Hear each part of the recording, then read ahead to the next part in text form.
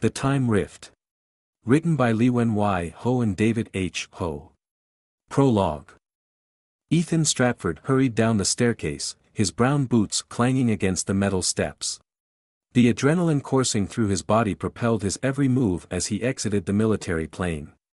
He exhaled when he reached the bottom. Fresh air filled his nostrils and signaled a welcome change from the desert winds he had endured the past week. "Right this way, Commander."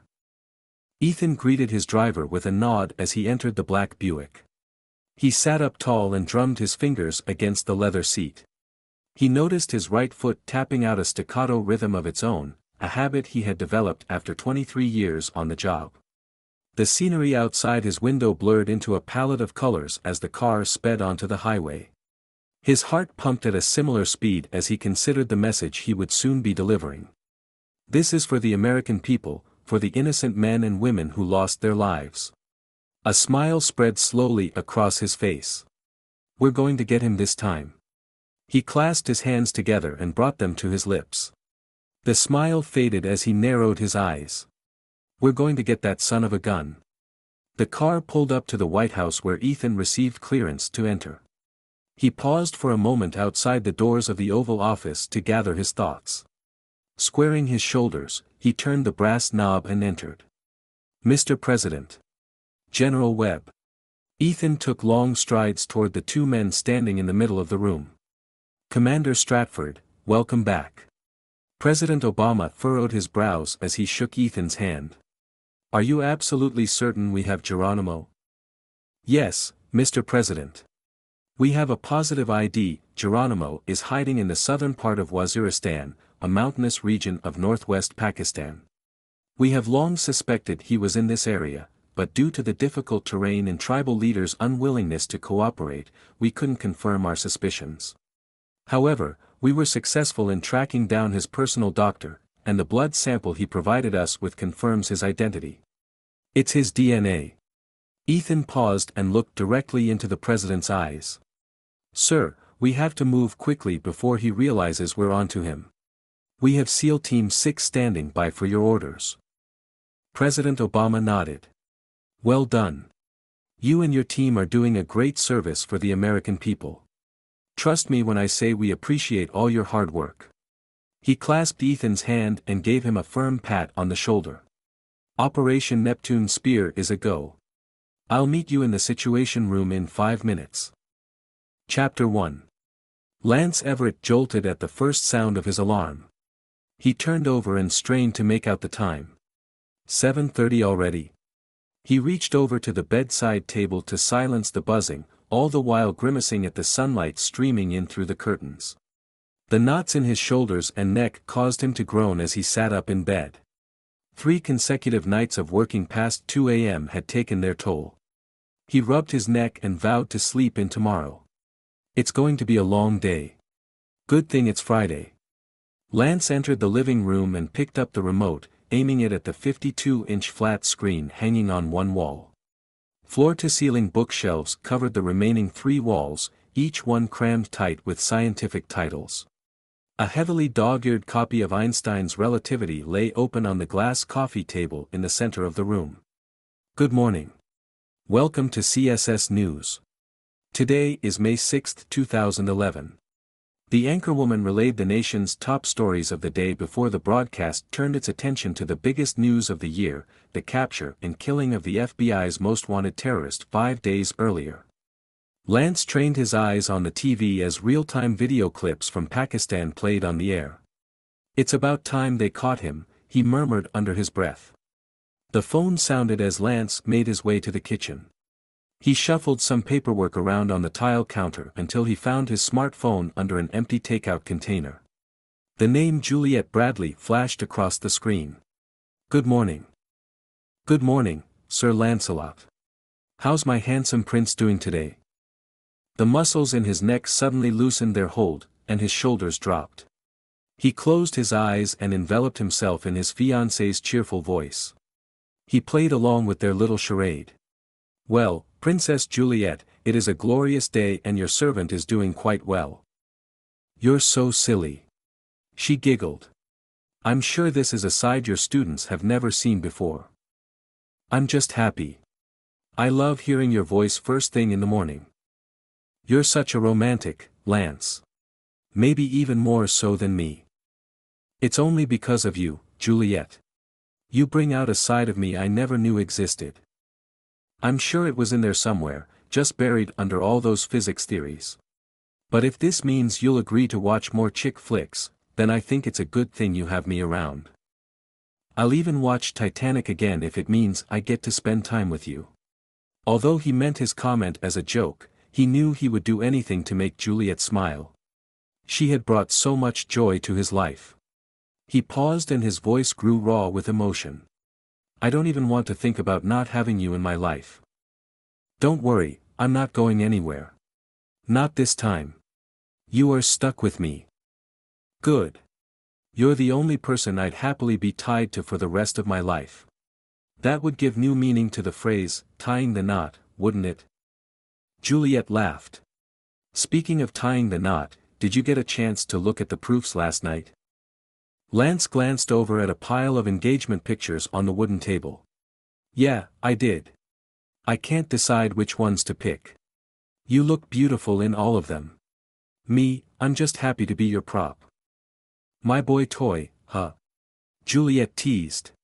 Don't be silly, you looked amazing in that suit. But your good looks aren't the only reason I'm marrying you. It must not be for the money, either. It's for your heart, of course. And to be able to one day say that I'm married to a Nobel Prize winner. Nobel Prize? Lance rolled his eyes. Those two words seemed like an unlikely dream. You have too much faith in me, Han. You should have more faith in yourself. You underestimate what that big brain of yours can do. Lance smiled, pleased that Juliet believed in him so much. It got you to agree to marry me, didn't it? You didn't have to try too hard to convince me. Juliet sighed. Just one smile from you across the Stanford Stadium did the trick. And a view of your behind in those tight jeans. Ah, so the truth comes out. You are marrying me for my good looks. Juliet chuckled. Oh yeah, the photographer confirmed our appointment for tomorrow. Can you bring the proofs to lunch? We should finalize which pictures we want. Got it, I'll bring them. Same time and place. As always. See you in a bit. I love you, Lance. Lance's breath caught in his throat when he heard those 3 words. Each time Juliet spoke them felt like the very first time. He longed to return a part of himself to her as well. Love you more. He cradled the phone for a few seconds after Juliet hung up. He shook his head and a wide smile appeared on his face. I'm the luckiest guy in the world. I can't believe I found her again. Lance sat down at the dining table and picked up the stack of engagement pictures, flipping through them one by one. They had spent almost an entire day going to all their favorite places in the Bay Area. Half Moon Bay. Golden Gate Park. Stanford University. He stopped at the picture of them taken at the Stanford Stadium. The photo brought him back to the first time they had met on those stands.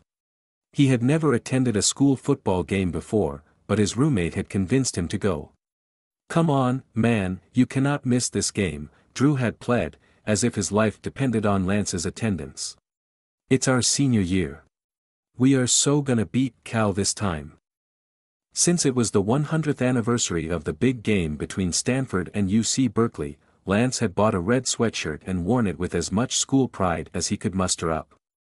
Alumni and students from both schools packed the stadium that day.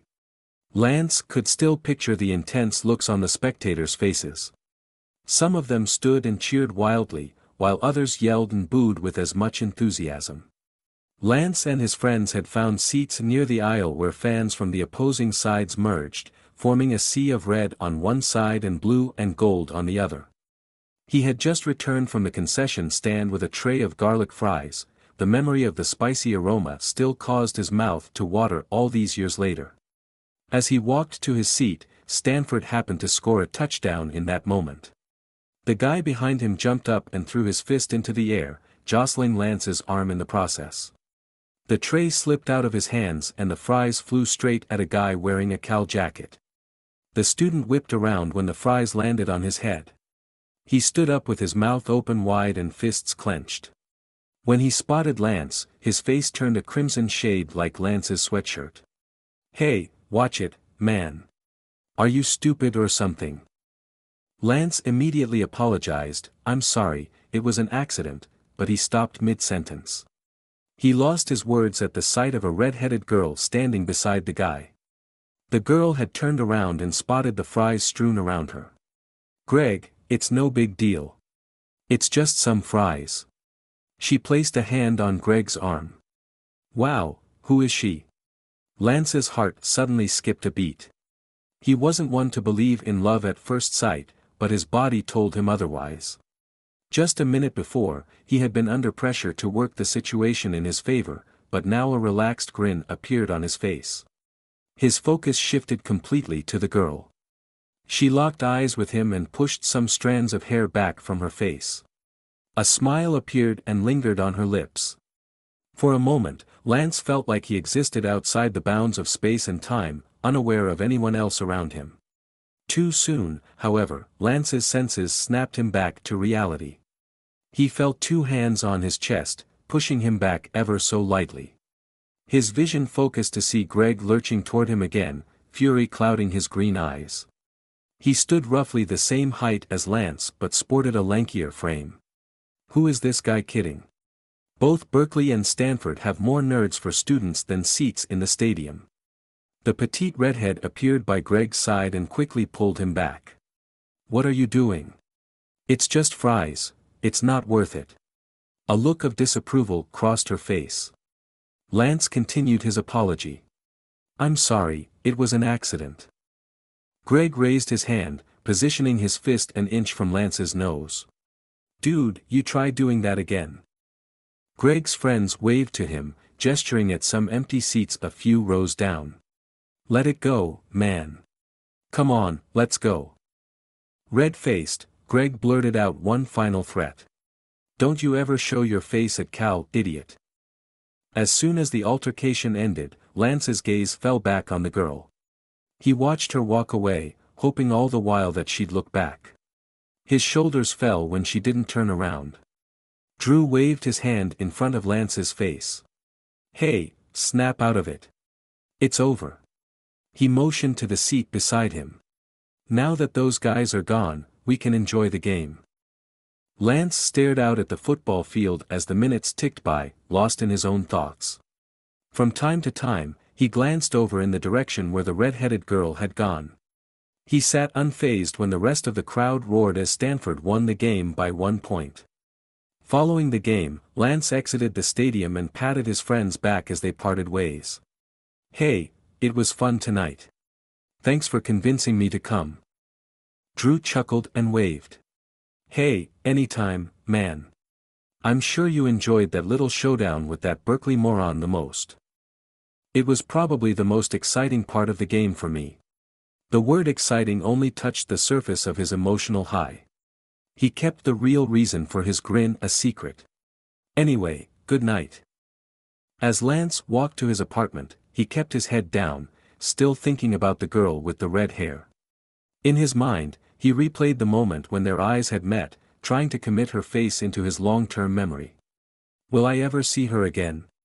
A minute passed before he noticed someone standing in front of him.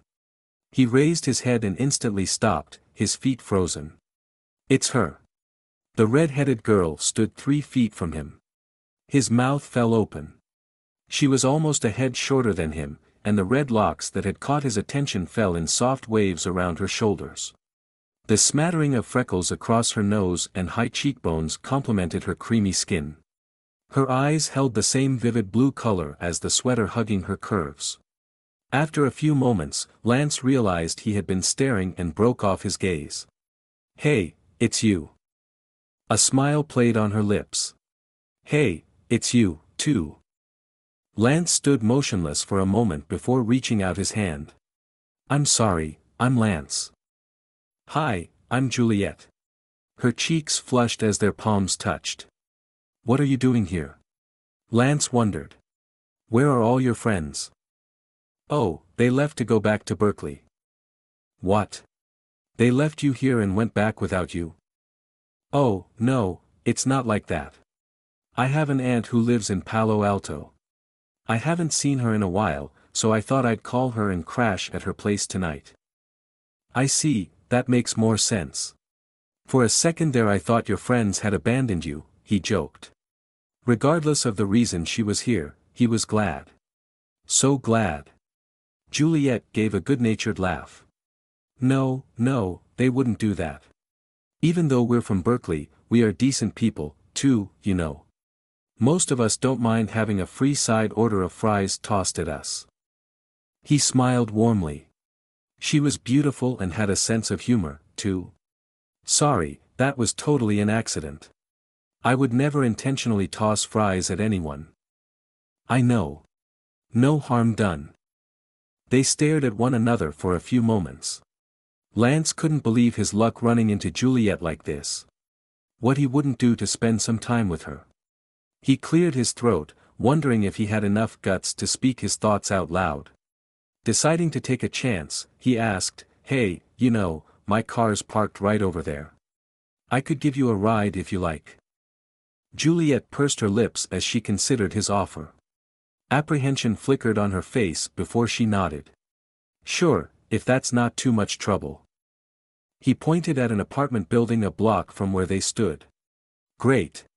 My car's right over there. As they strolled down the road, Juliet kept a gap between them, but she did return every one of his smiles. So, he spoke up to fill the silence, where does your aunt live? Actually, I'm not sure what the name of the street is, but I think I remember how to get there. She grinned sheepishly. If we head down El Camino, 3 or 4 blocks down, we make a left, and her house should be just around the corner. Lance squared his jaw and nodded. Okay, that sounds easy enough. I'm pretty familiar with the area. He directed Juliet toward a silver sedan and opened the passenger side door. Sorry about the mess. He tossed a stack of books from the front seat into the back and joked, books are my usual passengers. They love sitting in my car with the windows rolled down. I hope you don't mind my little Honda. Not at all, thanks. She laughed as she took a seat. Lance closed the door and jogged over to the driver's side. He flashed Juliet a bright smile as he sat down. He started the car and headed down El Camino, tapping the steering wheel with his thumb and brushing his hand through his hair. He was trying his best to play it cool. Juliet faced her window, tilting her head to look at the street signs they passed. After a few minutes, Lance cleared his throat. Do you see the street? No, not really. She glanced over at him, her nose wrinkling in chagrin. Are we still in Palo Alto? Lance laughed. We are, but not for long. A couple more blocks and we'll be in Sunnyvale. Juliet frowned. Maybe we should turn around. I'm sure the street's around here somewhere. I probably missed it the first time. No problem, I'm not in a rush. He made a U-turn at the next intersection and headed back in the direction they had come. Not long after, they reached the Stanford campus. Here we are again. Laughing, Juliet threw her hands into the air. I'm horrible with directions. I have no idea where we are. I'm lost. Lance gave her a sympathetic look as he laughed along with her. We are certainly not lost, we are right where we started. Juliet caught her breath and asked, is there a pay phone close by? I'll give Aunt Liz a call. I do know her number. Sure. He pointed out the window at the darkening sky. It's getting close to dinner time. Are you by chance hungry? I could use something to eat, she answered without missing a beat. He didn't miss the enthusiasm in her voice. Great. There's this place you've got to try out, it's one of my favorite shops. You can also use the phone there. It's just up ahead. Lance sped up and turned into the parking lot of a small strip mall. They parked and headed out of the car toward a shop with the name Happy Donut written in white block letters. Next to the name read the words open 24 hours. Juliet cocked her head to one side as she looked at the sign. Donuts for dinner. Lance chuckled. It's not as strange as it sounds. They do have other things too, like sandwiches, if you want. But I highly recommend their blueberry cake donut. It is the best. Juliet eyed his frame, giving him a quick once-over. I didn't peg you as a donut eater. I have good genes, I guess. Come on, you'll like this place. The excitement in the air was palpable when they walked through the door. Chatter and laughter resounded throughout the small shop. Dozens of customers dressed in red, likely fans from Stanford's big game, occupied the tables. He noticed the curious faces that turned toward them made Juliet cower. This was not a good place to be wearing blue. Immediately, he placed a hand on the small of her back and guided her through the crowd. A petite woman behind the counter greeted them. Hey, Lance, back for your usual. Hey, Sam, give me 2, please. I brought a friend. Sure thing, I'll bring them over. Lance looked over at Juliet. I hope you don't mind eating before you call your aunt. She shook her head as they sat down at a table near the back of the shop. That's fine with me. Sam delivered their order shortly after. Juliet took a generous bite of her blueberry cake donut and exclaimed, You weren't exaggerating, this is delicious. Lance leaned forward in his chair. I love this place. Even though it may look like any other donut shop, everything they bake here is absolute perfection. I can tell. The nutmeg in this really balances out the flavor of the blueberries. And the lemon glaze is the perfect finishing touch. She took another bite and smiled in satisfaction. Sounds like you know a thing or two about baking. I love messing around in the kitchen. I can't cook worth anything, but I love to bake. Muffins, cookies, pies, you name it, I can make it. Well, I love eating. If you ever need a guinea pig. Thanks for the offer, but I wouldn't want to contribute to your freshman 15. She blushed as soon as the words left her mouth. Not that you are in any danger of being overweight. No worries. It's about 3 years too late for that. Oh, you're a senior. I didn't realize. It's okay, no big deal. Lance grinned. I've aged well. Well, I hope to look as youthful as you when I'm a senior. The secret to my fountain of youth is eating dessert before dinner. Lance winked, causing her to laugh again. A feeling of ease surrounded them as they continued eating and talking. They rehashed the day's football game and segued to their favorite types of food, Lance's being garlic fries. Hardly a pause interrupted their conversation as one person jumped in where the other left off. After several hours had flown by, Juliet glanced outside the window and exclaimed, Oh my gosh, what time is it? I completely forgot about calling my aunt. Lance checked his watch. Wow, it's midnight already. You better call her. Juliet frowned.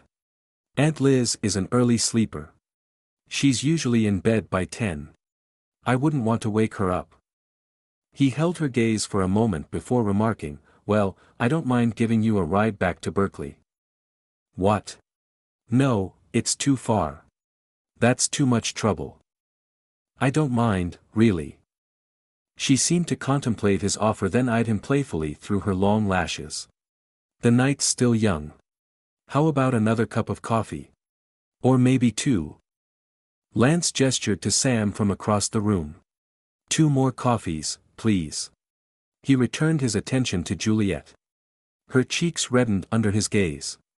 What are you majoring in at Stanford? I bet you'll never guess. Juliet studied him with a raised brow. Physics. Wow, how did you know? She squared her shoulders with a proud look on her face. You could say I'm good at reading people. I also saw the physics books in your car, she added with a wink. What do you plan on doing with physics?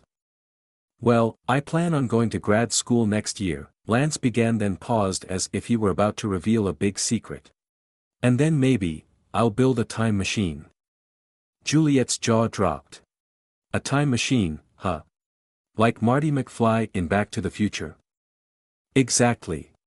I got hooked on the idea of time travel ever since I saw that movie. I've been studying it ever since. I'm also developing a few theories of my own. He paused. Sounds a little crazy, doesn't it? Crazy, Juliet quipped, is eating donuts for dinner. It's not crazy to have a dream and pursue it. I'm sure Einstein started out with a dream, look where it got him. Lance held his hands up in protest at the comparison. I'm no Einstein, but thanks for taking me seriously. That means a lot. I think it'd be cool to go back in time and meet your great-great-grandparents or witness some big events in history. Juliet looked at him with a glint in her eyes. Or better yet, you could use it to stop yourself from doing something you'd regret. Sounds like you have something specific in mind. Just silly, stupid stuff, like telling myself not to dye my hair black in junior high. She held up a lock of hair and grimaced.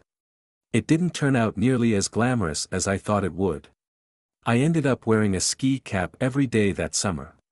And Southern California is not known for its cool summers. I'm glad you didn't change it again. It was the first thing I noticed about you. Juliet self-consciously brushed some strands back from her face. She offered a coy smile and asked, "Where do you want to go when you finish building your time machine?" Lance quirked an eyebrow. I've thought long and hard about that. I've considered going back to meet Einstein. It'd be so cool to pick his brain, run some of my ideas past him. But then I decided the time I'd really want to travel back to would be when the first donut was invented. Juliet threw her head back, her chest rising and falling with bursts of laughter. Lance gazed longingly at her. He never took note of people's hair, but Juliet's had caught his attention. Red is the most beautiful color. He also loved the way she laughed so freely. I've never enjoyed talking to anyone this much before. I could stay here forever. To his delight, they continued to share in each other's company over several more cups of coffee. Close to 3 o'clock in the morning, they ordered sandwiches to satisfy the intense hunger that came with pulling an all-nighter. They continued chatting like old friends trying to catch up after a long separation. The more they learned about each other, the more fulfilled Lance felt. He drank in all the details of Juliet's life, longing to replace curiosity with familiarity. Their conversation finally came to a halt when the bell hanging on the front door rang. They looked up to see a customer coming in to buy breakfast. Juliet checked the clock on the wall. It's 7:30 already. I guess I could call my aunt now. She should be up. She usually walks her dog early in the morning. Sure. He watched as she walked over to the corner of the store to make her call. He couldn't help staring. Even though he hadn't slept a wink all night, he felt energized in Juliet's presence. I can't believe we got to spend so much time together. She is absolutely amazing. Where did she come from? When Juliet finished her call, she returned to their table. Okay, I know exactly where my aunt lives now. No more getting lost. No problem. Lance took her statement as a cue to wrap up their time together. Well, should we go now? Sure. Do we pay over there? Juliet gestured toward the front of the shop. No worries, I got it. Are you sure? When he insisted on paying, Juliet smiled. Thank you. They left Happy Donut and returned to Lance's car. A heavy fog of silence hung over them as they traveled down El Camino. Lance felt a pit form in his stomach as he pondered their inevitable separation. Our time together was too short. He rubbed his chin with one hand and sneaked a look at Juliet. How do we say goodbye? In a matter of minutes, they arrived at Aunt Liz's house and parked. They stood on the driveway facing each other, both silent. Juliet played with a lock of her hair while Lance shifted his weight from one foot to the other. He debated whether to ask for her number. Should I? Should I not? I think we had a great time together.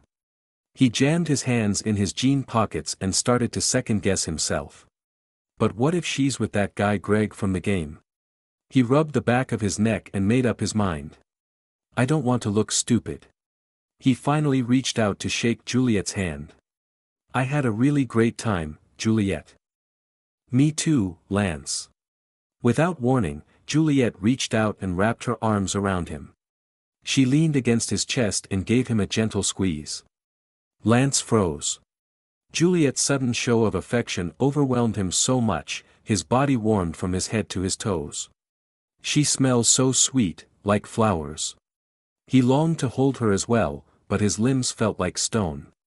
He only managed to utter an indistinct sound in his throat. A few seconds passed before Juliet let go and stepped back. Blushing, she stammered, I better go. Thank you for the ride. She turned in the direction of the brick house and ran up the front steps. The absence of Juliet's touch woke Lance from his daze. He opened his mouth, but once again, no words emerged. Lance remained still, telling himself that if she turned around, he'd ask for her number. Juliet reached the front door and paused before knocking. An older woman appeared, pulled her inside with a hug, and closed the door. Lance found himself standing alone on the driveway. I'm an idiot. I can't believe I let her get away. Juliet had exited his life as quickly as she had entered it. Lance looked up from the engagement picture he had been holding and shook his head free from those memories. He knew too much about living with regret. If he could have had that moment back, he would have done things so differently. I won't screw it up this time. Thank God for second chances. He glanced at his phone. 8:05. Time to get going. Gulping down the last of his milk, he placed the glass in the sink. He showered and got dressed in his usual jeans and sneakers, pairing them with an azure blue polo shirt Juliet had picked out for him. The color reminded him of her bright eyes and her laugh that had been etched into his memory for the past decade. A smile crossed his lips as he anticipated seeing her in a few hours. Lance gathered up his belongings and stepped outside the apartment. Right after he locked the door, he opened it again. He ran back inside and grabbed the stack of engagement photos from the kitchen table. That was a close one. Chapter 2. Lance entered his office on campus and set up his silver laptop to review his notes. His shoulders tensed from a combination of excitement and focus as he thought about that evening's speaking engagement. He usually gave talks to raise funds for Stanford and to keep his own research going. Tonight, however, he would be speaking at Caltech to undergraduates interested in physics. He had been lucky enough to have done so much in the field in such a short amount of time, so he took every opportunity he had to give back to the community. Inspiring young students ranked at the top of his priorities. His eyes adjusted to the brightness of the laptop screen as he scrolled to the page where he had left off the previous evening. Sitting up straight with his shoulders back, he projected his voice to an imaginary audience. Ladies and gentlemen, how would you like to travel back in time to just a week ago and win the biggest lottery in history?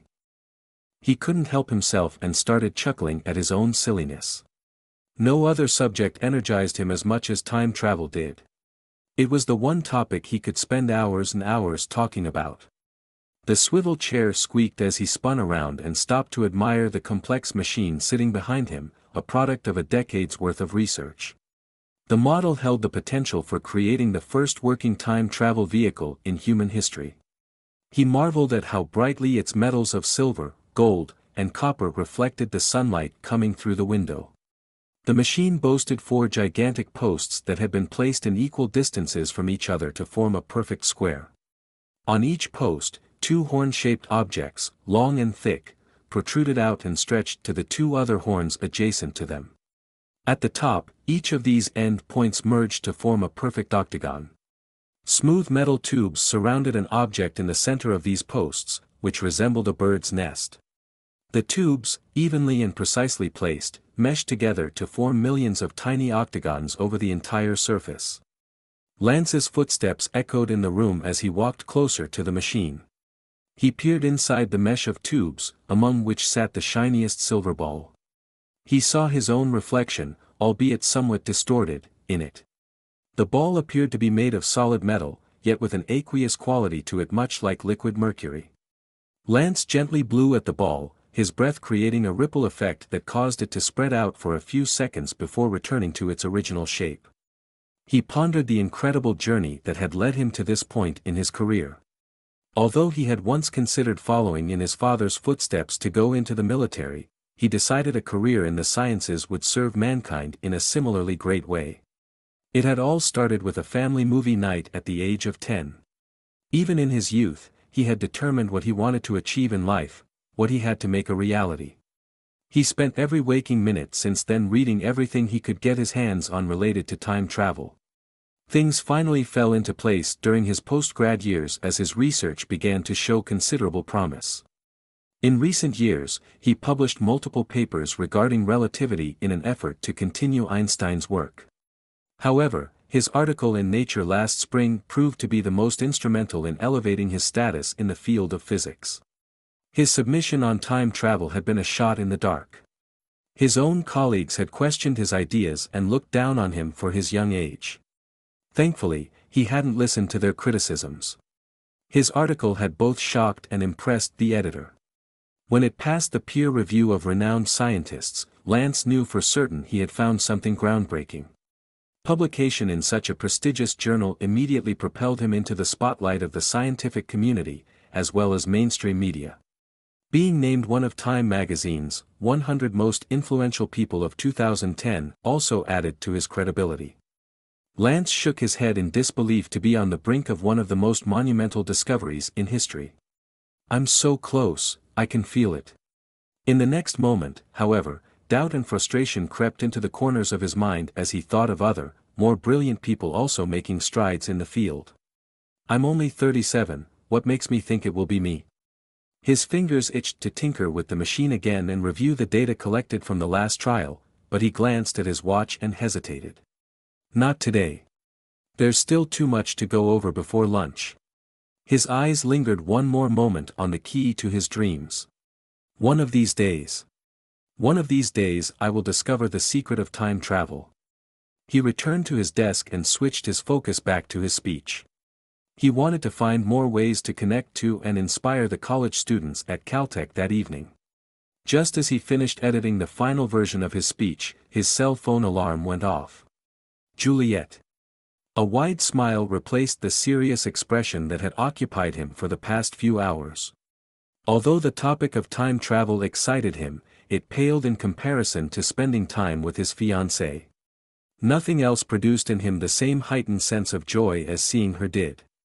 Often, he thought about how he would give up everything, his lifetime's worth of research, if he could do nothing else but just be with her. Of course, logically, he knew they both had bills to pay, and he also desired to make his life amount to something. But in his heart, he had no greater longing than to retire, live in some third-world country, and eat bland potatoes and rice all day if he could do so with Juliet. He finally understood what all those romantic songs talked about, how you could survive on love alone. He grinned as he realized how completely illogical he sounded, so unlike a scientist. He leaped from his chair, packed up his belongings, and left his office with a lightness in his steps. Happy donut. To Lance, this little shop not only served up the best food but also the best memories of his adult life. With a childlike grin on his face, he swung open the door and strode in. Sam, his favorite waitress, honestly, the only waitress there all those years, looked up. "Hey Lance, are you late?" "No, I'm right on time, but she's always early." Lance replied playfully as he headed toward the back of the restaurant. Juliet sat at the table where they had spent their first unofficial date together. The light streaming in through the window behind her illuminated her hair, making it appear more radiant and fiery than usual. Lance took in the view and swallowed hard. My fiancée. He couldn't help feeling like a tongue-tied teenager in her presence. She held a glass of iced tea between her hands and looked up mid-sip as Lance approached. A big smile spread over her lips and she tilted her head to the left. She stood up quickly, causing her chair to rock, and ran over to greet him. Hey, baby, I missed you. Me, too. Lance returned her embrace. Holding her like this brought a rush of memories to mind of their unexpected reunion following their separation at Aunt Liz's house. Since their first meeting at the college football game, over 13 years had passed. Lance had lost all hope of seeing Juliet again. He had dated a couple of other girls, but he had never experienced with them the chemistry he had with Juliet, that comfortable feeling of being with an old friend. He admitted she had captured his heart already, making it unavailable to anyone else. He had turned to work to fill the void she left. Ironically, it was his research that had led him back to her. 2 years ago, he had been working on a calculation problem in his office that had him stumped for hours. Unable to make a breakthrough, he decided to take a long walk around campus. Normally, he took a break to give his brain a rest, but that day he couldn't let go of the problem. He wandered around, looking up at the sky as if the equations existed in the clouds. Suddenly, all the numbers and symbols seemed to tumble down from the heavens as he rounded the corner of the walkway and bumped into someone. Startled, Lance held up both hands and apologized. He couldn't even finish his sentence. Shock held his tongue and left him speechless. He saw her red hair first, then her blue eyes. She looked the same as the last time he had seen her, so many years ago. Juliet's jaw dropped, and her phone slipped from her hands. A clatter resounded as metal made contact with cement. She looked straight into his eyes and squinted for a second. Lance broke the silence first. "Juliet." "Lance. What are you doing here?" "What do you mean?" "I work here." "What are you doing here?" "What? You work here? Since when?"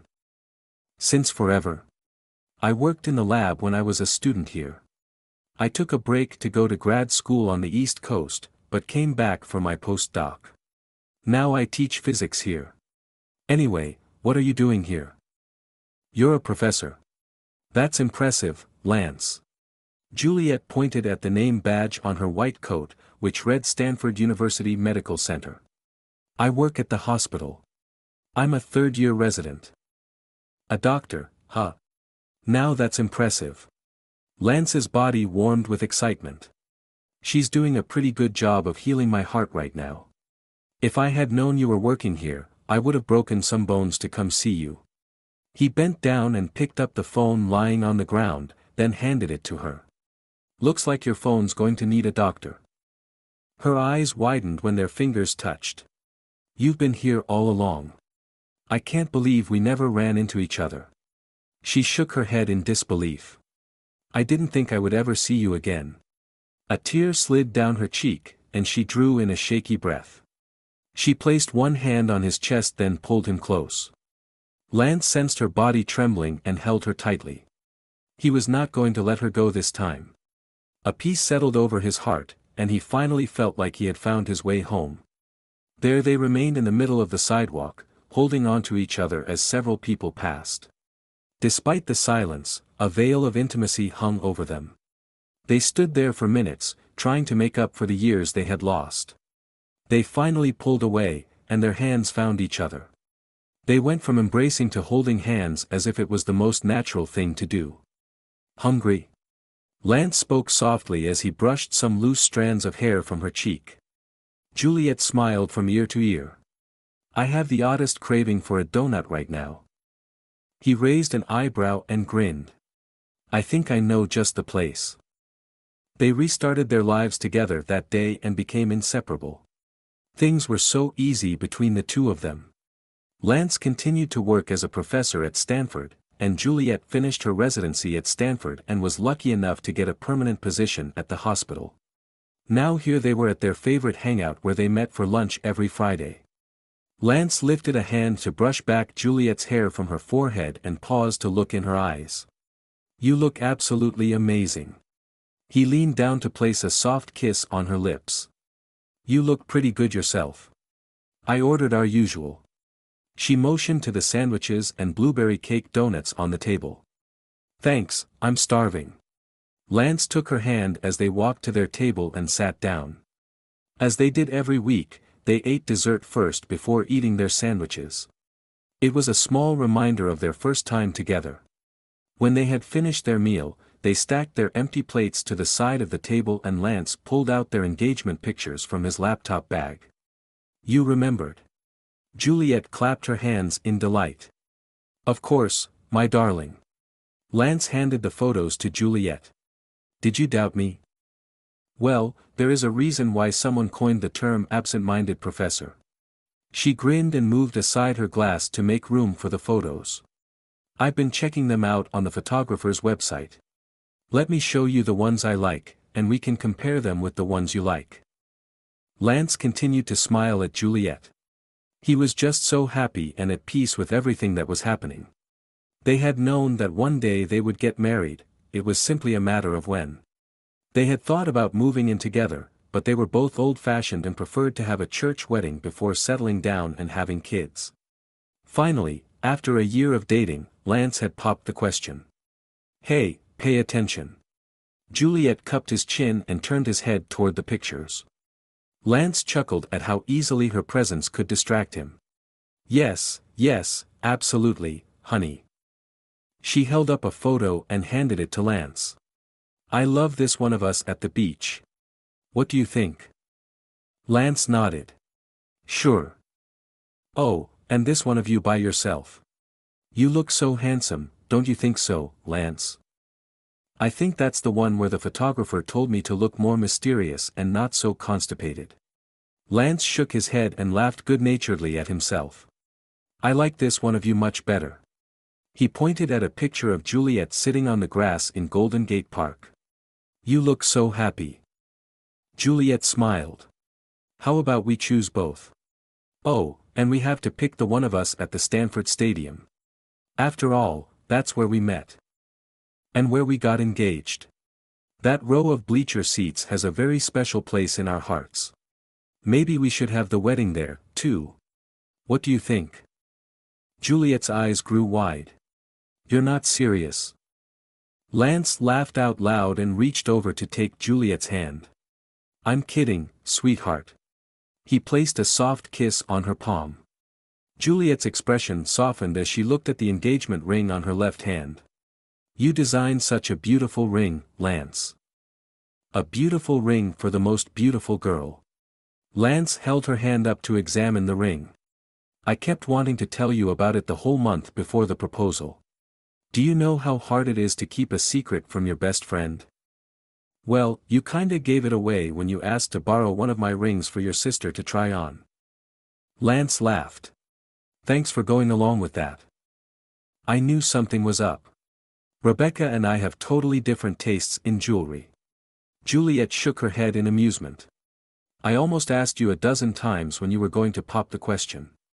If you didn't propose soon, I would have. It took me some time to make sure everything was perfect with the ring, especially the size. I couldn't have asked for anything more perfect." Juliet admired the ring as it sparkled in the sunlight. "Not bad for a geeky physicist, huh?" Lance cradled her hand in his. He looked at the unique setting, a 1-carat diamond set off with a red garnet on one side and a dark blue sapphire on the other. "Our school colors come together quite nicely, don't you think? Just like us." Juliet raised an eyebrow. "I never thought I'd find love at a football game and, least of all, with a guy in red. My friends still joke that I fell for the enemy. But they all came out to support us the day of the proposal. Even Greg. Would you believe he's been telling people that he's the one who brought us together?" Juliet laughed. "It was a great idea to ask both our Stanford and Cal friends to join us that day. It was like déjà vu having the same people there just like the first time we met. What better place to seal the deal than at another big game? But that football game had to have been the longest one I have ever sat through." Juliet giggled. "You were fidgeting in your seat for the whole first half. You didn't even want to eat your garlic fries. That about gave it away. It's not every day that I get to ask the woman of my dreams to marry me, in front of all our friends, no less. It was like having our own halftime show. I couldn't believe it was actually happening when you got down on one knee. And the speech you made, I get emotional every time I watch it. I'm so glad Drew got it on video." She picked up the smartphone sitting on the table next to her glass. "Do you mind if we watch it again? You've got the video on your phone." Juliet smiled sheepishly. "Guess I might be more romantic than you after all." "Sure, let's see it. I can't pass up watching myself give the best speech of my life." Juliet started the video, and the two of them appeared on the small screen, with Lance on bended knee. Friends wearing red, as well as blue and gold, gathered around them. A hush descended upon the group as Lance began to speak. I have never met anyone in my life who taught me the meaning of love and the meaning of lost all in one night. When I first met you, my life was suddenly brighter. When I lost you, I spent the next 13 years thinking about you every day. During those 13 years, I thought I would likely grow old all by myself and never find you again. But I would always imagine that I'd one day figure out how to time travel. Though I might be old in age, I would travel back in time and go back to that fateful day when we met just to get another glimpse of you. I thought if that were to happen, you may not recognize me in my old age, but for me it would be enough. I love you. I just want to see you happy, to see that smile of yours. If I could, I would freeze time and just live in that one moment. Juliet held one hand to her heart as she looked deep into Lance's eyes. Fresh tears spilled down her cheeks despite the big smile on her face. Well, I'm so glad the big guy upstairs decided to spare me that trouble. Lance paused as their friend's laughter interrupted him. Life without you is simply a meaningless distraction. I lost you once, I'm not going to lose you again. Before you came into my life, I only knew numbers and equations. Now I know there is so much more. I never knew being in love could bring so much joy and warmth to my life. Sometimes just seeing your smile causes me to forget to breathe. Hearing your voice can stop my brain and whatever it was thinking about and put a smile on my face as if I were on drugs, although I swear I have never taken any illegal drugs in my life. Whenever I'm with you, I feel indescribable joy. Juliet, you are the love of my life. We are made to be partners in crime. We are made to take on this world together. Lance held up a black velvet box and opened it. Juliet, will you marry me? Juliet nodded eagerly as she pulled Lance up. When he stood up, she wrapped her arms around him. She finally answered in a hushed voice. Yes. Yes. Lance held her even tighter to himself at that point. He closed his eyes and sighed deeply. He tilted Juliet's face up with one hand and leaned down toward her, their noses touching. He took the ring and placed it on her finger. I love you, Juliet. I love you, too, Lance. Juliet stood on tiptoes and kissed him fully on the lips. Cameras went off all around them as their friends cheered and took pictures of the newly engaged couple. When Lance and Juliet broke free of their embrace, their families and friends rushed over to congratulate them. Juliet sniffed and wiped a tear from the corner of her eye as she stopped the video. I can't believe you managed to get my parents to keep it a secret from me. She leaned against Lance's shoulder, amazed at how far they had come. All her years of wishful thinking had become reality when they reunited on campus that fateful day. It was such a sweet reunion, sweeter than the sugary scent hanging in the air of the donut shop. Here was the college kid she had fallen for with the same dimples and sense of humor. The only difference was a hint of gray coming in near his temples, which gave her a glimpse of the man she would grow old with. Juliet's cheeks warmed as more tears gathered in her eyes. She loved Lance so much. I'm crying again. See what you do to me. Lance reached his arm around Juliet and brought her close. He gently kissed the top of her head. I do bring out the best in you, don't I? Juliet laughed, looking up at him with tender eyes. I'm going to be a mess on our wedding day. I don't know how I'm going to keep it together. What if I promise to not make any speeches? Or better yet, I won't say a single word. Then you won't have to worry about crying. As long as you say, I do. They both laughed. Just then the alarm on Lance's cell phone sounded. Lance looked at the time. Oh, man, I better get going. I'm catching the 2:45 flight out of San Jose. Is it time already? Juliet sighed. Please call me when you're done speaking. Of course. Lance returned the photos to his laptop bag. I should be done around 8 and be home just before midnight. He paid for their meals and walked her out to her car. I'll give you a call as soon as I'm done speaking to the students, but don't wait up. Please make sure you call, otherwise I'll worry. Juliet didn't want to say goodbye just yet. She tugged at the hem of Lance's shirt as her eyes welled up again. "You've got a brilliant mind, Lance, and an amazing heart. You're going to change the world someday. I just know it." She wrapped her arms around him in a warm embrace and kissed him one last time before letting go. "Thanks for always believing in me," he replied with an affectionate smile. Juliet sat down in her car, and Lance closed the door behind her. She started the engine and rolled down her window. "Have a safe trip. Call me." "You got it. I love you. I love you more." Juliet drove off, waving through the window until she could no longer see Lance in the rearview mirror. Chapter 3.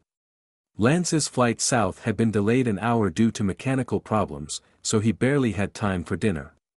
Fortunately, there was a coffee shop at the airport where he landed and he was able to grab a bagel and coffee. Carrying his food in one hand and his laptop bag in the other, he departed the terminal. As soon as he exited, the commotion of the busy street enveloped him. The rush of cars honking and airport security officers whistling at drivers propelled him to pick up his pace as he walked to the curb. There he noticed a long line of idling cabs waiting for customers. Although the administration at Caltech had offered to pick him up at the airport, he was not the type who wanted people to wait on him like he was a celebrity. He hailed the first taxi in line, opened the door, and stepped inside. The taxi driver turned around with an eager smile. "Where to, my friend?" "Caltech. And please try to hurry. I have a seminar starting in about an hour." "I'll step on it." Lance devoured his dinner, then thought to call Dr. Mackenzie, the Dean of Physics. "Dr. Mackenzie, this is Lance Everett. I'm on my way over. My flight was delayed, but I should be able to make it just in time." "Yes, thank you, sir. See you soon." Lance sighed as he looked out at the congested roads. Driving in Bay Area traffic is a cakewalk compared to this. As soon as he got off the phone, the taxi driver spoke up. "Sir, I'm not sure if you've been to LA before, but traffic here is pretty terrible. I'll do my best though." Lance looked at his watch and saw that 5 minutes had passed, yet they had barely made it out of the airport. "This is going to be a close one." "Yes, I understand. Please do what you can. I appreciate it." He took out his phone to send Juliet a text. "Hi hon, flight was delayed, on my way to Caltech now. It'd be great if had a time dilation machine. I could sure use a couple of extra minutes now. Call you when I'm done. Hugs and kisses." Lance wished there was something he could do to get to the school quicker. He noticed though that the driver was doing his best to beat the traffic. His body swayed to the left and right as the taxi weaved in and out of the lanes. "I might as well rest a little." He took the opportunity to close his eyes. It felt like he had just drifted off to sleep when the driver called out, "Sir, we are here. This school is pretty big. Is there a particular building you want me to drop you off at?" Lance woke with a start and glanced down at his watch. "I slept for 45 minutes. Guess I'm more tired than I thought." "Yes, please go straight and take a right 2 blocks down. I'm going to Beckman Auditorium." He had become quite familiar with the campus after speaking there several times in the past year.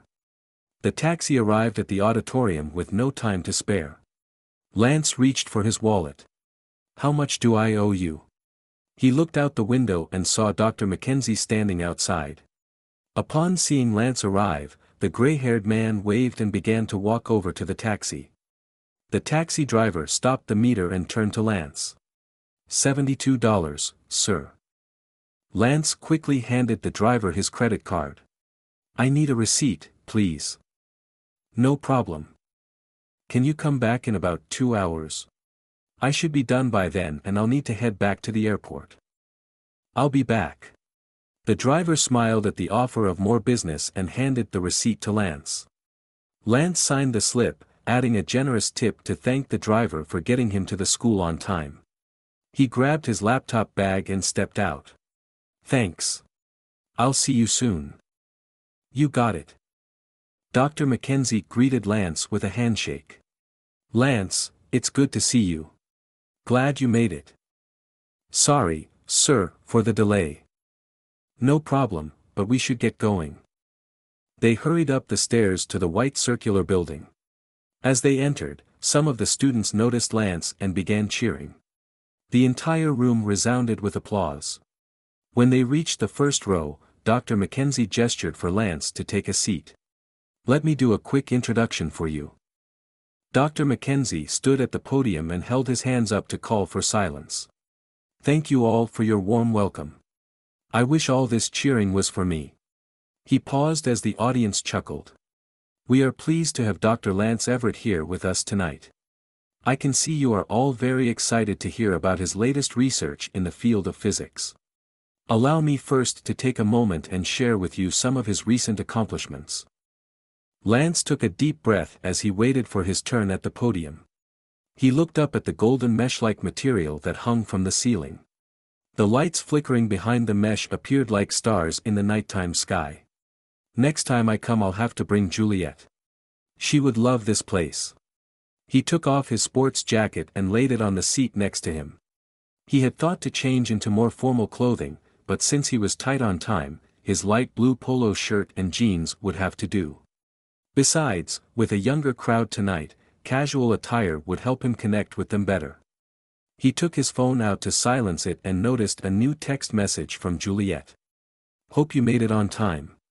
Break a leg, babe. Can't wait to hear about the turnout. I bet all those college girls are mesmerized by your good looks. Hugs and kisses. Lance smiled as he put his phone back in his pocket. He glanced around the auditorium and was pleased to see so many young faces. This is a great turnout. He felt a rush of adrenaline energize his body as he heard his name called out. He made his way up to the stage. Thank you, Dr. Mackenzie, for such a wonderful, gracious introduction. He paused to smile. For a second there, I thought he was talking about a different speaker for tonight's event. I'm not sure if I should be credited for all those things Dr. Mackenzie described. It certainly makes me sound like I've been around forever, but I'm just 37 years old. I'll show you my ID if you like. Laughter filled the auditorium as Lance pulled out his wallet and held it up for the audience to see. All kidding aside, I'm very grateful for the introduction and for this opportunity to speak to you all. I'm especially excited because I was told that today's audience would be mostly undergraduate students. Most of my speaking engagements are with an audience who have multiple PhDs in their titles. They often examine every word I say with a great thought process. And any mistakes I make usually show up in the next issue of Scientific Journal. Lance paused to roll his eyes. I'm very excited, however, to speak to this crowd. Younger folks have such a curiosity about science and a vivid imagination, which makes the entire speaking event fun for me and hopefully fun for you as well. I hope tonight we can all learn something and have some fun at the same time. Lance saw looks of interest on the students' faces. They were listening intently to his words. He smiled and began gesturing with his hands as his enthusiasm grew. You probably know my specialty is in quantum physics, but to be more specific, time travel. To be even more specific, time travel into the past. I know for many people time travel is a fascinating topic. Why is it so fascinating? Well, who wouldn't want to be able to travel to a distant time and witness the beginning of the universe, or into the future and find out what the world will be like 1,000 years from now? Will the human race evolve into creatures with huge heads and small limbs, or perhaps will the entire world become one country with all nations living in peace with each other? The idea of time travel itself holds endless possibilities, and if it is at all possible, it would be an adventure with literally no end. As I said before, I'm much more interested in time travel back in time and not so much into the future. Let me tell you why. Time travel into the future, in a sense, we are already doing it. In fact, we are all forced and bound to travel forward. None of us can say, I refuse to travel forward. As the hands of a clock move, we have no choice but to grow a second older than the last. He stood with one hand on his hip and the other directed toward the audience. Now, of course, in the traditional sense of time travel into the future, it would involve traveling decades or years or even thousands of years into the future. It would not just simply be a process of aging. However, even that is more or less possible today. I'm sure many of you have already heard of time dilation. This is basically a term describing the phenomenon that as an object travels physically faster and faster, time for this object becomes slower and slower, while everything else still moves at the original speed of time. There are many well-known experiments that have been done in the past where this has already been proven. For example, take two people who are each carrying one of the most accurate atomic clocks ever made. One travels into space while another stays on Earth. The atomic clock with the person who travels into space at a high velocity will tick slower than the clock which stays on Earth. This effect is not because the clock malfunctions when traveling at a high velocity. In fact, the person who takes this clock and travels into space would see time passing exactly just like when he was on Earth, but because he is traveling at such a high speed, it literally bends time, and time becomes slower compared to the person who is on Earth. Lance bent his arm from a horizontal position to a slightly curved one to give a visual example to the audience. Imagine if this rocket can travel at a speed very, very near the speed of light, time would almost stand still. Yet for the person on Earth, time will continue to move forward with no change. The result would be that when this rocket, after traveling near the speed of light, returns back to Earth in 1 week's time, thousands of years would have already passed on Earth. Lance paused to let his words sink in. Whenever he spoke, he tended to rush his speech out of excitement. Juliet always reminded him that he needed to talk slower so the audience would have time to digest his words. Here comes the reason why I'm not interested in traveling forward. In this type of time travel into space, it is a one-way ticket. You speed into the future, but you can never return.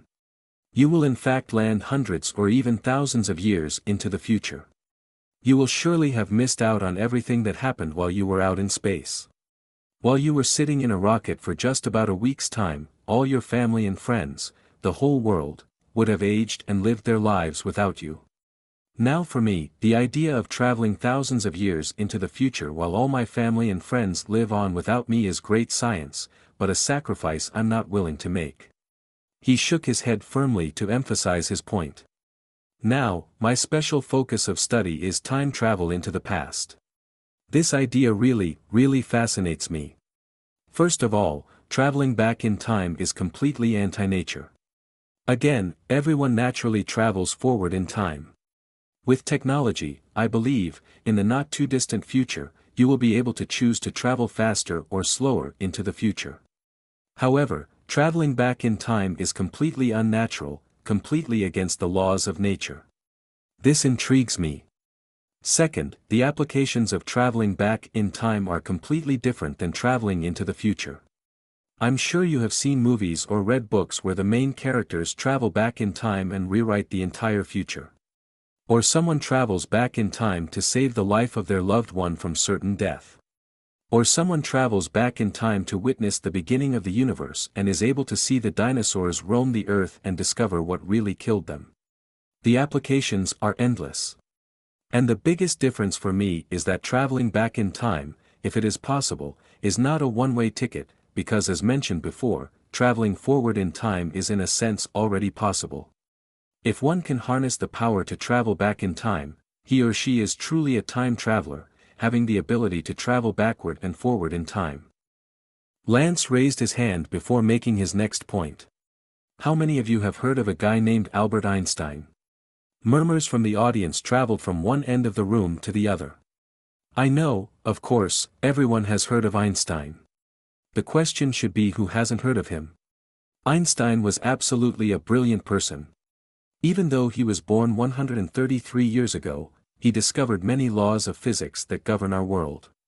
He came up with our modern quantum theory, wave-particle duality, and many, many more theories. There is his famous theory of relativity, E equals mc squared, from which came the discovery of the relationship between time and space, time dilation, and, of course, time travel. According to many theories and laws discovered by Einstein, as an object travels faster and faster near the speed of light, time becomes slower and slower for that object. As the object travels at the speed of light, time basically stands still for that object. Now, if this object can travel faster than the speed of light, the unthinkable happens: time would travel backward. Lance took the microphone off the stand and began walking around the stage. He felt more at ease now at this point in his lecture. Let me use the following example to explain this phenomenon. Let's say, one day you are very upset with me. You disagree with my ideas about traveling back in time, so much so that you want to kill me. He paused with a playful glint in his eyes. Let's hope none of you are at that point tonight. Laughter rippled once again throughout the auditorium. So, you get a gun and point it at me, and you pull the trigger.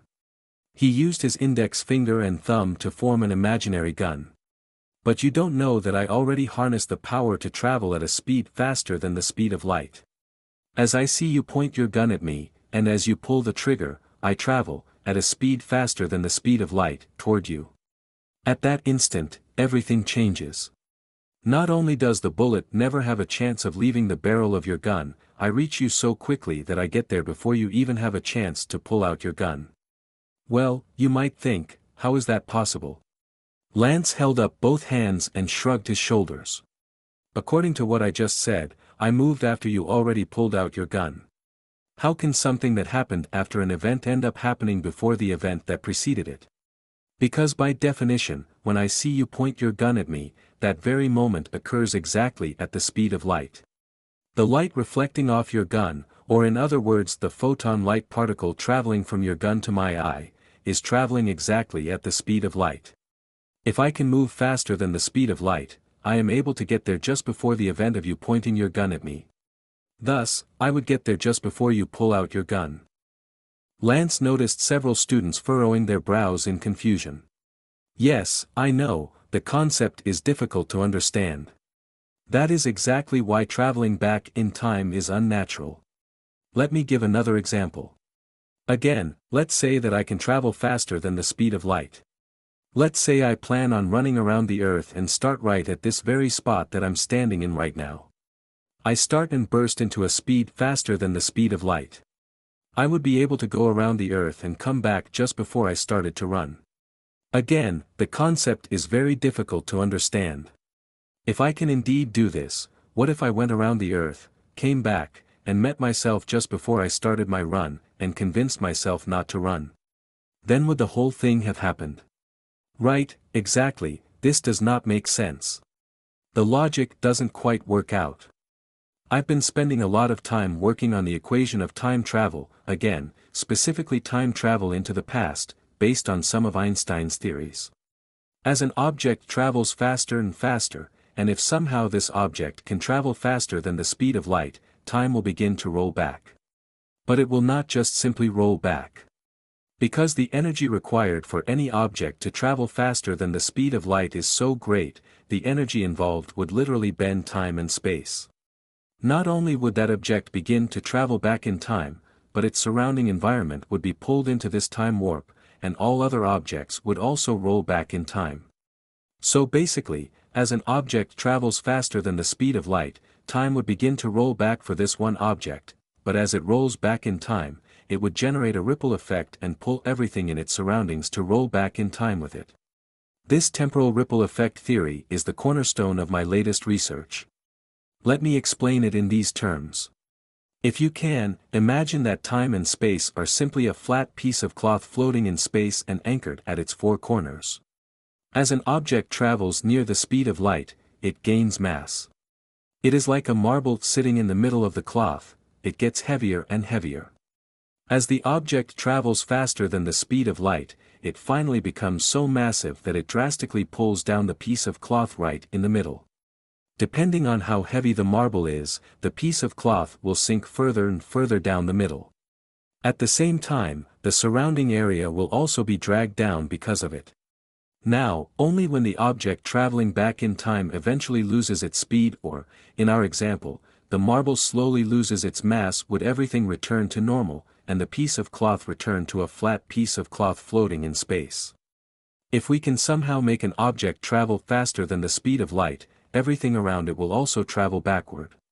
In fact, the equation that I have developed recently proves exactly this. If an object can be propelled faster than the speed of light, the energy that it requires or the power that it generates would cause everything to roll back in time. We all would have no choice but to begin rolling back in time with this object. It is very much like how we currently have no choice but to roll forward in time. If this event were to happen, we would be in the same situation as now, but rolling backward. Is this beginning to make sense? I hope it does. His eyes scanned the auditorium, and he saw some heads nodding in understanding. With this theory, not only can you travel back in time, you can accurately pinpoint an exact time in the past to travel to. How? I'm glad you asked. Using the example earlier, as an object travels faster and faster, time slows down. As it travels at the same speed as light, time stops, and as this object exceeds the speed of light, time reverses. Now, at this speed, it requires a tremendous amount of energy. At some point, this object would eventually use up its energy to keep up the speed in excess of light. As this object slows down, time reversal would slow down as well. And when this object slows down enough to be below the speed of light, time would once again begin to roll forward from whatever point this object has traveled back to, 10 years before, 20 years before, or even thousands of years before. It all depends on the energy that initially propelled the object back. With my equation, you insert x, x being the unit of energy that kickstarts this time travel process. Then out comes y, the number in years you would travel back in time. Now comes the million-dollar question. This theory sounds great and all, and the equation looks complicated and impressive, but can this be accomplished? Can there be a machine that actually propels an object to a speed faster than the speed of light? Well, the answer is, undoubtedly, yes. A collective gasp resounded in the room. Such a machine can indeed be built. In fact, I'm already working on a model that in theory would be able to propel a subatomic particle into a speed which surpasses the speed of light. However, I caution in saying that this will only be a model and not an actual machine that can travel back in time. If you can imagine, any one person possessing such a machine would be highly dangerous to all of mankind.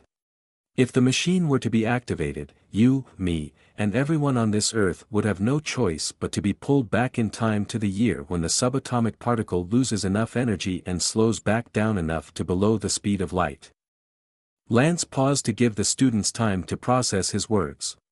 Now, just for fun, who can guess what else my machine is good for, assuming it works?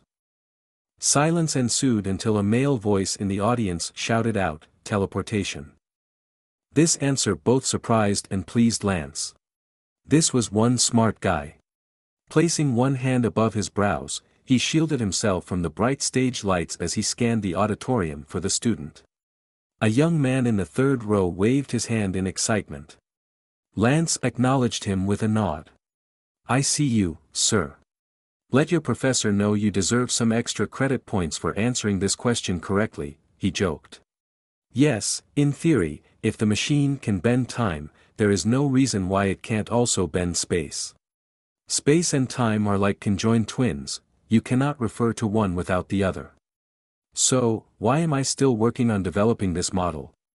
Well, for two purposes. One is purely for the sake of science. For my curiosity. I honestly want to know if time travel is indeed possible. The second purpose? I believe traveling back in time is entirely possible but unethical to ever put into practice. However, with the right refinement, viewing the past without changing anything is a possibility. With the machine model that I'm working on, and with the right calculations, it is possible that we could look into the past as an eyewitness. With such an application, criminal investigations would be a thing of the past because we would be able to look into the machine and see exactly what happened at a given time and place. And lastly, a third reason. Oops, so there are 3 purposes instead of 2. Trust me when I say that I'm not the only one interested in this time travel matter. If this type of technology fell into the wrong hands, we could all be in a lot of trouble. Before anyone develops any time travel machine, I want to make sure I fully understand its applications, limitations, and dangers. World leaders can then put proper rules and regulations in place to prevent anyone from doing anything like this that could endanger all of us. However, with all that said, there are two things going for us that would prevent anyone from doing anything malicious. 1. No one as far as I know is even close to having a working model of such a device. Mine is probably the closest, but it is nowhere near finished. 2.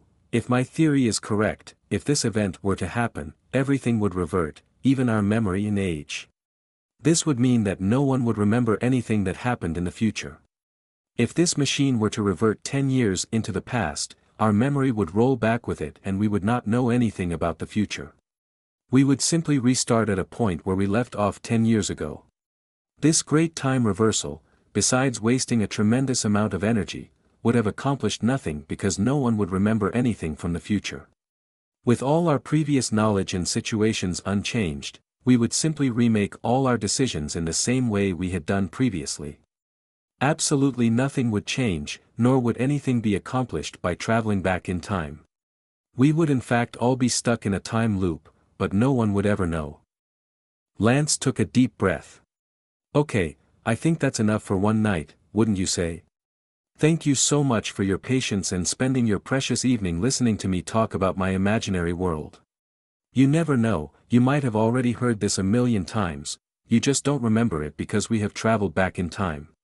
He gave a hearty chuckle as the audience rose to their feet and applauded. Dr. Mackenzie returned to the stage and announced it was time for questions. Lance stood underneath the bright lights of the auditorium and looked out at the sea of faces. Several students throughout the room had their hands raised, some with intrigue written on their faces, others with marked skepticism. He looked forward to the cue and a time after each lecture so he could connect with the audience and hear their theories. He was especially excited to hear from young people who were so curious and motivated to learn. Dr. Mackenzie nodded in excitement at the students' enthusiasm. One of the students in the second row had her arm raised straight up with an eager expression on her face. He pointed at her. What is your question, young lady? The student stood up. Dr. Everett, if one day you could travel back in time, what time would you go back to and why? Lance smiled and nodded. This is the one question I get asked every time. The answer lay on the tip of his tongue, but he suddenly lost his words. What happened next took him completely by surprise. An intense fear stirred up within him, causing cold sweat to trickle down his forehead. He doubled over in pain, his chest tight and breathing shallow. Within seconds, his palms became clammy and he had the worst chills running down his back. He felt like a prisoner about to walk into an execution room to face certain death. What was going on? He glanced over at Dr. Mackenzie, desperately hoping he had an answer for his current state. Dr. Mackenzie immediately walked over and spoke in his ear. Lance, are you okay? Lance caught his breath before he could speak. No, something's wrong. He looked up and saw the female student still standing and waiting for him to reply to her question. Juliet. Somehow, he knew in his heart that danger awaited Juliet. He needed to get to her as quickly as possible. He handed the microphone to Dr. Mackenzie and leapt off the stage. He gathered up his belongings from his seat and started running. As Lance made his way toward the exit, an older gentleman sitting along the aisle stepped out in front of him. Excuse me, Professor, he bellowed in a heavily accented voice. Lance bumped into the man's outstretched arm and muttered an apology. Sorry. He picked up his pace without looking back. Once Lance stepped outside the doors of the auditorium, he reached into his jacket pocket for his phone. He dialed Juliet's number and listened as it rang multiple times with no answer. A feeling of horror came over him so intensely that it left a sour taste in his mouth. As soon as he heard Juliet's voicemail greeting, he hung up and dialed again. He spotted the taxi that had delivered him to the school parked at the curb and ran toward it. The phone continued ringing in his ear. He climbed into the taxi and slammed the door. Quick, to the airport. The driver noted Lance's rushed words and started the engine. Yes, sir. The older gentleman who had interrupted Lance earlier stepped out of the auditorium just as the taxi took off. The man took 2 steps forward as if to chase after it, but he hesitated. Instead, he ran a hand through his graying hair, then produced a cell phone from his trench coat and spoke into it. He wore a puzzled, yet concerned expression as his eyes trailed the cab down the road. Chapter 4. Lance felt helpless and on edge during the drive. Where is she? He called Juliet several more times and finally decided to leave a voicemail. Juliet, call me back when you get this message. Something's wrong, I don't know what, but I have this intense feeling that something is really wrong. Please call me back as soon as you get this message. I'm on my way to the airport now. I'll see you as soon as I get back. Please call me. Upon hearing Lance's message to Juliet, the taxi driver remarked, "Sir, I'm not sure when your flight is exactly, but business has been very slow, so I came back a bit early to wait for you. It has only been a little over an hour since I dropped you off." Lance's heart rate sped up at the driver's words. He had originally planned for at least 15 minutes of Q&A and then another few minutes to catch up with Dr. Mackenzie before heading back to the airport. He wouldn't be able to board his plane for at least another hour and a half. This is crazy, I won't be flying for at least another 2 hours. Lance cursed under his breath. He picked up his cell phone and called the airline. My original flight is tonight at 10:30 flying from LAX to San Jose, but I need an earlier flight back. A female voice on the other end answered, "Sir, I would be happy to help you. Would you please tell me your name and your flight information?" Lance clutched the phone in one hand and gestured wildly with the other. He could barely sit still. "My name is Lance Everett and I'm flying out from LAX at 10:30 to San Jose. I need an earlier flight. Whatever you have." "Thank you, I'm searching in our system now, please give me a moment." After a few seconds, the attendant replied in an apologetic tone. "I'm sorry, sir, but we don't have any flights going back to San Jose earlier than that one. Our only other flight is at 1:30 in the morning." Lance swiped at the beads of sweat on his forehead. "That won't work. I need something earlier." "I'm sorry, sir, but we don't have any earlier flights." Lance threw his hand up in the air. "That's great. Sir, is there anything else I can do for you?" "No," he lowered the phone from his ear. The taxi driver called out to him, "Sir, can you fly into San Francisco or Oakland?" Lance sat up straight as if a jolt of electricity had shot through his body. "Why didn't I think of that?" He placed the phone back to his ear.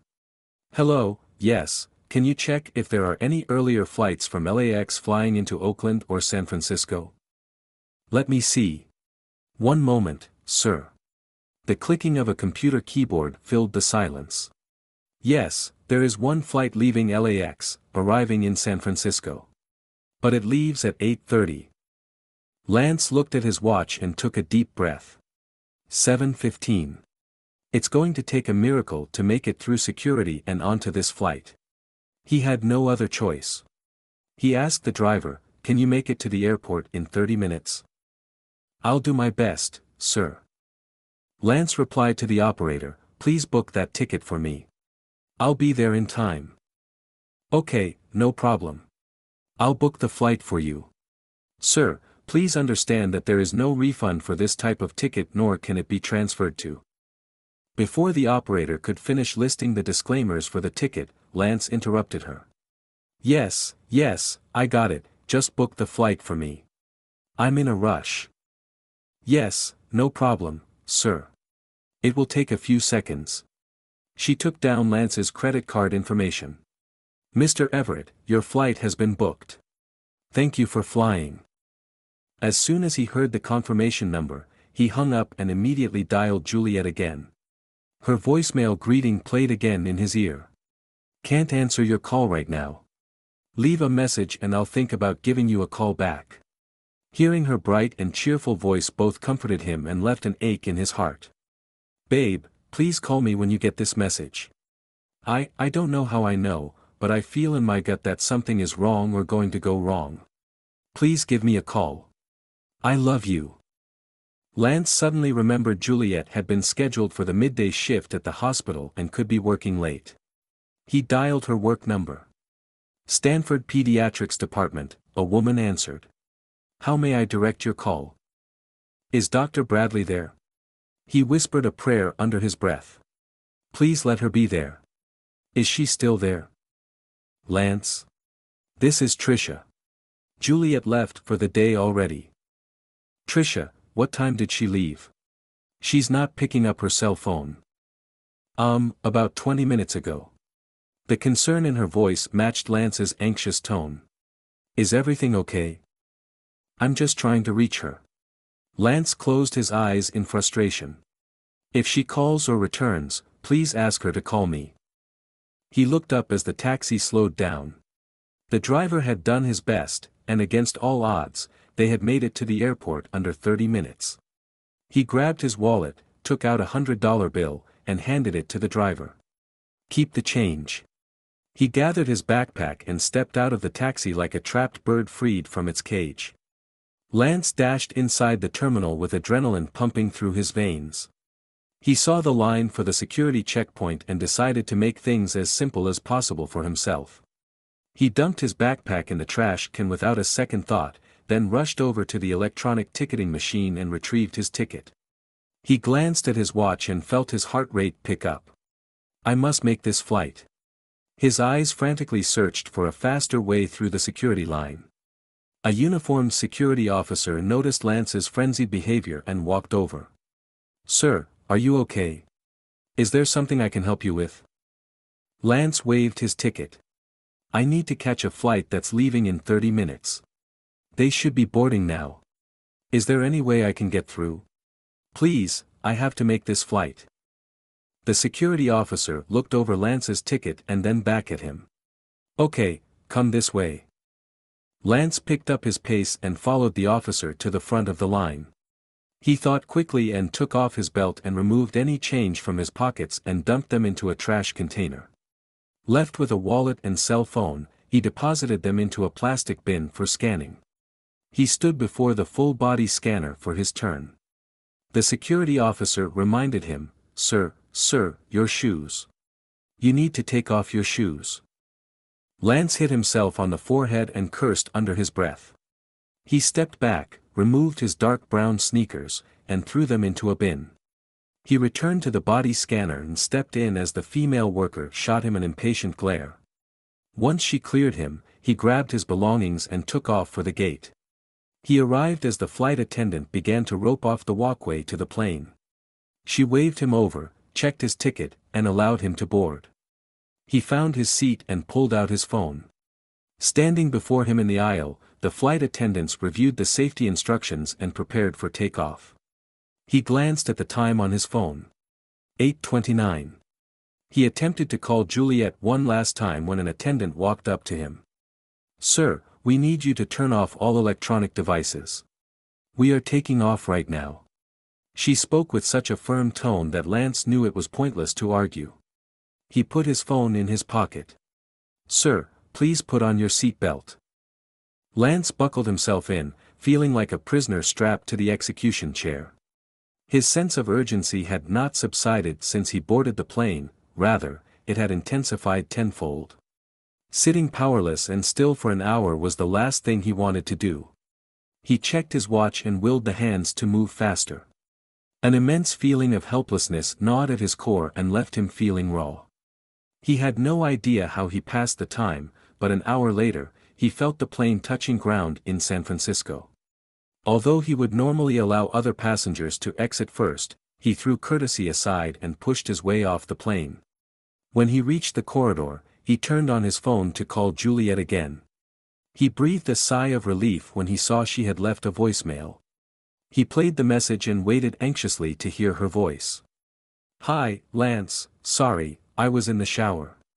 Are you okay? What's going on? You sounded freaked out. I hope the Caltech kids didn't give you a hard time. He could see her sweet face in his mind, her red hair flowing around her shoulders. A rush of joy filled his heart before fear seized it once again. Oh hey, someone's at the door. I'll call you back. Juliet rushed her words before the message ended. No.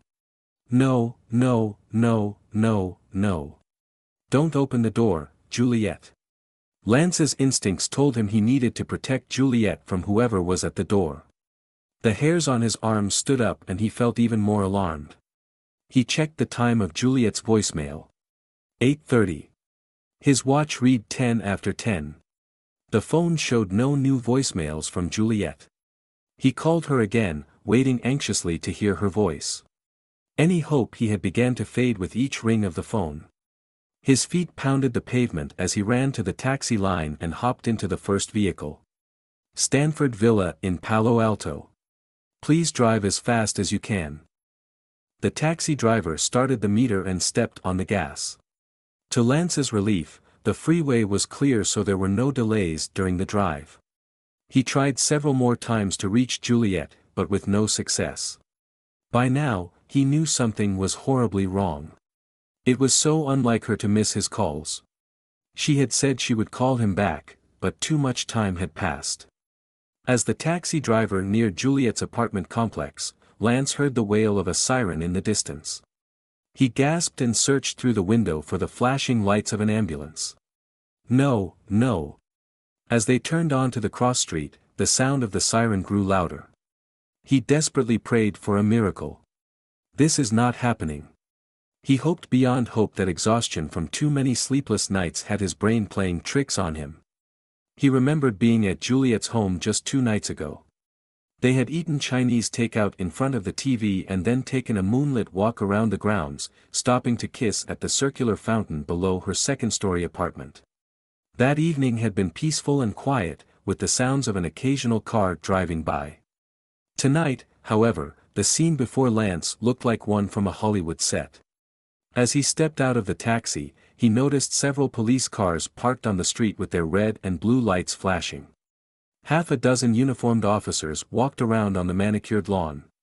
Lance looked up at Juliet's apartment and saw his worst fears realized. Several more police officers stood outside her open door. They wore grim expressions on their faces as they spoke to her neighbors. Lance took a hesitant step toward the complex. He knew something was wrong, every nerve in his body told him so. But a small part of him wondered if he would wake up from this nightmare. He had to find out what had happened. He raised his head and gathered the last bit of resolve within him.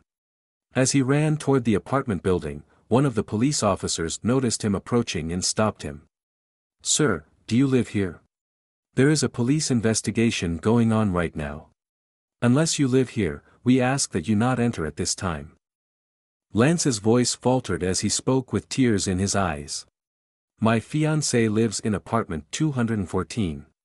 Is she okay?" The officer's eyes widened in surprise. He turned away from Lance and spoke into the radio clipped on his shoulder strap. "Chief Williams, the fiancé of the victim is here. Do you want to speak to him?" Lance heard the words and knew the death sentence had been handed down. He couldn't move.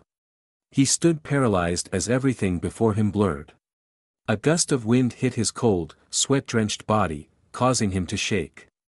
A male voice broke through the haze clouding his mind. "Sir, are you all right? Sir, are you okay?" Lance turned to see the officer staring at him with concern in his young eyes. Suddenly, the only desire he had was to see Juliet. "I want to see her. I have to see her."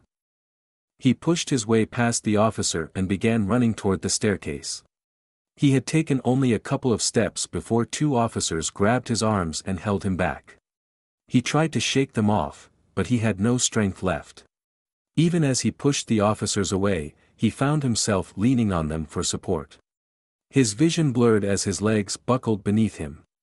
A plainclothes man holding a black notepad approached them. "I'm Detective Marks. Are you all right? I need to see my fiancée.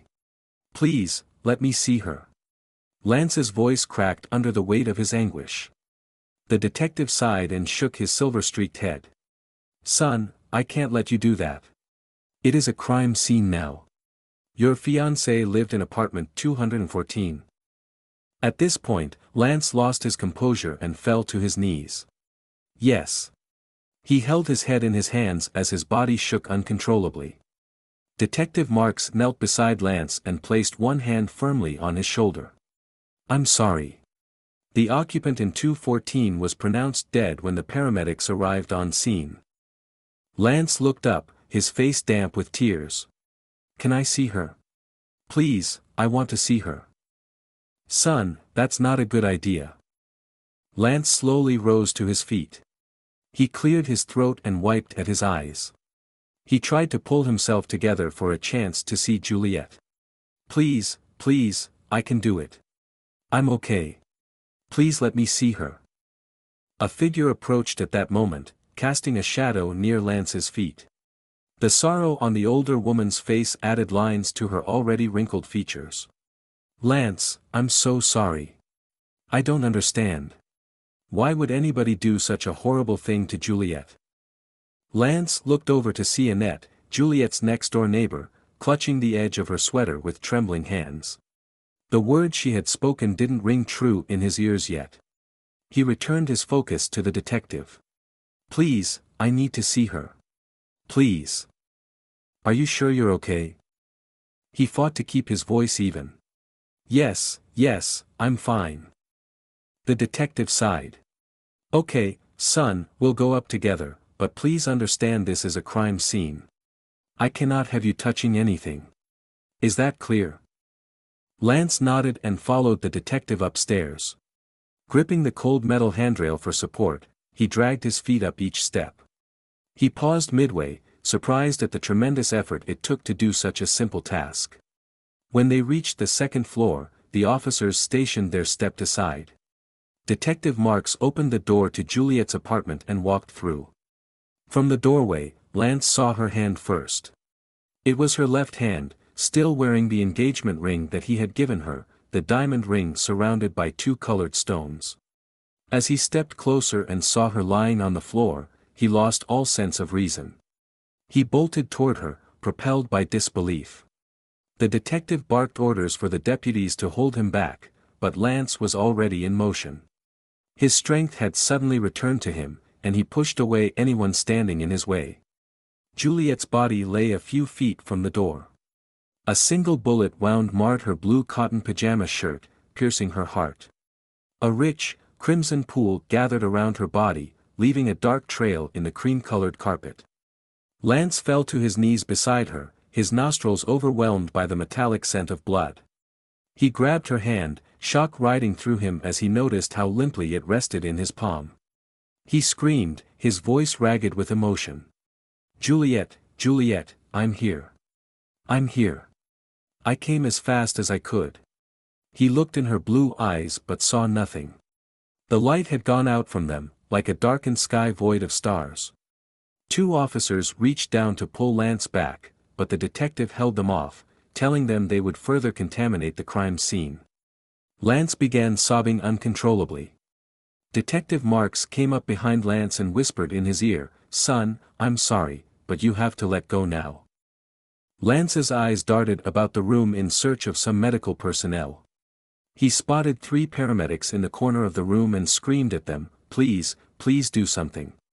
Sensing their hesitation, Lance pleaded, "Try CPR, use the defibrillator. Don't just stand there. Do something." One of the senior paramedics spoke up, "Sir, I'm sorry, but she bled out even before we got here. The bullet went through her heart. When we arrived, she had no pulse or any blood pressure." He paused for a second then continued, "We tried everything. I'm sorry." Lance however wouldn't give up. "Please try something else. There has to be something else you can do." The same paramedic shook his head. "Sir, we tried everything. I'm sorry, but there is no hope here." He looked over at the detective, signaling for him to do something. Detective Marks spoke, his voice louder and firmer than before. "Son, you have to go now. You are contaminating the crime scene. If you want to help us find whoever did this to your fiancée, you must let go. Now." Lance gripped Juliet's hand, noting with dread how quickly it was losing its warmth.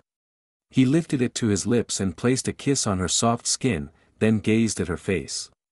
Her complexion had grown so pale as if all her blood had been drained from her, but her features were still lovely and perfect. He longed to memorize every detail he saw, from the smooth curve of her cheekbones to her full mouth. It was the woman he loved, but only a shell of her remained. She was gone. Deep down in his soul, Lance knew she was gone. Detective Marks placed one hand gently on his shoulder. "Son, you need to go now." Lance gave Juliet's hand one last squeeze and let go. Chapter 5. Lance looked out the windows of the black limousine as it neared Skylawn Memorial Park in San Mateo. He and Juliet's family had chosen to have her laid to rest at a place overlooking the peninsula, the area she had come to call home in recent years. He looked around the car at the grim faces of Juliet's loved ones. Her parents sat leaning against each other, their shoulders hunched and heads down.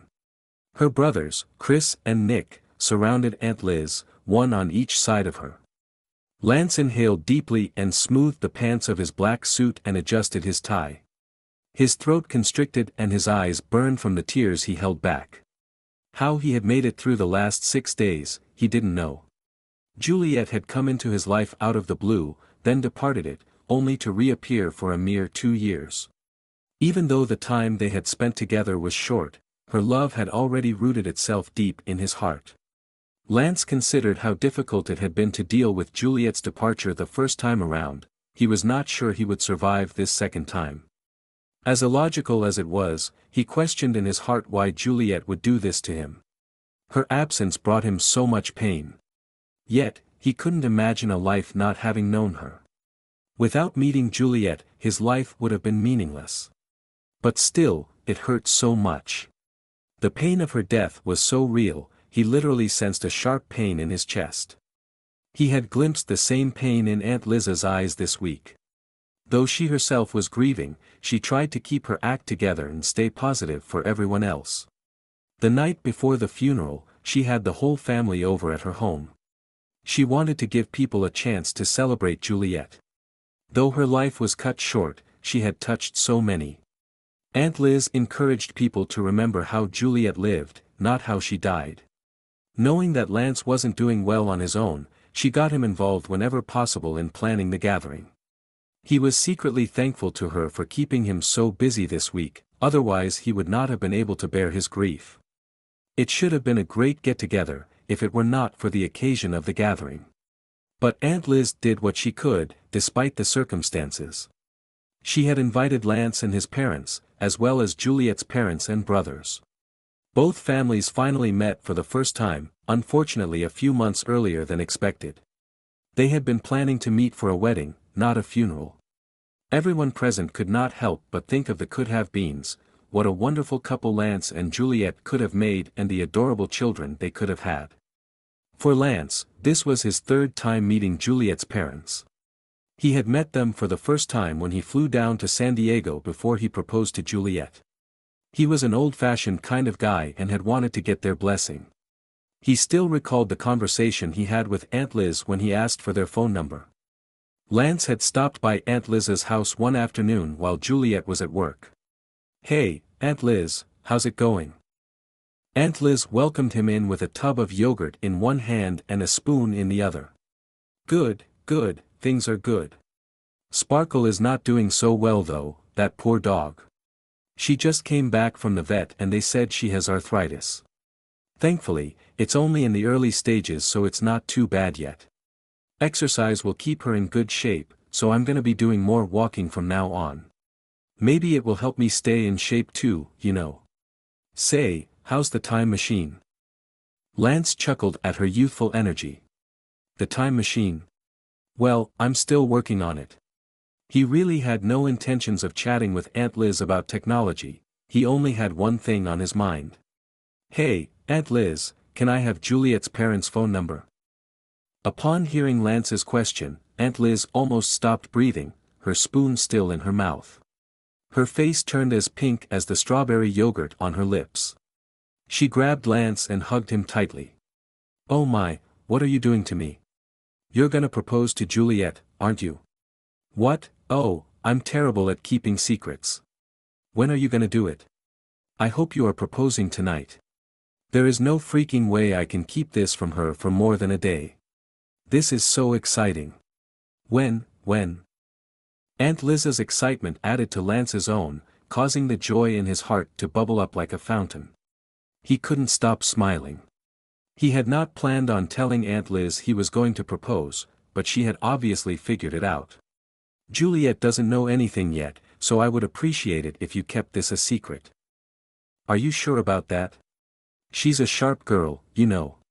She might already know, but doesn't want to ruin your surprise. I certainly hope not. I really want it to be a surprise. You know, I could find out for you. I could say something in a really roundabout way and see if she has any clue that you're about to propose. Lance shook his head adamantly. No, I don't think that will be necessary. Just keep it a secret, please. I only need a few more days. Aunt Liz's voice ascended an octave in anticipation. How many days? I really can't keep this from her for long. When I see her, I just know I'm gonna get so excited I'll want to tell her. Please, Aunt Liz, you'll have to stop yourself. Maybe it would be better if you didn't see her for a few days. I really need you to keep it a secret. She sighed in disappointment, the sound of her breath coming out like a punctured balloon. This is going to be hard to do. Lance smiled. You can do it. I'm sure you can do it. Keep yourself busy for a few days. Oh, I'll really need to find something to do for a few days. Are you sure I can't tell Juliet? No, please don't. It's just a few days. Just how many days exactly? When are you going to propose? 2 weeks. Aunt Liz threw her hands up in the air. 2 weeks. Why are you telling me so early? This is gonna be torture keeping a secret from Juliet for 2 weeks. I know, I'm sorry. I wasn't going to tell you until much later, but I need to talk to Juliet's parents first before I officially propose. I think it's important that I do that. I want to make sure they know I respect them. Aunt Liz nodded. Good. Tom will appreciate that. She gave Lance the number and hugged him again. I'll keep my big mouth shut, I promise.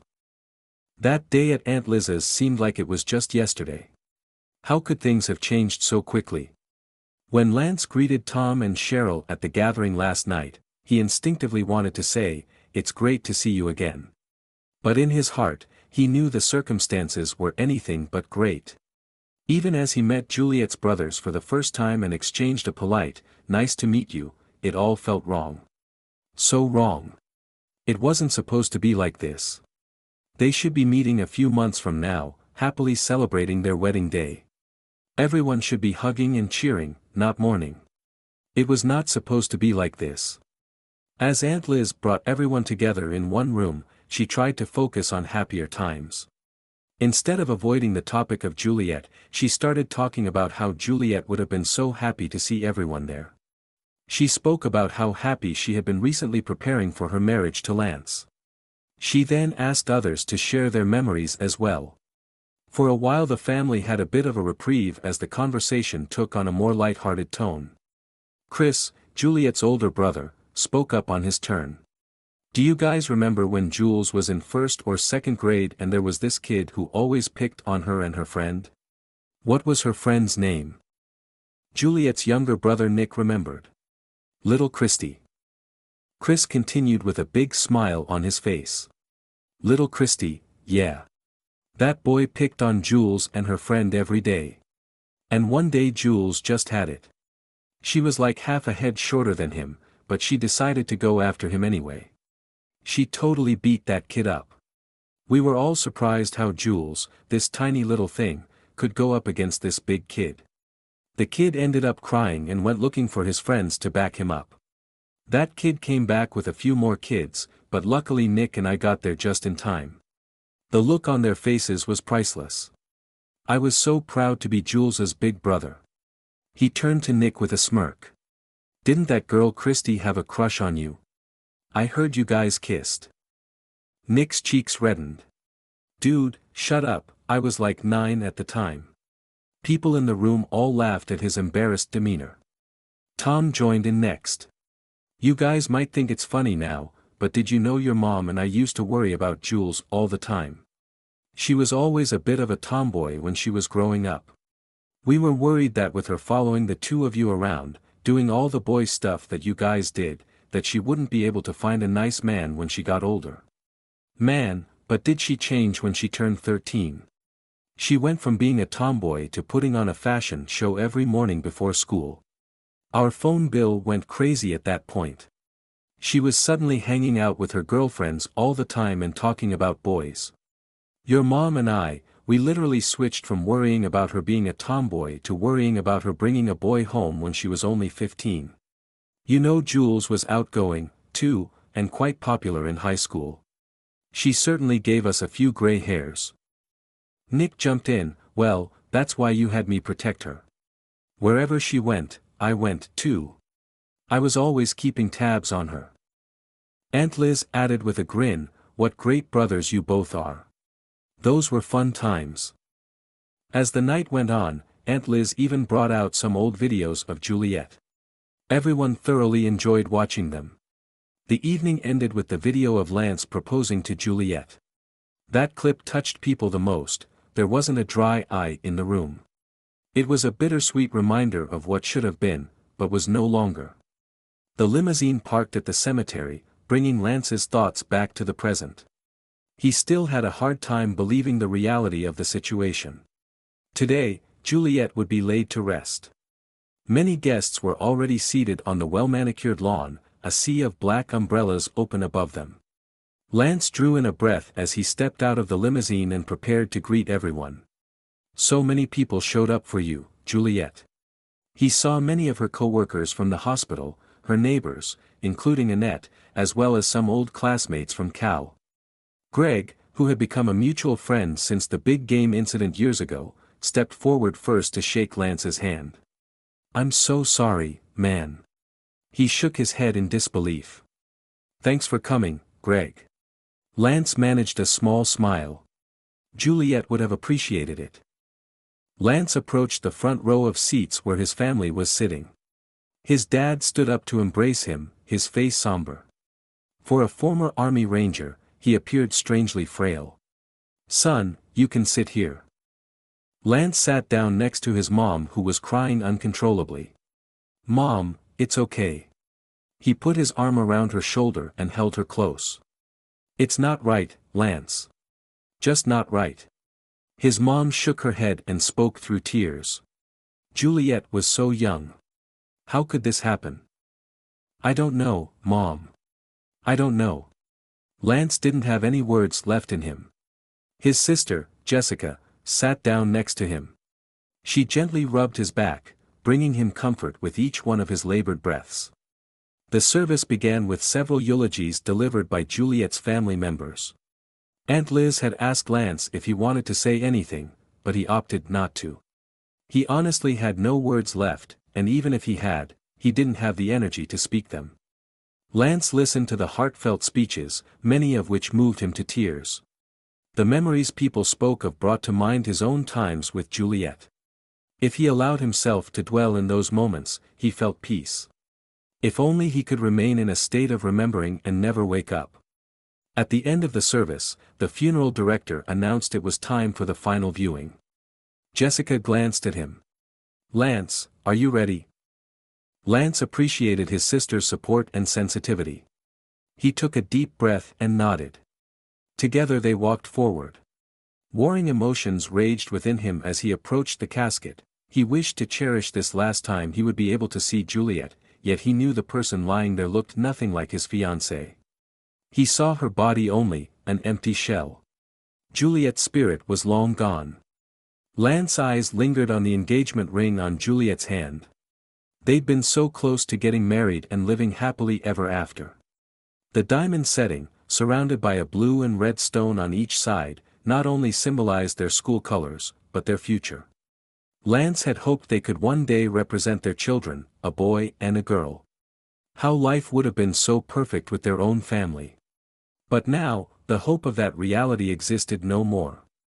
Looking at Juliet's body, he poured out his heart to her in his thoughts. I'm not sure why the big guy upstairs let you and I meet, only to keep us apart. As if the first 12 years we were apart were not enough, it looks like we will be separated for a bit longer this time. If I never see you again, I still thank you for the last 2 years. In these last 2 years, you brought me so much joy, so much happiness. If I had to do it all over again knowing that it would hurt so much at the end, I would still do it in a heartbeat. Being with you was that good. He grasped the edge of the velvet-lined casket as his emotions brought him to his knees. Juliet, I miss you so, so much. I would give anything just to see you again, just to see your smile and to hear your voice.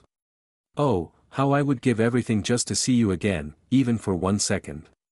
Juliet, I love you. Goodbye for now, baby. When Lance finally stood up on shaky legs, Jessica held tightly onto his arm. They walked to where Juliet's family stood greeting the departing guests.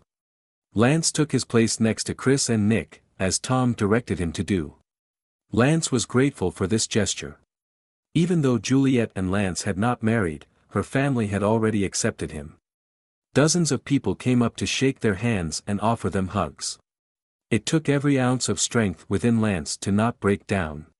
He kept his head low and repeated the same words, "Thank you for coming," his voice void of emotion. After the final guest had left, it was decided that the family would head back to Aunt Liz's house. Aunt Liz came over to Lance and asked, "Are you coming? Everyone's heading over now."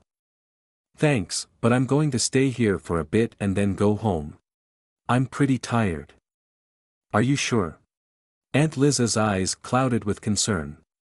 "Will you be okay by yourself?" Yeah, don't worry, I'll be fine." "Okay, please don't think too much. Call me if you want to chat." "Sure. Thanks, Aunt Liz, you've been great." Aunt Liz gave him a long hug before taking off. Meanwhile, Lance walked over to his family. "Hey, I'm going to stay here for a bit. Why don't you guys go home first? I'll head home soon and get some rest, too." He could tell from their faces that they didn't want to leave him alone. But since they were all staying at his apartment, they would know if he didn't return. His parents nodded. "Okay, we'll see you in a little bit, son."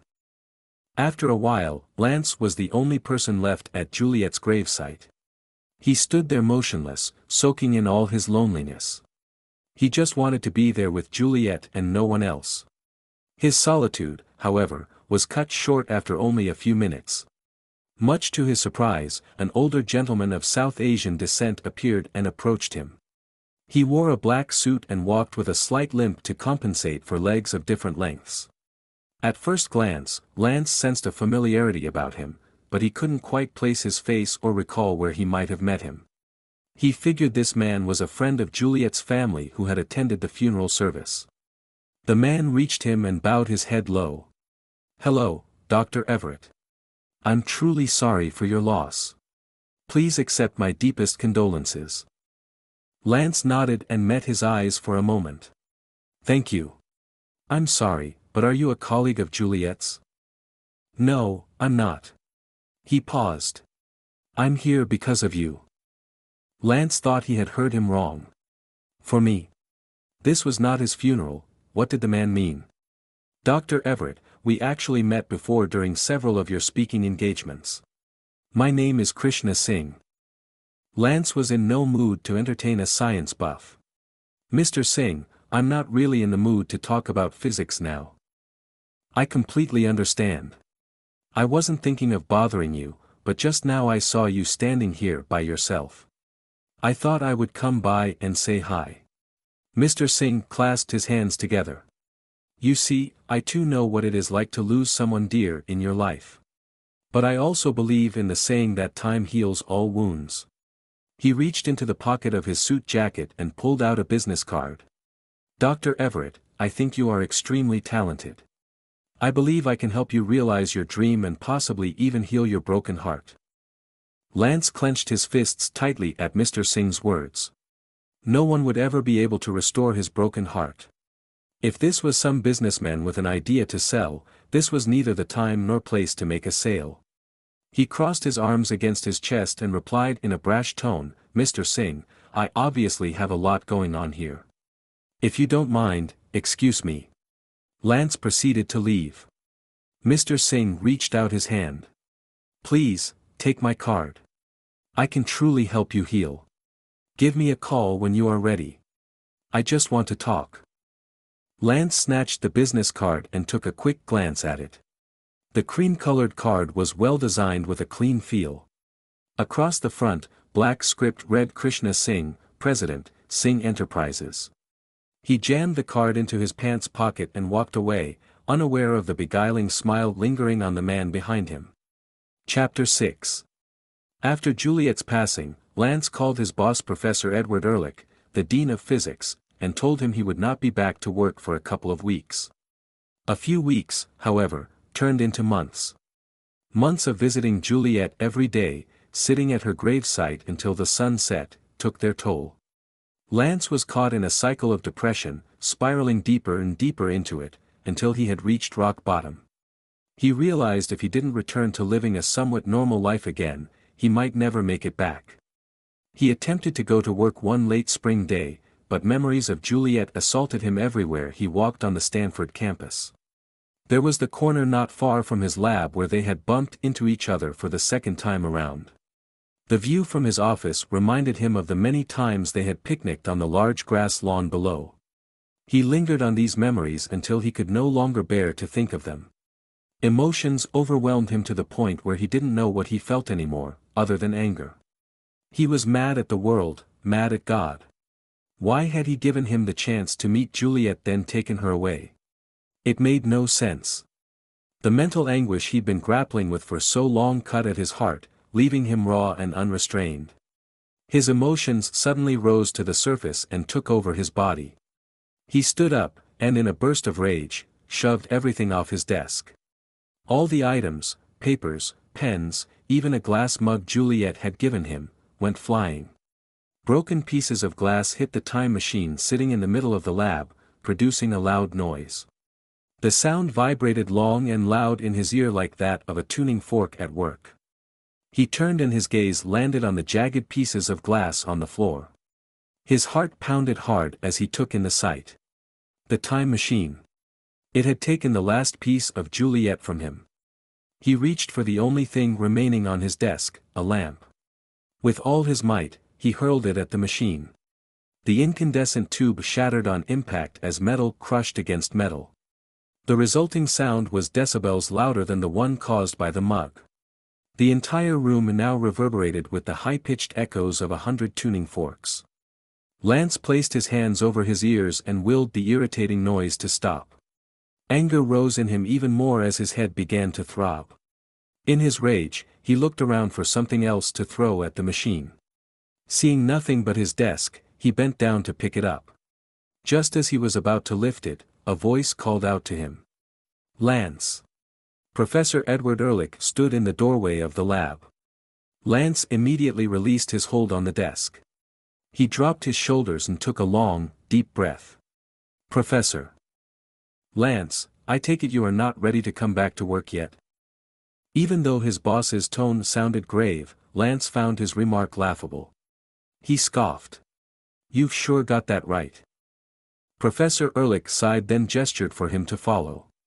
Lance, come on. Let's go have a talk. Lance dragged his feet down the hall toward the professor's office. Once inside, he slumped into a chair as his boss took a seat at his large cherrywood desk. Lance. Professor Ehrlich paused to clear his throat. We've worked together many years now. You and Juliet both, are like family to me. I'm so sorry for what happened. I was so looking forward to your wedding, I know how hard this must be for you. Lance avoided his gaze and instead looked around the office. Pictures of the university's sponsors hung on a wall over a small bookshelf of business and scientific journals. A silver-framed photo of the dean's wife and their 2 children sat on the desk. Anger rose in him as he stared at the dean's picture-perfect family. Clenching his fists, he lashed out, "You have no idea what it's like. You have everything you want. I have nothing. There's nothing left for me." He shot out of his chair and headed for the door. "I don't want this anymore. I quit." Professor Ehrlich waved his hands in protest. Wait, wait. Lance paused in the doorway. Let's not make any rash decisions here. Lance, I really like you, and I really appreciate all the work you've done here. Why don't you take a break? In fact, take a long break, go somewhere and let yourself heal. And when you're ready to come back, give me a call. How about that? Lance stood still and silent. Professor Ehrlich continued in earnest, Come on, Lance, give yourself some time.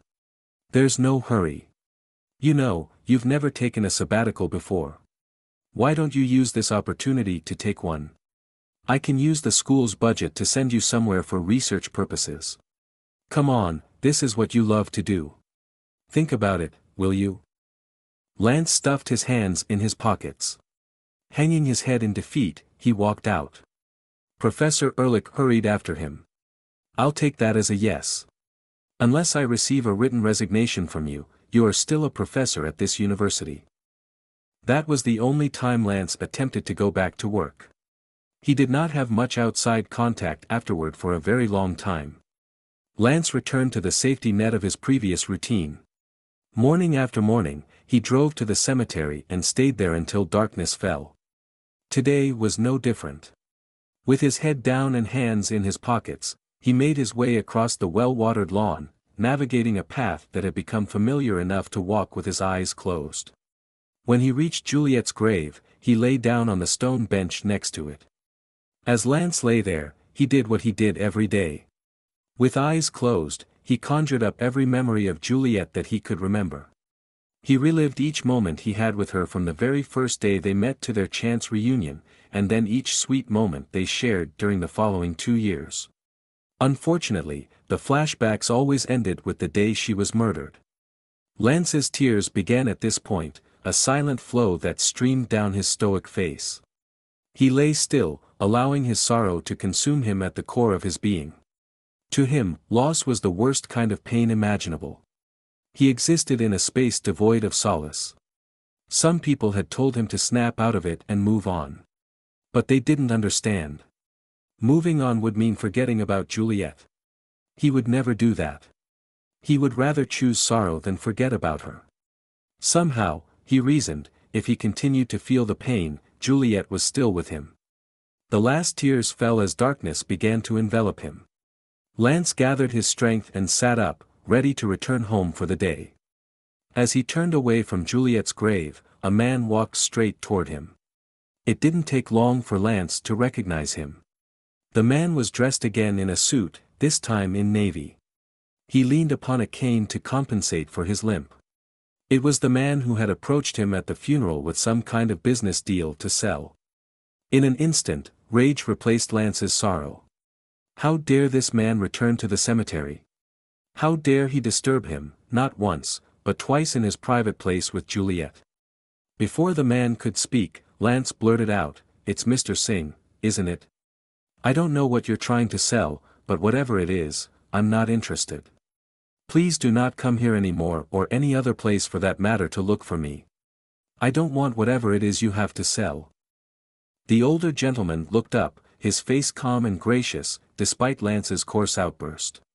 "Mr. Everett, I certainly didn't mean to disrupt your peace and quiet.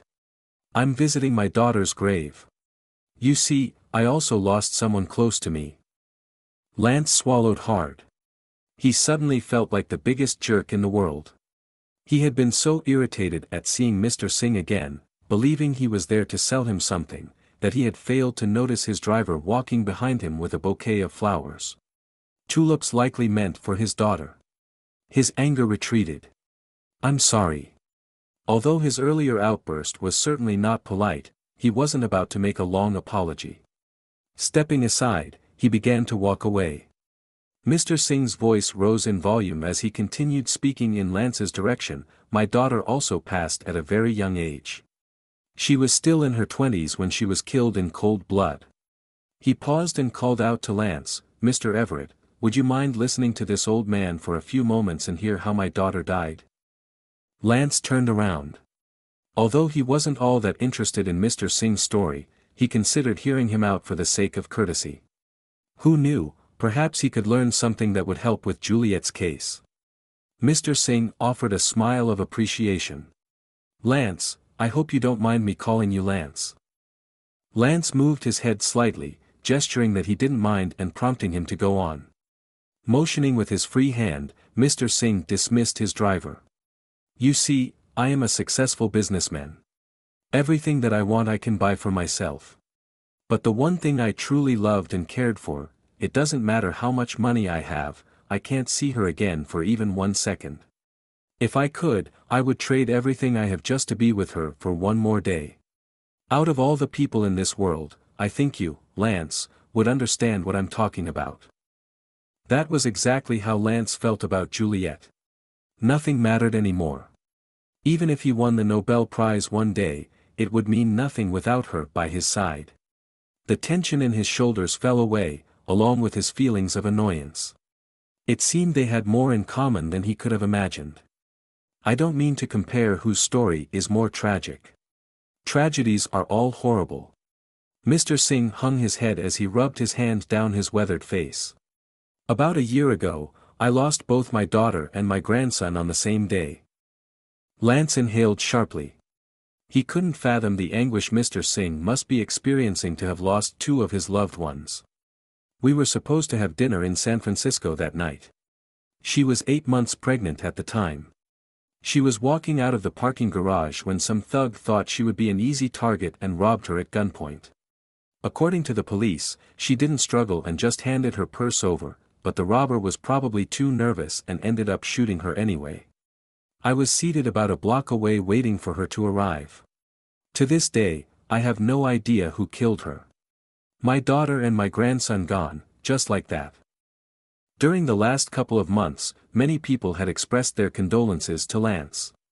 He appreciated their intentions, but thought what they said had little to no effect in helping him cope with his sorrow.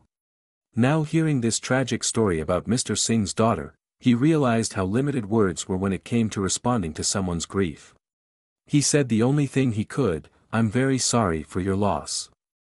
"Thank you." Mr. Singh nodded then sighed. The police have absolutely no clue who the perpetrator was. I have spent a lot of money hiring private investigators and paying off some policemen, even setting up a reward, but it has all amounted to nothing.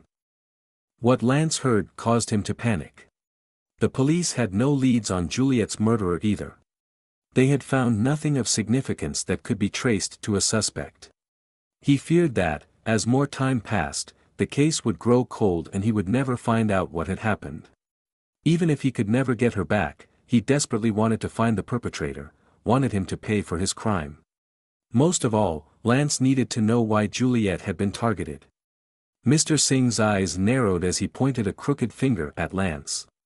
"Lance, do you want to find out who killed Juliet?" Lance couldn't believe his ears. Obviously, Mr. Singh was asking a rhetorical question, but he didn't quite know what he was getting at.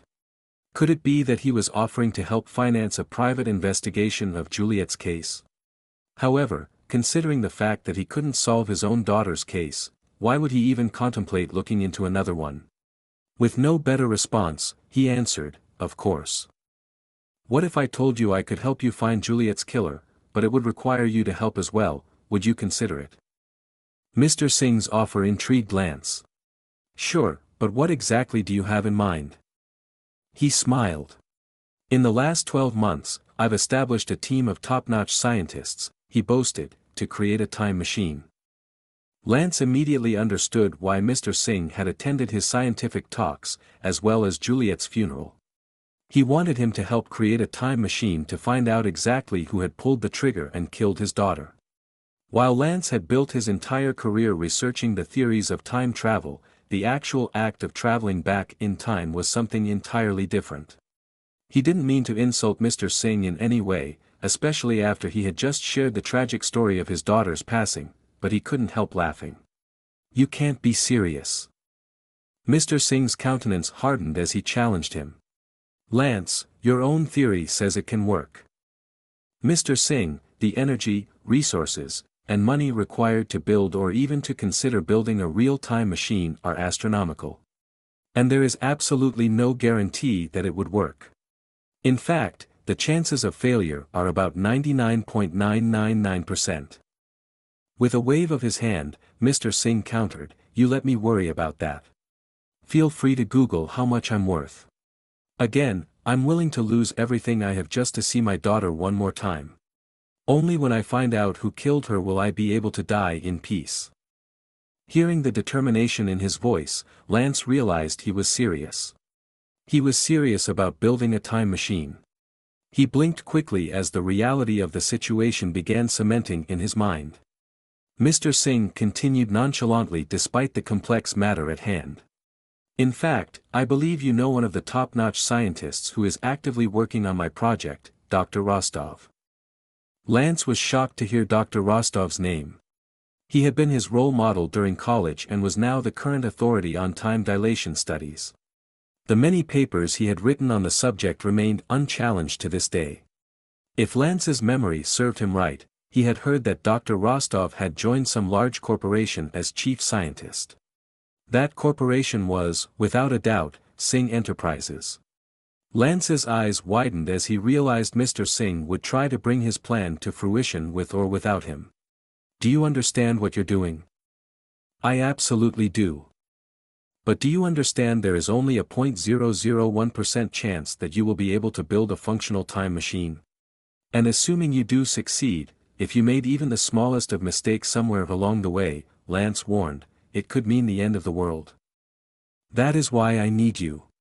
I need the world's foremost expert on this matter," he asserted eagerly. "I assure you that we will take the most extreme precautions. We cannot be afraid of the unknown or we will never progress." "But, Mr. Singh, you don't understand." Mr. Singh cut him off. "Lance, we don't actually need to reverse time. As your own theory states, when the right energy is applied we can get a glimpse into the past without reversing time. All I'm asking is to look into the past. I want to see my daughter one more time and find the person who killed her. Mr. Everett, do you not want to do the same? You could see Juliet one more time and find the person who killed her. Don't you at least owe it to her to find the person responsible for her murder?" Of course he did. Lance remained silent, gritting his teeth as faith and doubt warred within him. Despite his years of research, he didn't have enough to go on. "Mr. Singh, you don't understand. Theories are what we scientists live by, but at the same time, theories are just theories. Until we have better tests and evidence to prove that these ideas can become reality, they are still theories. No one has ever attempted to time travel, at least not in a serious manner." Mr. Singh laughed. "Really? How would you know, Lance?" "If someone has already attempted to time travel and succeeded," Mr. Singh challenged, "you certainly wouldn't know, would you?" Lance's shoulders tensed. Mr. Singh was right, how would he know if someone had attempted it?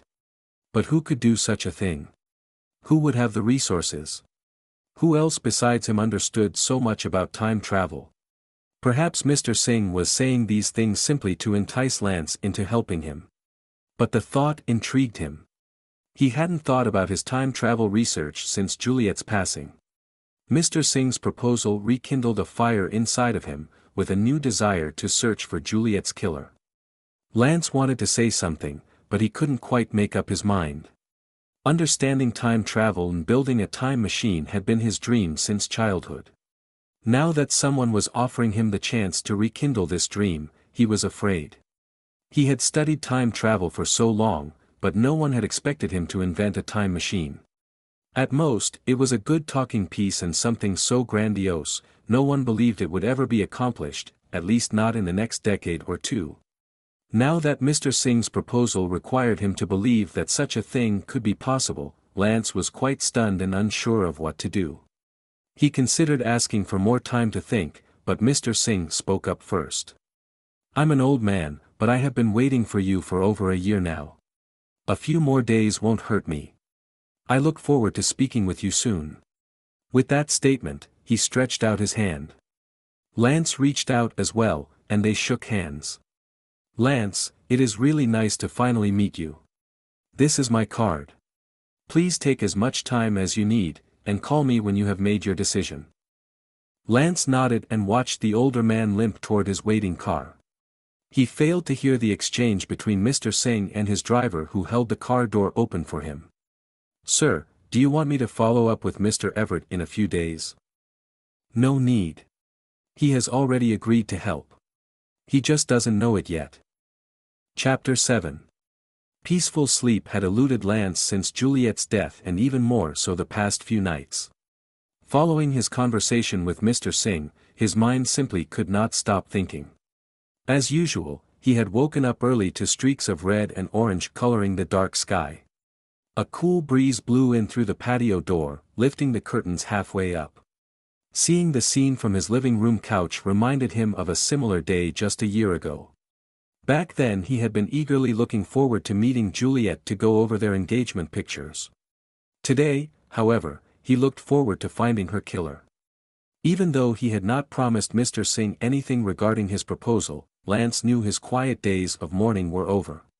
His mind was like an old record player stuck in a loop, analyzing the possibilities over and over again. What if a time machine could indeed be a reality? Could he revisit the past and witness the exact moment when Juliet was killed? The more Lance considered the proposal, the more excited he became. Yet, just when he was ready to commit and say yes, doubt caused him to reject the possibilities. Building a time machine was not possible. It might be a great topic to throw at new students and to inspire them to major in the sciences, but no one believed it was possible. Honestly, Lance didn't think his own boss, Dr. Ehrlich, believed he would ever build a time machine. No one did. But just when he was about to give up on the whole idea, he remembered a conversation he once had with Juliet. One summer she had visited him at work on a particularly hot morning.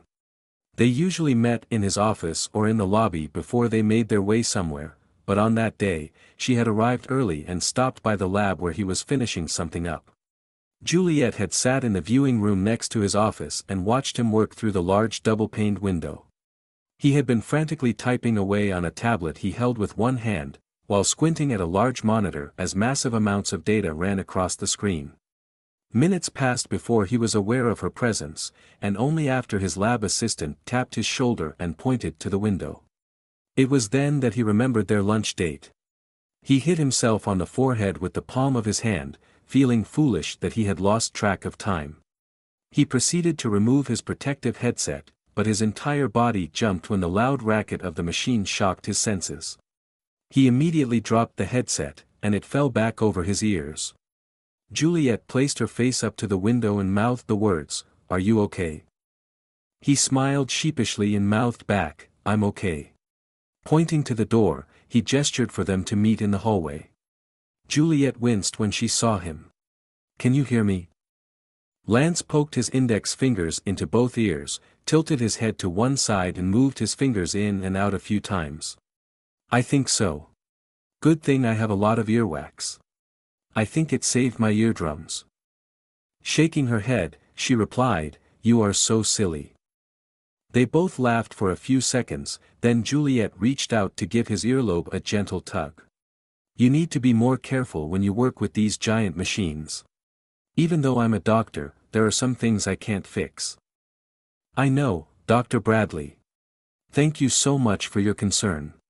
I will be your best patient and follow whatever you say." "Good. It's always in your best interests to follow the doctor's orders." Juliet smiled and placed one hand lovingly on his face, her thumb caressing his cheek. His spirits immediately lifted in Juliet's presence. Any time he spent with Juliet was a welcome change of pace compared to the complex and uncertain aspects of his job. "You know, sometimes, I really don't know why I work so hard on this thing. No one believes I'll make any new progress aside from what Einstein discovered ages ago. Now, that man was smart. What he discovered was decades beyond his time. I don't think I can even reach a third of what he accomplished." The playful look on Juliet's face faded and her voice took on an intense tone. "Lance, don't be discouraged. You are the most brilliant person I've ever met and with the kindest heart. If anyone will find a breakthrough in this field, it will be you. I don't doubt that one bit.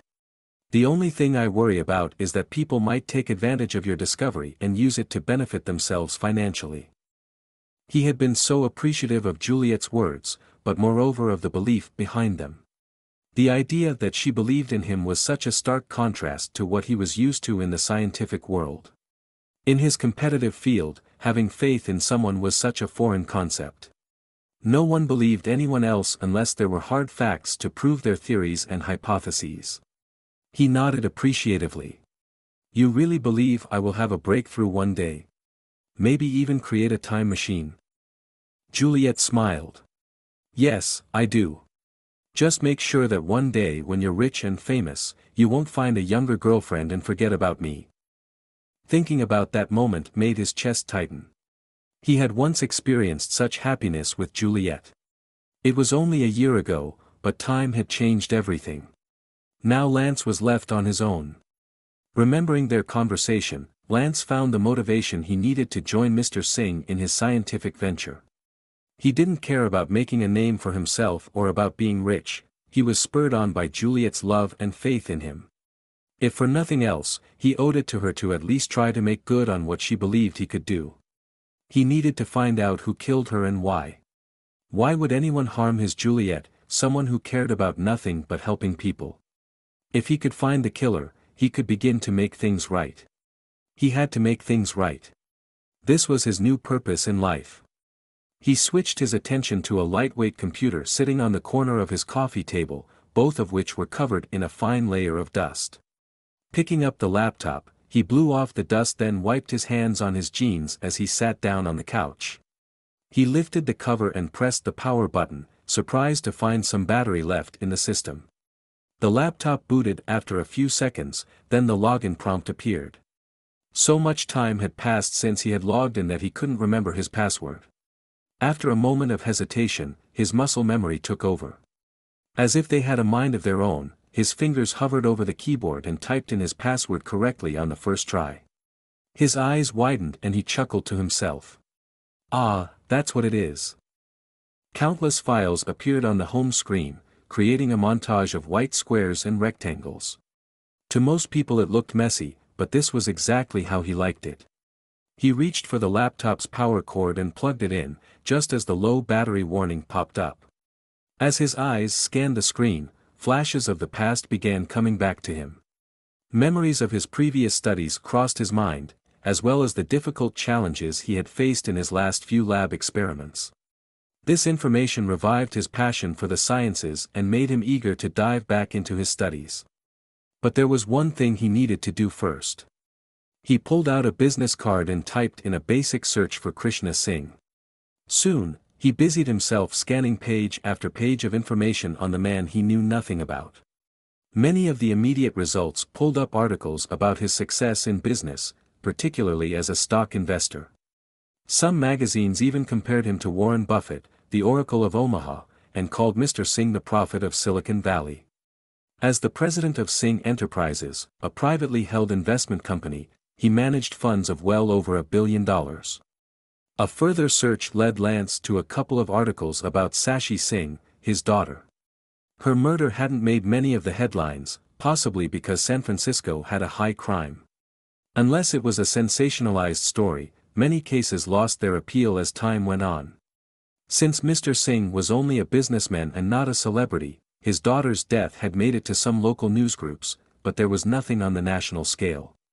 In one article that did highlight the murder, the story itself was barely 3 paragraphs long. It was a short factual report about the location and time of the crime, how police were investigating the robbery, and how the murder victim was the daughter of a wealthy Bay Area businessman. Lance tried to find out more, but there simply was no more information related to the murder or any new leads on the case. He could understand why Mr. Singh would want to spend his own money to further the investigation. He felt sorry for the old man whose only child had been taken away from him for no apparent reason. Just like Juliet had been taken away from him. He decided he would take on Mr. Singh's project, for the sake of his daughter, as well as for Juliet. He would contact Mr. Singh, but before he dove into a busy research schedule, he needed to tend to some tasks first. He had neglected many things over the past year, his health being one of them. He decided to go for a run to refresh his body and mind.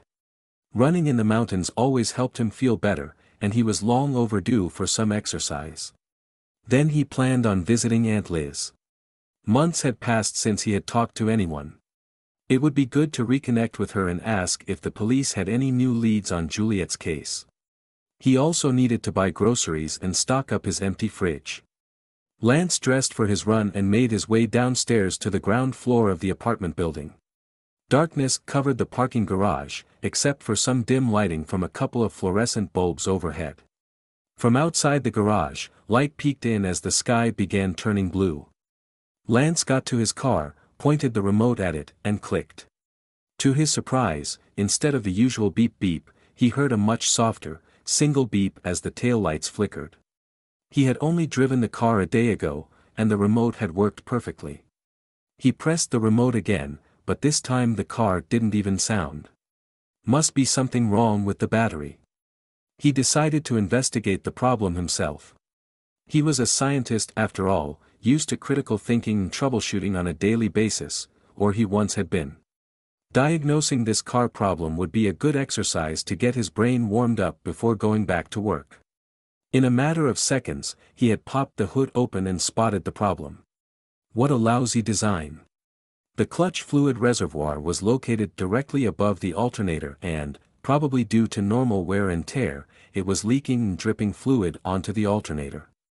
With a malfunctioned alternator, the battery would not charge. Fixing the alternator would likely take 2 to 3 hours. He checked his watch. 5:35 a.m. If he hurried, he could still get in his run, though it would be a little delayed. Lance jogged back to his apartment, grabbed his toolbox, and returned to start on his little project. He quickly located the leak coming from a tube below the reservoir and patched it up. Next, he removed the alternator, took it apart, and gave it a thorough cleaning. To be safe, he soaked the electric coil in a cleaning agent and used an ultrasonic cleaner to remove all traces of oil.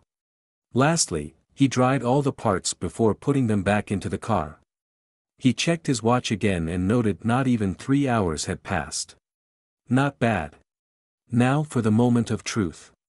He hooked up a charger to the dead battery, put his key into the ignition, and turned on the car. The engine turned over without any issues. So far, so good. He unplugged the charger and placed a voltage meter to the battery to check the alternator. When he was sure everything was working, he put his tools in the trunk and walked to the front of the car. Just as he was about to close the hood, he noticed a black box that he had never seen before sitting near the driver's side tire. A perfect cube, it was 2 inches by 2 inches in size.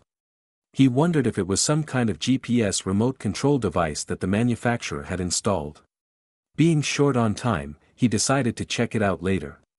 If he hurried, he could still squeeze in that run he had been looking forward to and meet up with Aunt Liz for lunch. He closed the hood and opened the car door. As he slid into the driver's seat, the rev of a car engine sounded to his right. He turned in its direction, surprised to find someone else in the garage. During the last 3 hours, he hadn't noticed anyone coming or going in the vicinity. A couple of cars had entered and exited the lot, but they had been a good 30 to 40 vehicles away from where he was parked. The car in question was located directly behind his on the other side of the aisle. Lance glanced in his rearview mirror and spotted 2 men wearing dark shades sitting inside the vehicle. Have they been there the whole time? He turned on his own engine, backed up the car, and headed down the ramp toward the exit. The black car pulled out of its space and proceeded behind him. Taking the same path that Lance had driven, it followed him from a distance. Lance considered stepping on the brakes to get a clearer look at their faces but laughed as soon as the thought crossed his mind. Who would follow me? He took one last look in the mirror as he made a right turn out of the garage, wondering if the car would turn that direction as well.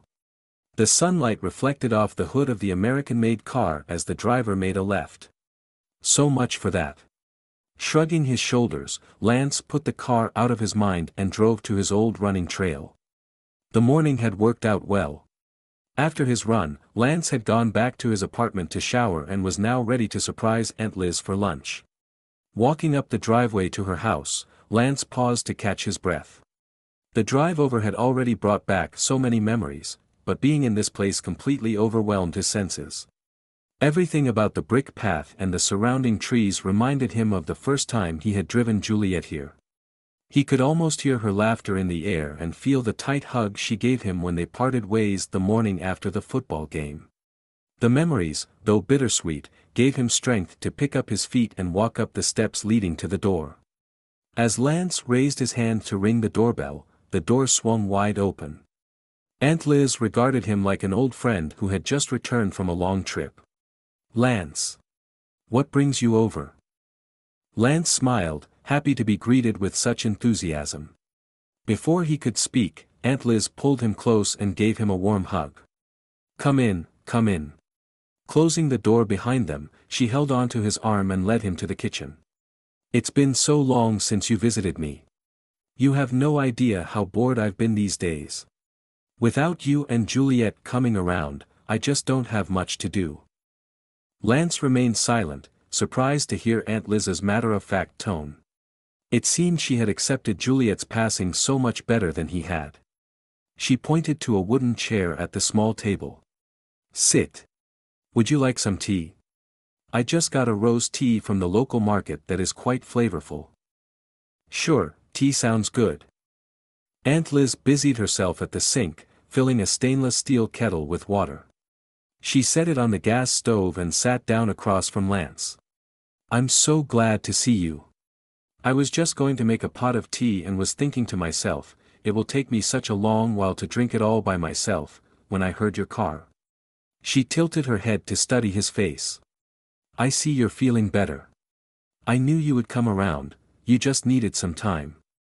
"I guess I did," Lance replied, surprised at Aunt Liz's belief in him. Up until the last few days, he himself hadn't thought he would ever turn around. His despair had been so great that he had at one time considered taking his own life. He appreciated the fact that she had not given up on him. "Well, thanks for the faith you had in me." She grinned, her lips curving up in mischief. "Oh no, not faith in you. I had faith in Juliet. I knew the guy she picked would do better than flip over and play dead at the first sign of trouble. The man she picked would be strong enough to face tough times." "Well, thanks, Aunt Liz." He chuckled at her wry sense of humor. "I can tell you're my biggest fan." She gave him a teary smile. "Lance, I'm so glad to see you smile again. I know Juliet would be very happy, too." Lance glanced down, a wave of sadness washing over him at the mention of Juliet's name. Aunt Liz wiped at her eyes and took a deep breath.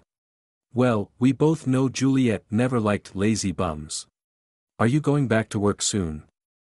"Actually, I am, but I'll be working for a different boss. The work should be pretty exciting." "Oh, that's great." Aunt Liz rushed out of her seat as the kettle whistled. She filled 2 mugs with tea and set one down before Lance. "A new place and new project sound like a good idea. I must say, the stuff you were doing before sounded fun and all, but it was a bit extreme. Did anyone ever expect you to actually build a time machine?" Pausing to take a sip of tea, she asked, "What will you be doing at this new place?" "Something a bit more relaxing. Anything a commoner like me would understand." "You're going to love my answer," he replied, trying to keep a straight face. "I'm going to be building a time machine." "What? You're kidding me. You know it was that kind of crazy work that gave Einstein his crazy hair. You don't know the meaning of relaxing, do you?" "I'm sure most people would think I'm crazy for even attempting it," he stated with a shrug, "but I think Juliet would be proud of me for trying. I think I'm going to succeed one day." Aunt Liz reached over to touch Lance's hand. She looked him in the eye and nodded, her usual cheery demeanor turning serious. "Juliet is proud of you. I know she would be happy, so long as you are happy. You know," he began, then paused as he debated whether to tell Aunt Liz about his personal quest to peek into the past. He was sure she would also want to find out who killed Juliet and why, but at this point it was too early to say anything. Not wanting to give her any false hope, he changed the topic. "Have the police contacted you about the investigation?" Her cheeks flushed as she rolled her eyes in frustration. Those so-called officers must be the most incompetent people out there. After all this time, they still have no new leads on Juliet's case. I chatted with Detective Marks a couple of weeks ago. He seems about as incompetent as they come. He had absolutely no new information. His theory is that it was a case of mistaken identity. She rolled her eyes again and shook her head. I asked how they knew it was a case of mistaken identity. You know what he told me? Lance shook his head, any hopes he had for new information on the case diminishing by the second. He said they didn't find any evidence that proved otherwise. What kind of stupid logic is that? His jaw dropped. You're kidding me. I pressed the guy many times to give me something concrete, but the best he could tell me was that based on their investigation into Juliet's lifestyle, hobbies, occupation, and friends, nothing warranted someone wanting to murder her. There was no motive from any angle whatsoever. She sighed loudly. I got so frustrated with him and his conflicting theories that I told him to call me back when he gets his story straight. Lance closed his eyes as Aunt Liz talked, trying to recall the details of that night. The open apartment door. A pool of blood on the carpet. The bullet shells. He remembered seeing 2 shells scattered on the floor just a few feet away from the front door. Something about those shells tugged at his mind. What was it? He focused on the memory and drew in a breath. Bullet shells were generally made of brass and copper in color. The shells he saw in Juliet's apartment were silver. Did Detective Marks say anything about the bullet shells? The bullet shells? No, I don't remember him saying anything about them. Why? Was there something special about them? I think so. He hesitated and added, I'm not sure. Could he have remembered it wrong? But in his mind, he could clearly see the silver shells. I'm going to set up a time to chat with the detective. I have a few questions I want to ask him. For the first time in a long time, Lance sensed a bit of hope in his circumstances. His conversation with Aunt Liz, coupled with his new memory of the crime scene, reinvigorated his mind and heart. He even welcomed the twinge of pain in his stomach as it let out a soft rumble. He took another drink from his mug and set it down. That was some good tea, but I think I'm ready to eat. Aunt Liz, would you like to go grab some lunch? I thought you'd never ask. Lance chuckled, thankful to be feeling like his old self again. His appetite for food and, more importantly, life was returning. Along with that was also a deep hunger to find more answers to Juliet's murder. Chapter 8. Lance turned the business card over in his hands. For several hours, he'd sat at the kitchen table, giving himself a chance to come up with any reasons not to move forward with the time machine project. His mind wavered between the pros and cons. Ultimately, only one reason prevented him from committing: fear. A fear of failure, that nothing worthwhile would come out of the project. Fear that should he succeed, the time machine would fall into the wrong hands. And fear that he himself would misuse the machine. Fear taunted him to give up everything again, to return to his hermit days and live an isolated life. But fear was never a good reason to do or not do something. Ever since Lance was a young man, he had learned to take risks. His successes so far resulted from his willingness to take risks and to commit. This, however, was one of the biggest decisions Lance had ever considered. The bigger the decision, the more was at stake. Along the same vein, the bigger the risk, the stronger the commitment would need to be. After much thought, Lance knew there was no better time than now to take a risk and to commit. He picked up his cell phone and dialed Mr. Singh's number. After 3 rings, Mr. Singh answered. "I'm surprised you don't have someone to pick up your calls," Lance remarked. Mr. Singh chuckled. "Lance, I've been waiting for you to call since we last spoke.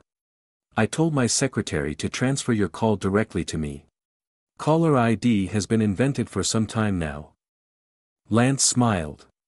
"We should talk about your project." Mr. Singh quickly corrected Lance. "No, it is our project. I absolutely cannot do this without you." Lance was flattered. "Do you want to talk on the phone or meet up somewhere?" "I will have my driver pick you up in 15 minutes. Why don't we meet up in my office in San Francisco? We can show you around our facility." Perhaps that will increase your interest in our project. Sure, we can meet at your office, but no need to send your driver. I can drive myself. Trust me, Mr. Singh cut in, it would be much easier for my driver to pick you up. It is extremely difficult to find parking in the city. Of course, we have our own parking structure, but it will take anyone an extra half an hour just to go through our security checkpoint. My driver is pre-cleared for all security checks. Let him drive you this time, and next time, you can drive yourself. Besides, he added, he is already on his way. Lance was surprised at his insistence but assumed he treated all his clients this way. A successful businessman like himself knew how to establish relationships. Okay. That's fine. Just as he finished replying, his doorbell rang. That's my driver at your door. What? You have no idea how badly I need you on this project. I've had my driver waiting for you for days now. I will see you in a little while. Lance was almost speechless. Okay. He opened the door, and sure enough, it was the same driver he remembered from the cemetery. Mr. Everett, we may leave whenever you are ready. I'm ready, let's go. They walked downstairs to where the car was waiting in a no parking zone in front of the building. Lance smirked. I guess you're not worried about getting a ticket or getting towed. The driver replied with a smile. Absolutely not. Mr. Singh always says customer satisfaction is our first priority. Besides, this car has been modified. It cannot be towed by a normal tow truck. The chassis of the car can be lowered to almost touch the ground. All the windows are bulletproof, and every side of the car has been reinforced with steel plates, including the bottom. Lance took a closer look at the vehicle.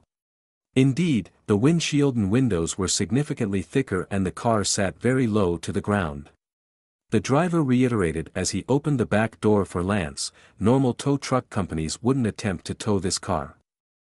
Thank you, but next time I'll get the door myself. Certainly. The inside of the vehicle looked exactly like what Lance expected of a luxury car. He sat down on the leather seat and spotted some expensive bottles of liquor, wine and scotch, as well as a flat-screen TV, across from him. Mr. Everett, please feel free to help yourself to any of the amenities. I'm good, thanks. In an effort to start a conversation, Lance asked, by the way, what's your name? The driver replied from the front seat, I appreciate you asking, but just call me driver. It is more appropriate that way. Lance cocked his head in amusement, grasping onto the armrest as the car picked up speed. Even though the car was heavy with its steel plate modifications, it was speedy and responsive. The driver remained silent the rest of the ride as he drove along the roads with a sense of ease and familiarity. He made many turns and shortcuts through San Francisco until they arrived in front of a very tall, cylindrical building with glass on all sides. Mr. Singh wasn't kidding about their security. Armed guards stood outside the building and at the multiple checkpoints inside the parking structure. The driver made more turns inside the parking lot and came to rest at a reserved parking space. Mr. Everett, we are here. Lance exited the car and followed the driver through an open double-sided glass door. On the other side stood none other than Mr. Singh. Mr. Singh reached out to greet him. Lance, it is so good to see you. Lance extended his hand with caution. He still didn't know much about the man standing before him other than what he had learned on the internet. Let me show you around our facilities. I think you will really like what you see. They headed toward an elevator where Mr. Singh pressed the highest button on the panel. You have no idea what we had to do to the building to accommodate this project. We literally took the roof off and redid the entire top floor. The elevator dinged when they reached the 58th floor. With a pleased smile, Mr. Singh turned to Lance. Allow me to present to you. Lance wondered what waited for them behind those elevator doors. When they opened, he blinked, unable to believe his eyes. The time machine. Mr. Singh announced. Thick glass windows surrounded a giant machine that sat in the middle of a full-sized lab. The machine looked exactly like the model he had at Stanford, but about 3 times bigger. It was the size he imagined a fully functional time machine would need to be. Lance found himself mesmerized by the odd-looking tubes poking out from the top to the bottom. A mixture of various metals made up the spherical and octagonal shapes throughout the machine, including the 4 large posts at its 4 corners. It was so stunning, he couldn't help but be drawn to it. He lost sight of the people working in the facility and even of Mr. Singh as he approached the machine. The only thing that stopped him from walking closer was literally the glass that blocked his way. He reached out and put both hands on the window, wishing he could examine every part of the machine. As soon as he touched the cool pane, he jumped back. Could it be? He placed a hand back on the glass and felt a slight tremor. There was no doubt about it. The machine was on. The high speeds of the atoms traveling inside the machine's tubes were causing the vibrations. Lance turned around, speechless. How? Mr. Singh nodded. Lance, you can take a closer look if you like, but let me first introduce you to the person who put your design together. Lance noticed someone standing next to Mr. Singh. He immediately recognized the round-faced older gentleman with the receding hairline as Dr. Rostov. The brilliant scientist already had several commercially successful patents under his name. Lance recalled his medical breakthroughs included the core technology for an advanced brain scanner, MRI machines, as well as the 3D mapping and projection of the human body for diagnostic purposes. His ability to transform his research into working models made him the perfect candidate to bring the time machine to life.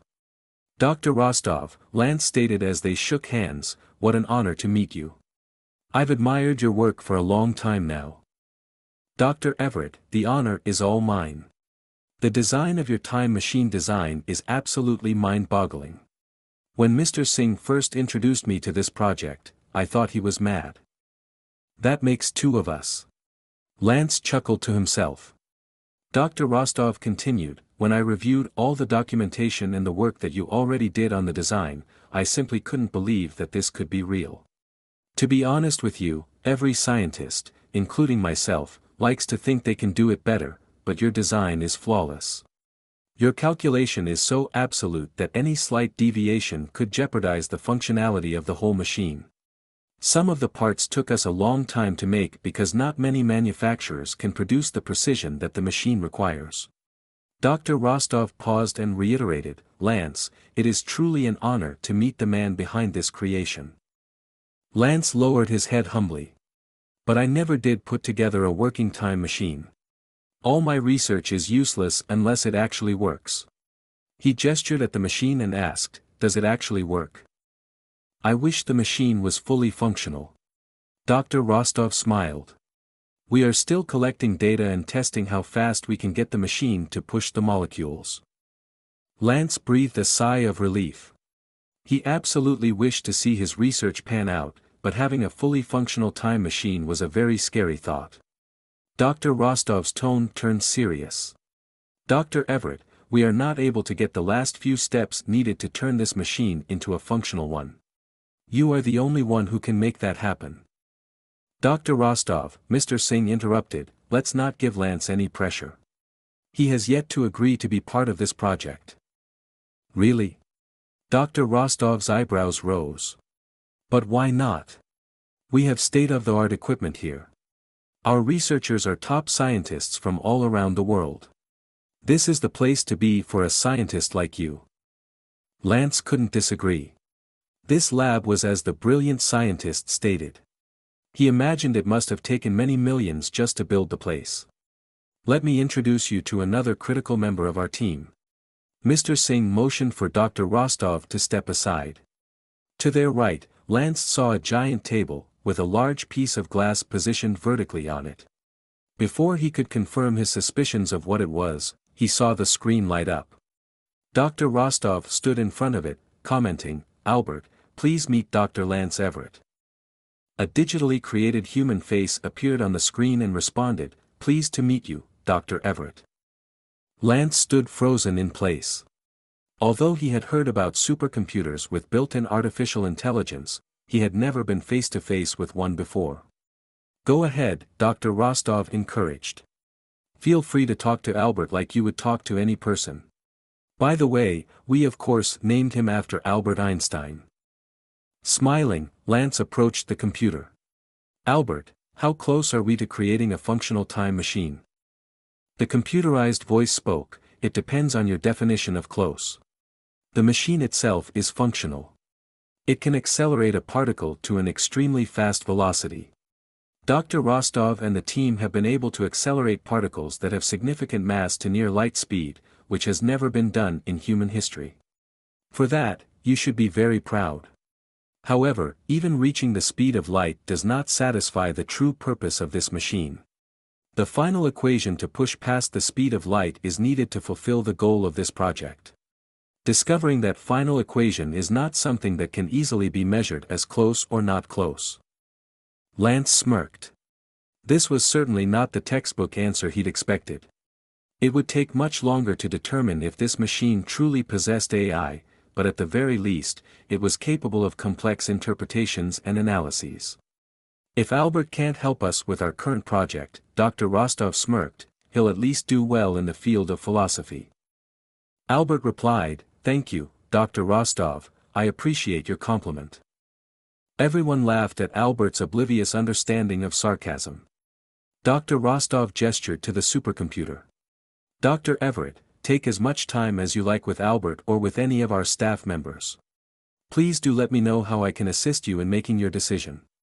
It should be obvious that we all would love the opportunity to work with the creator of this machine." Flattered, but aware of the seriousness of the situation, Lance pressed the scientist for more information. While we understand there is good that can be done with a time machine, there are also a million reasons why it is a dangerous project to undertake. Have you thought about the safety of this project? Most certainly. As you can see, Mr. Singh has provided us with one of the most secure facilities in the world. It is easier to get into the White House than it is to get in here. Before Dr. Rostov could finish, Lance interrupted, "But what about ourselves?" Dr. Rostov and Mr. Singh exchanged surprised glances. Dr. Rostov replied with obvious hesitation, "Well, that is a legitimate concern, but we have to trust ourselves. Both you and I have been in the scientific field long enough that we understand the strict ethical code we adhere to." Lance nodded, but he was certainly not satisfied with his answer. Mr. Singh broke the silence first. "Lance, do you have a suggestion in mind?" Lance quickly replied, "I do. I suggest we set up a three-way authorization, where each one of us has our own key.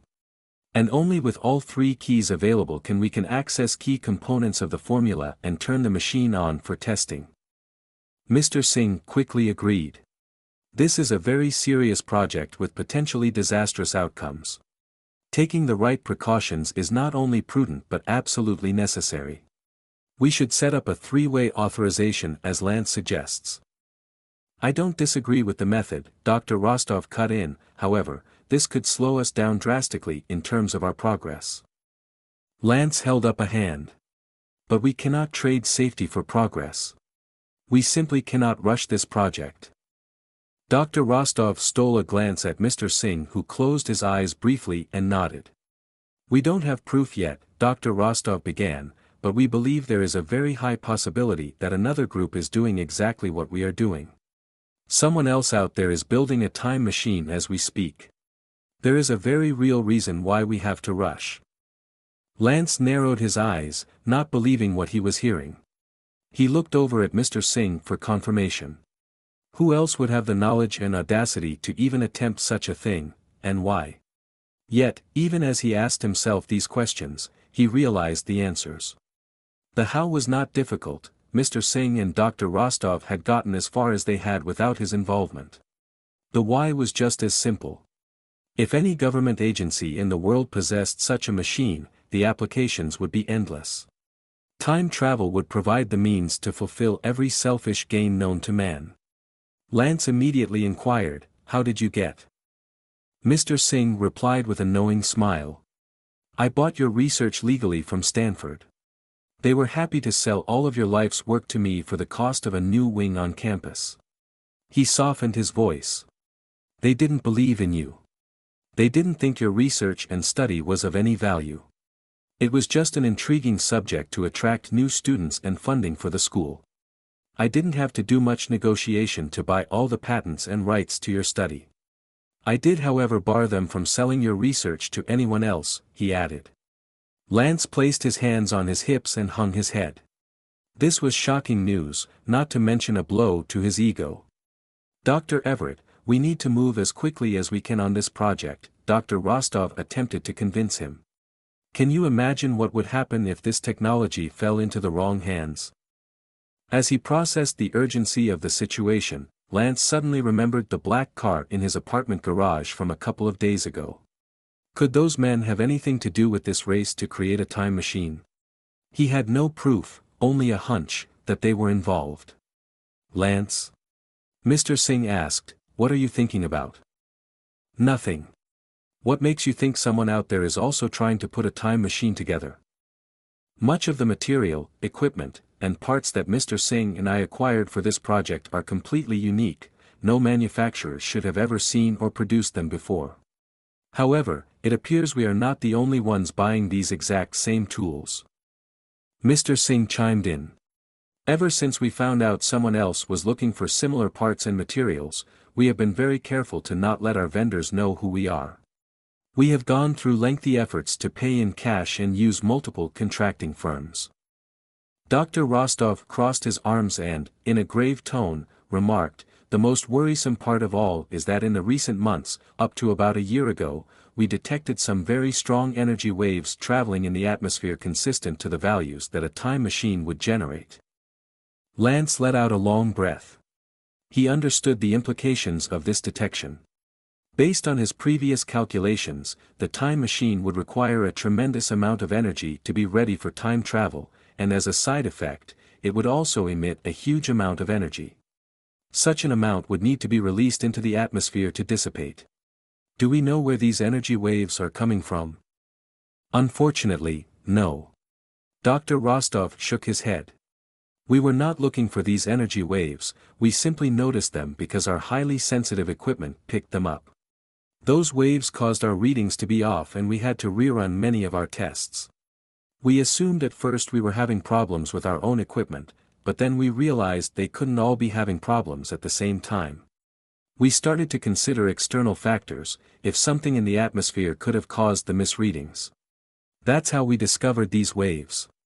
The wave patterns are also similar to the energy that our own time machine emits, but on a much, much larger scale. We do believe whoever these people are, they are running their machine from within the country. I understand. We need to get on this as soon as possible, but safety is still safety, Lance reiterated. We must establish a three-way authorization, otherwise I will not participate in this project. Agreed, Dr. Rostov answered. Let's get the encryption going. Once the decision was made, it didn't take long to set up the encryption. They also agreed that Albert would control the activation and deactivation of the time machine, as well as all the testing and results. Happy with the outcome, Lance followed Mr. Singh to a corner office on the same floor as the time machine. A modern tempered glass desk with a black leather swivel chair sat in the middle of the large room with a view of the San Francisco skyline behind it. Another wall looked out into the entire laboratory. This is for you, Lance. Lance balked at the well-furnished room. I don't need such a fancy office. All our offices are the same. Mr. Singh smiled. Besides, this is the only other office, besides Dr. Rostov's, that has a direct terminal connection to the supercomputer. In here, you have direct access to Albert, which will help you do your work slightly faster. In the time crunch we are facing, every little bit helps. Lance nodded in agreement. He walked over to peer through the glass into the lab. Feelings of pride and astonishment coursed through his body as he looked upon the time machine. His creation, although very familiar to him, appeared strangely mysterious as well.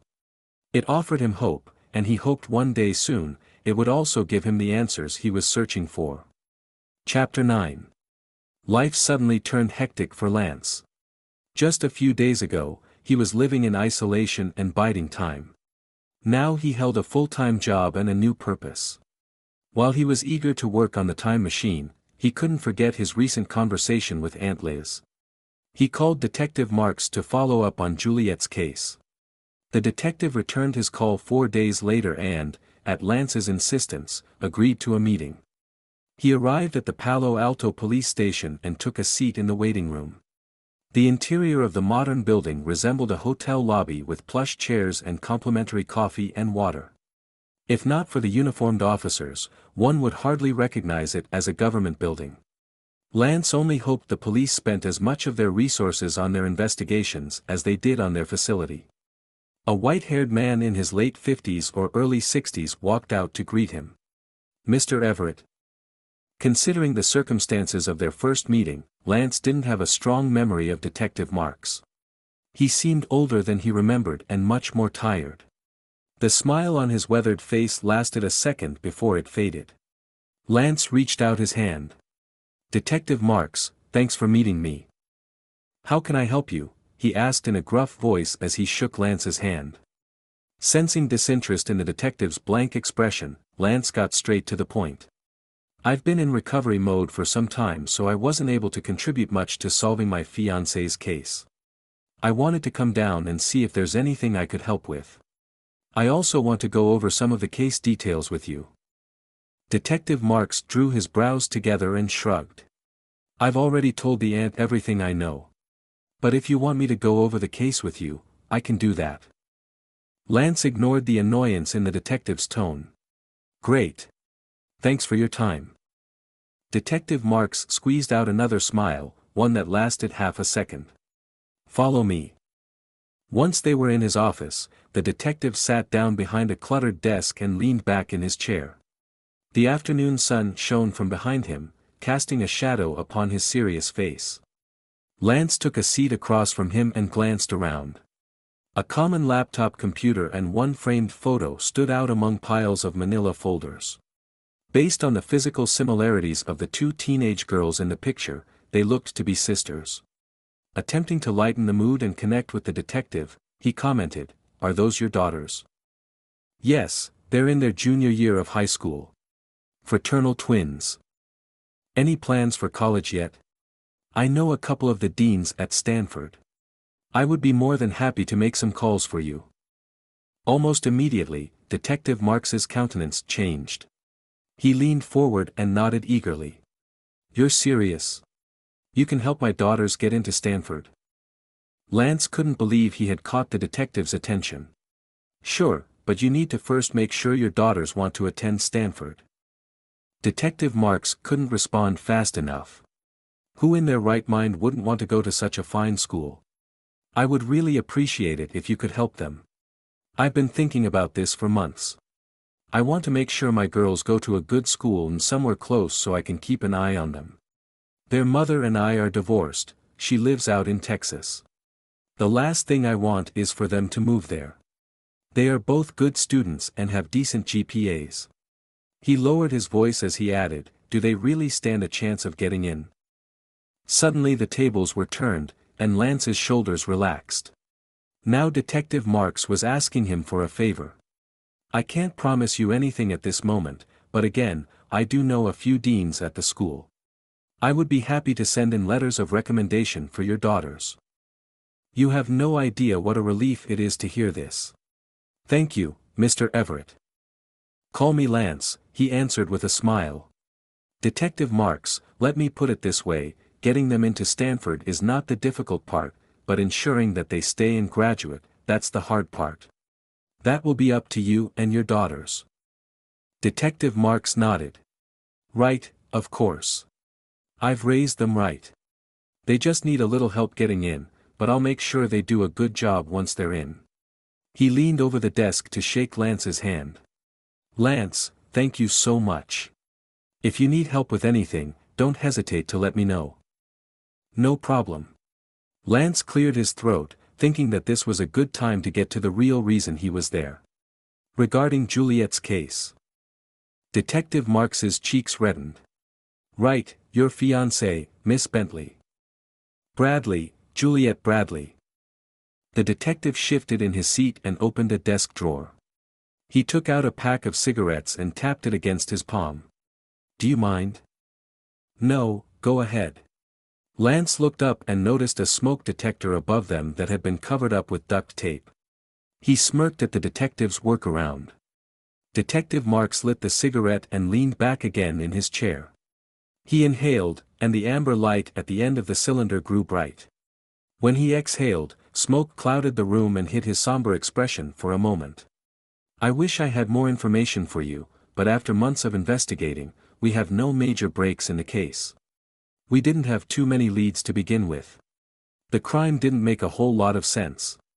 Palo Alto is a wealthy neighborhood with a very low crime rate. Homicides are especially rare in this city. Your fiancé does not in any way fit the usual profile of a murder victim. He took a long drag of his cigarette. I bet you didn't know there are profiles for murder victims. Most of the time it's someone who gambles and owes a lot of money or a drug addict who's looking for the next fix. Or it could be an innocent party who didn't do anything wrong, but they had bad luck and a couple of greedy family members who wanted them dead so they could collect on their insurance policies. People don't just get killed out of the blue. Random killings by crazy people are very rare. As I said, she didn't fit any of these profiles. She had some money saved up, but by no means was she wealthy enough that someone would want to kill her to get rich. And you, we already checked you out. No offense, but we do have to check out all potential suspects. Lance quickly nodded. Of course.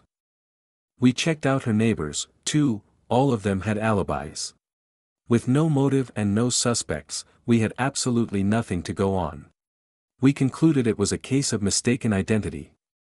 As Aunt Liz had warned him, talking to Detective Marks was of no use. Disappointment and frustration set in, but Lance knew he needed to keep a level head.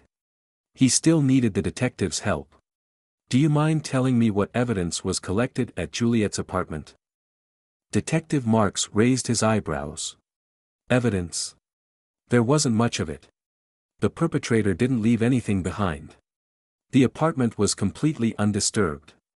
Nothing was taken, nothing was removed. The only things we found were 2 bullet shells. Lance leaned forward. Did you check the shells for fingerprints? Of course we did. But bullet shells are so small, you can never get a full print from them. We couldn't even find a partial print. The shells were clean. What about the next-door neighbor? Did Annette hear anything? The old lady said she heard what sounded like 2 shots, which is consistent with the gunshot wounds. Said they sounded like compressed air being released from an air pump. An air pump? Her husband was a mechanic who showed her once how an air pump works. He paused as he flexed a jaw muscle. I believe we're looking at a pistol with a silencer. So, Juliet was shot twice. Yes, twice to the heart. He winced as he continued, if it's any comfort, she likely lost consciousness before she even hit the ground. It happened so fast she probably didn't know what hit her. Hearing this gave Lance some consolation, yet it also confirmed a growing suspicion. You said there were 2 shots to the heart. Yes, with perfect aim. As Lance pieced together the facts, he grew more alarmed at the conclusion he was coming to. Could this have been the work of a professional killer? Detective Marks crushed his cigarette stub against a glass ashtray, using more force than was necessary. Lance. He sighed. I'm not going to lie to you. That certainly crossed our minds. But it's a far-fetched hypothesis. You have to match up the circumstances with the evidence. And the evidence points to the fact that there is no legitimate reason why anyone would hire a contract killer to murder her.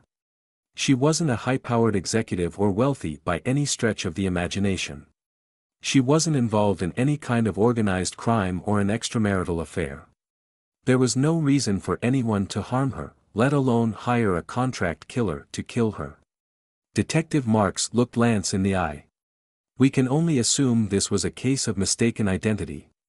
Your fiancé was in the wrong place at the wrong time. For a second, the detective's reasoning made sense. However, the longer Lance thought, the more preposterous his logic sounded.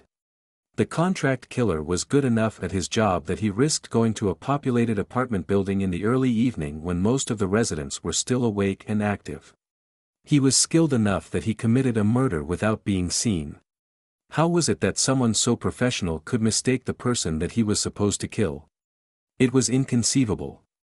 He felt Detective Marks's eyes on him, observing the disbelief that was surely showing on his face. There had to be something to go on in this case. He was sure his next question would be out of the ordinary, but he was desperate. "Can I see the bullet shells?"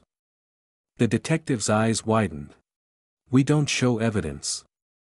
"Please," Lance cut in. "It would mean a lot to me." He shifted his gaze to the photo on the desk and smiled politely. It was clear the detective cared a great deal about getting his daughters into Stanford, and he would use that card to his advantage. Detective Marks's eyes flickered to the photo as well. He nodded eagerly and stood up. There was even a hint of a smile on his face as he agreed, "Sure. The shells are downstairs in the evidence room. I can take you there right now." "That would be great." The clerk manning the storage room handed Detective Marks a brown cardboard box. He placed it on a nearby table and removed the cover, careful to block the box and shield it from any onlooker's view. Lance looked inside and was surprised to find several of Juliet's personal items placed in clear evidence bags. He took out a framed photo of them taken on the day of his proposal. Underneath it was a floorboard from the apartment with a piece of blood-stained carpet attached to it. Detective Marks reached into the box and pulled out 2 small plastic bags, each holding a metal casing. "We collected a lot of things in the beginning of the case, but the only things we found useful were these." Lance swallowed hard at the sight of the shells that had contained the bullets that killed Juliet. He carefully took one of the bags and held it up to inspect. "These shells are silver," he remarked in surprise. "They're not like the copper ones you normally find. My dad was in the military, so he's taken me shooting before. We've used anything from handguns to automatic rifles, but I've never seen anything like this before." Detective Marks shrugged. "Yes, but they're really nickel-plated casings. It's rare to see silver shells, but it's not entirely uncommon. You can easily buy these on the internet." "I'm aware you can buy bullet casings and make your own bullets, but this means the perpetrator made his own bullets." Detective Marks rubbed the stubble along his jawline. "Well, we do believe the perpetrator was likely a professional, so yes, he could have made his own bullets. But again, it was more than likely a case of mistaken identity." Lance decided to get a closer look at the shells instead of arguing with the detective. He proceeded to open the bag but stopped when he heard a grunt. "I'm not worried you will smear any fingerprints on the bullet shells, as there are none. However, you do not want to accidentally leave your prints on them. You would have a hard time explaining to the judge why your prints are on these shells," Detective Marks warned in a stern tone. Lance nodded and switched his grip on the bag. He slowly flipped it upside down, careful to hold the bullet shell in place, then let the shell slip from the bag onto the table's edge. He did the same with the other bag. Squatting, he leaned close to examine the smooth casings. Other than their silver color, they looked like any other shells he had seen before. "Detective, do you see this?" His eyes suddenly picked up on a semicircle imprinted on the metal. It was small, around 2 millimeters in length. "What is it?" the older man drawled. "Did you notice these semicircles on the shells?" Detective Marks looked over, his eyebrow twitching slightly. I never noticed them. It's possible there's some kind of manufacturing defect."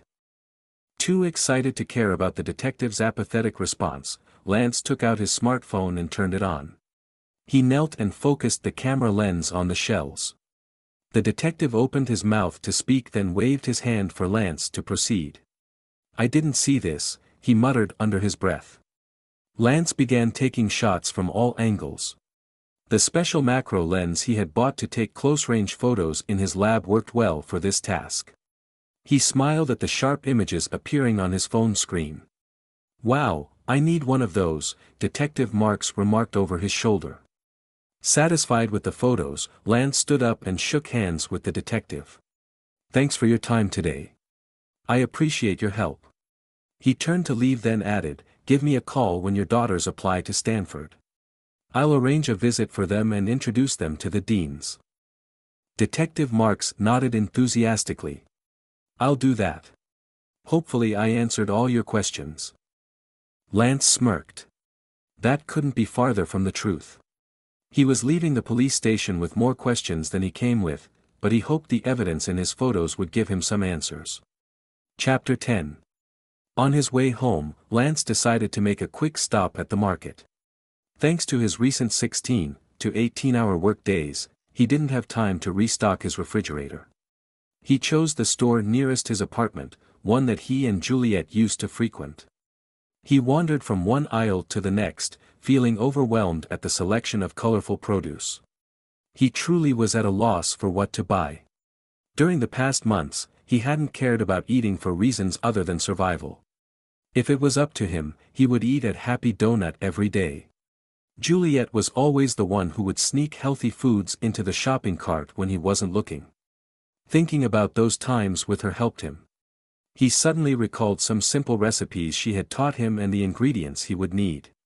With a smile on his face, he walked with purpose, placing items into his shopping basket. Perhaps it had also been too long since he did anything outside of his home. As he shopped, he couldn't help feeling out of place, even a little uncomfortable. The hairs on his arms stood up, and for a moment he questioned if someone was watching him. He glanced around and laughed at himself for having such a foolish thought. Around him were regular folks minding their own business. One customer intrigued him. The young child looked to be around 5 or 6 years old. Her blonde pigtails bounced up and down as she followed her mom in the baked goods aisle.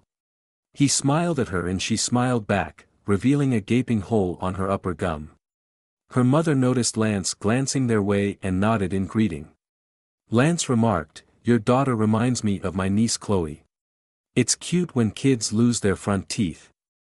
The little girl hid behind her mom's skirt with her eyes peeking out to look up at Lance. Upon hearing his comment, she covered her mouth. Her mother chuckled.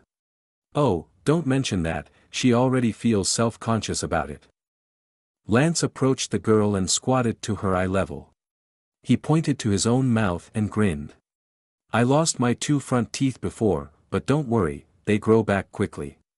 At her enthusiastic nod, he continued, "Make sure you put any teeth that fall out under your pillow, so the tooth fairy will leave you something special." "Oh, she knows," her mother reassured. "She already spent her money on candy." What a smart girl, Lance mused. "Okay, it's time for us to go. Say goodbye." The little girl and her mother both waved as they walked away. Lance proceeded to stand up, but a strange sight stopped him in his tracks. At first glance, there was nothing unusual about the area 15 feet in front of him. Next to the bakery was a small coffee shop with a few wooden tables and chairs for customers to use. One particular table however caught Lance's attention. The patron sitting there looked ordinary enough, reading a newspaper and drinking from a mug. Approximately in his early 40s, the man wore casual clothes, jeans, and a sweatshirt with the words "I love San Francisco" written across the front. He sat at a 90-degree angle to Lance so only his profile was visible. His right ankle rested on his left knee, which shook rhythmically from the incessant tapping of his foot. It was his right foot that piqued Lance's interest, specifically the object attached to the top of his sneaker. The object appeared to be a camera. Its body was black and small, but it boasted a relatively large lens for its size. The lens resembled a dime and was likely big enough to capture images in low light. Lance squinted and inhaled sharply. The camera was pointed at him. If he had been standing, there was no way he would have seen it. But because he had lowered himself to chat with the little girl, he saw more than enough to alarm him. The man suddenly peered over the side of the newspaper and set it on the table. The moment his eyes met Lance's, he reached down and then stood up and walked away. Squinting, Lance tried to spot the camera on the man's shoe, but it was nowhere to be seen. How had he grabbed it so quickly, and where had he put it? His skills were as smooth as a magician's. Dropping his basket of groceries, Lance bolted to his feet and ran after the customer. He spotted an earpiece on the man's left ear, which from a distance looked like an ordinary Bluetooth. However, At close range he could see a clear cord attached to the device that trailed down the man's neck and disappeared into his shirt. Reaching out his arm, Lance attempted to flag down the man as he walked through the automatic doors. He followed him outside the supermarket and glanced around the parking lot. The man was nowhere in sight. How could that be? Lance ran his hand down his face and wondered if his eyes were playing tricks on him. The man and his camera and earpiece all didn't make sense. Why would someone be taking pictures or videos of him? Why would anyone want to follow him? Flashes of the recent early morning episode in his apartment garage crossed his mind. Could this man be related to the two men who had been parked in the black car? Lance gave up on finding the man and returned to the store. He began walking back to get his basket but decided to stop by the table where the man had been sitting. Only a cup of black coffee remained. He swallowed slowly as a wild idea took shape in his head.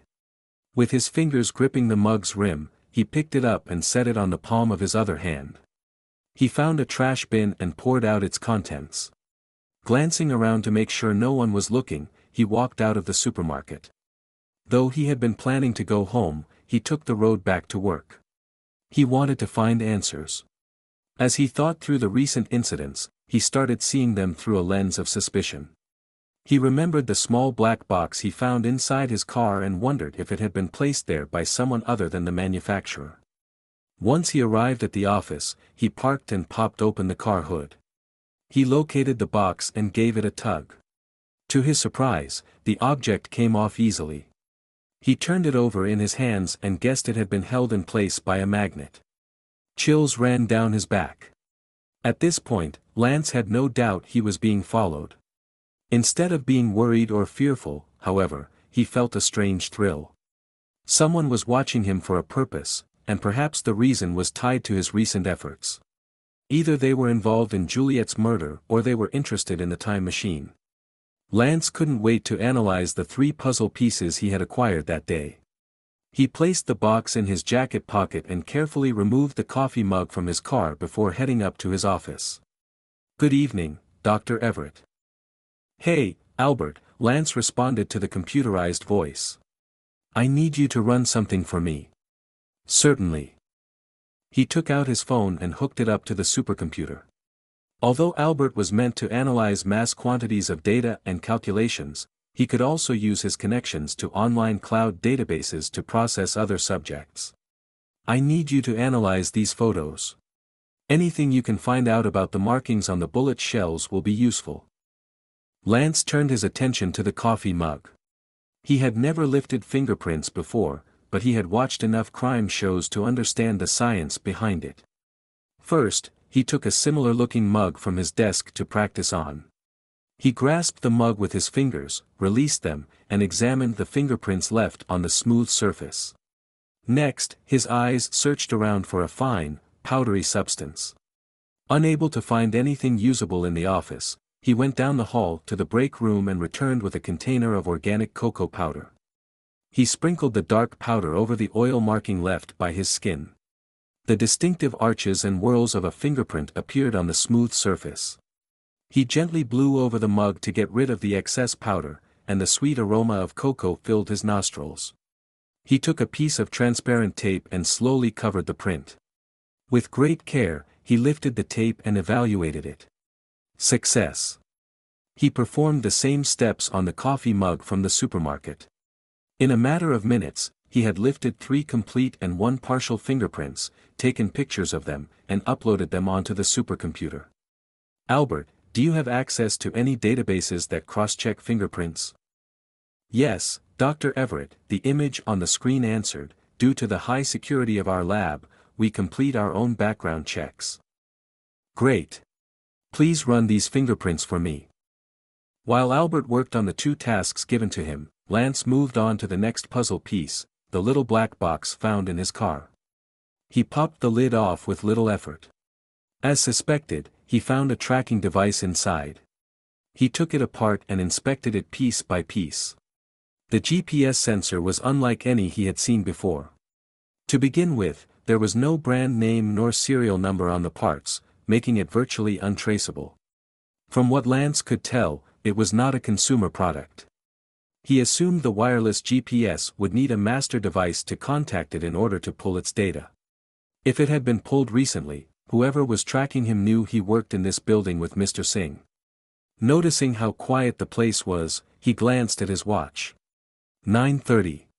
Several hours had passed since he arrived, and the lab was all but empty. A computerized voice spoke up, breaking the eerie silence. "Dr. Everett, I found no match for the fingerprint in the database." Lance sighed. "Thanks for checking, Albert." Another dead end. It was a far stretch to assume Albert would be able to find a match. After all, the computer only had low-level access to criminal databases. The result only confirmed the man at the supermarket had never been arrested. If he wanted to cross-reference the fingerprint with other databases, he would need to find another way. Lance tapped his fingers on the table, then sat up straight. Perhaps he had one. He picked up his phone. "Hello, Detective Marks, this is Lance Everett." "Mr. Everett. How can I help you?" Given the fact that the detective had gone so far as to give him his personal number, Lance figured it was worth a shot to call him. "Listen, I have a favor to ask." He relayed the incident from the supermarket and his suspicions of being followed. "I need you to run the fingerprints for me. I think that man may have something to do with Juliet's murder." "Send it over and I'll see what I can do." Lance thanked Detective Marks and emailed the print to him. Next, he turned his attention to the supercomputer's giant glass display. "Albert, have you found anything on the bullet shells?" "Yes, Dr. Everett." Photos of the shells appeared on the display, along with text. "They are 9mm bullet shell casings, one of the most popular calibers for handguns. These shell casings are distinct from other more commonly used shells." "Are you referring to their color?" "Yes," Albert continued. "These are silver in color while generic bullet shells are made of brass. Assuming the colors of these photos are accurate, these shells were likely plated with nickel. There is another detail that makes them unique. They bear a semicircle signature not seen on other shells." Lance's eyebrow twitched. "Albert, why do you call the semicircle a signature? Couldn't it be some kind of manufacturer defect?" "They are unlikely to be defects from the manufacturing process. The semicircles look to be marks added after the fact." "How did you come to that conclusion?" "Silver-colored bullet shells are in general plated with nickel. Bullet shells are typically not made with solid nickel as nickel is a brittle metal. During the stretching process of making the shell, nickel would crack. Brass, however, is soft and can be stretched and molded. For those who want to make silver-colored shells, they would apply the nickel plating process to add the color. The semicircle on this shell is so small and precise that if they were introduced during the stretching process of the brass bullet shells, they would have been covered up during the nickel plating process." "That makes sense. As with any plating process, there is a smooth surface on the object being plated. You would not leave marks such as these semicircles. Therefore, these semicircles were added intentionally after the bullets were assembled." Lance nodded. "But why do you call it a signature?"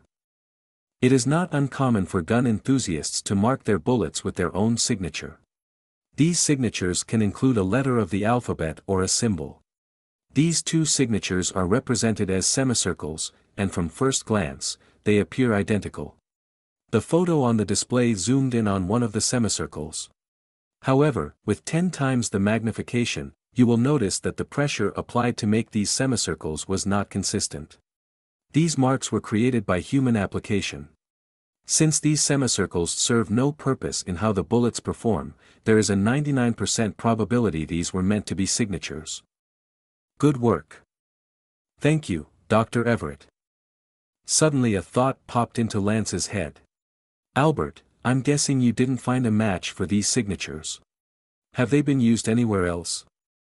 "You are correct. I was not able to find any historical record of anyone using bullets with this signature." "Understood. Thanks, Albert." Lance suddenly noticed movement out of the corner of his eye. He turned and found Mr. Singh leaning on his cane with a wide-eyed look on his face. "You are working late, Lance, Mr. Singh said with a tight smile. I thought I would drop by and see how things are going with you. I'm curious, how does the study of bullets help move our time machine project forward? Mr. Singh, I'm glad you stopped by. We might have a problem. The older man's eyes flickered from the giant display to Lance. Oh, do tell. Lance lowered his voice as he confided, I believe I'm being followed. Someone put a very sophisticated tracking device in my car. And I believe whoever killed Juliet was a professional contract killer. A sharp line formed between Mr. Singh's brows and his brown complexion paled slightly along the edges of his mouth. Reading the shock on his employer's face, Lance explained in further detail. Whoever killed her could very well be after me now. There is a good chance they know I'm working for you and that I work in this building. Mr. Singh shook his head adamantly. Lance, we must take precautions. It is not safe for you to use your car. For the time being, my driver will take you around. I would advise you to also stay in our corporate apartment instead of going home. I will have the apartment ready in an hour. Reaching out his hand, he continued, Lance, please give me your car key. I'll have someone take it somewhere far away from here. Thank you, but that's not necessary. Losing the car might tip off whoever's following me that I'm on to him. Let me drive it back to my apartment. I can pick up a few things while I'm there. The apartment is fully furnished and stocked with supplies. You will have everything you need there. You must not put yourself in harm's way. Gesturing to the pieces on the table, Mr. Singh asked, is that the tracking device? I think it's best if you reassemble it so we can put it back in your car. I'll have someone drive it back to your apartment. I can drive myself. Mr. Singh sighed. Lance, what if whoever is following you is after the time machine? Lance ran his hands through his hair as he contemplated the possibilities. Lance couldn't believe the situation had gotten so chaotic, so quickly. He had only begun working on this project a couple of days ago. He couldn't have anticipated any of what had happened. But one thing was for sure, if it were not for his knowledge of the time machine, he would be of little value to anyone. That's very possible. I am the time machine is me. He handed over his car key and felt any semblance of control he thought he had leave his grasp. Chapter 11. In the darkness, Lance stared up at the ceiling, allowing the plush king-size mattress to cradle his body. The bed at the corporate housing was likely the most expensive one he had ever slept on. To call this temporary home an apartment would be an insult, the place was more like an executive penthouse. His new home occupied the top 3 floors of a San Francisco high-rise. Each floor exhibited its own style and decor. Walking from one to the next made him feel like he was entering a different season with its blend of colors. The top floor had its own gym, including an infinity swimming pool overlooking the entire city skyline. A fully equipped kitchen, plus an expansive living room with a small theater to entertain guests, occupied the second floor. His bedroom on the bottom floor had a walk-in closet and a luxurious marble bathroom. Though his body was tired, he couldn't stop thinking. So much had happened in the past few days, and his mind was now catching up. He closed his eyes, but sleep eluded him. Instead, he decided to start his day. He sat up and swung his feet over to rest on the plush carpet. Without hesitation, he reached to the side of the bed and pressed a button. The electric blinds on the other side of the room began rolling up, revealing a large window. The morning sun streamed in, and Lance squinted as his eyes adjusted to the light. A strange feeling overcame him and he glanced again at the switch. Mr. Singh's driver had given him a quick tour of the place yesterday, but he hadn't mentioned where the controls were for the blinds. How did I know it was there? The odd sensation followed Lance out of the bedroom and upstairs into the kitchen. Almost as if on automatic pilot, his feet led him to a cabinet in search of coffee. Wanting a cup of coffee wasn't the strange part, knowing exactly where the coffee beans were located was. Even more disconcerting, he had a feeling he knew exactly what brand of coffee beans was behind the stainless steel door. The name of a cafe he used to frequent near the Stanford campus came to mind. He remembered the store's logo well, it was the same vivid shade of blue as the sky on a clear summer's day. The same beautiful azure color of Juliet's eyes. The last thought made him swallow hard. He exhaled and opened the cabinet. His jaw dropped. A bag with an image of a blue bottle sat on the shelf. He didn't know how to explain it, but he felt certain he had been in this apartment before. If Lance ever considered believing in déjà vu, it would be now. He recalled reading before that little glitches in the brain caused this type of phenomenon. The result was that a person's new experience became stored in the brain's long-term memory instead of the short-term one, thus tricking the person into thinking they had experienced it before. The theory was strange and had neither been proven nor disproven, but it was plausible. The inexplicable sense of knowing that he had experienced twice that morning made it seem even more plausible. Moreover, Lance had no memories of the surrounding neighborhood. When he arrived last night, the street didn't look familiar, and neither did the building. He glanced around the kitchen slowly, the marble countertop, stainless steel appliances, and dark hardwood floors all appeared new to him. The strange feeling he had earlier left. No doubt his sleepless nights were playing tricks on his mind. He laughed at himself and turned his attention to brewing coffee. A rich aroma soon filled the room, awakening his senses. Lance decided to go for a morning swim before starting work. He was sure Mr. Singh would be getting in touch with him soon regarding their next steps. An hour later, he was showered and changed, resting comfortably on the leather couch with a fresh cup of coffee. As he picked up the TV remote, his phone rang. "Lance, I hope I didn't wake you," Mr. Singh said. "Dr. Rostov and I would like to come over in the next 15 minutes to talk." Lance agreed and hung up. He proceeded to turn on the TV to check out the news. After flipping through several morning talk shows, he found a local channel that caught his attention. "We turn our attention now to a story that you may have heard of before," the anchorwoman announced, "the déjà vu phenomenon. With us today is an expert in the field of neuroscience, Dr. Martin. Dr. Martin, thank you for joining us today." A gray-haired gentleman showed up next to the woman on a split screen. He adjusted his earpiece and stared off to the side of the camera, visibly uncomfortable being on the air. "Thank you," he responded in a hoarse smoker's voice. There have been reports in recent months of a significant increase in the number of people experiencing this phenomenon. You know, I've been on this show for 15 years and every now and then when I walk up to this chair, I have a feeling that I was just here yesterday, the anchorwoman joked. Might I be experiencing déjà vu, too? Dr. Martin smiled awkwardly. Not exactly. Déjà vu is a feeling that one has when he or she is in fact doing something new, but they feel like they have done this exact thing before. The feeling can be about a location or a task or even a thing. For example, the subject may be visiting a place for the very first time, but somehow, he has a familiar feeling that he has been there before. Or there may be some task that the subject has never done before, but he has a familiar feeling that he has done that task before. That's exactly what happened to me.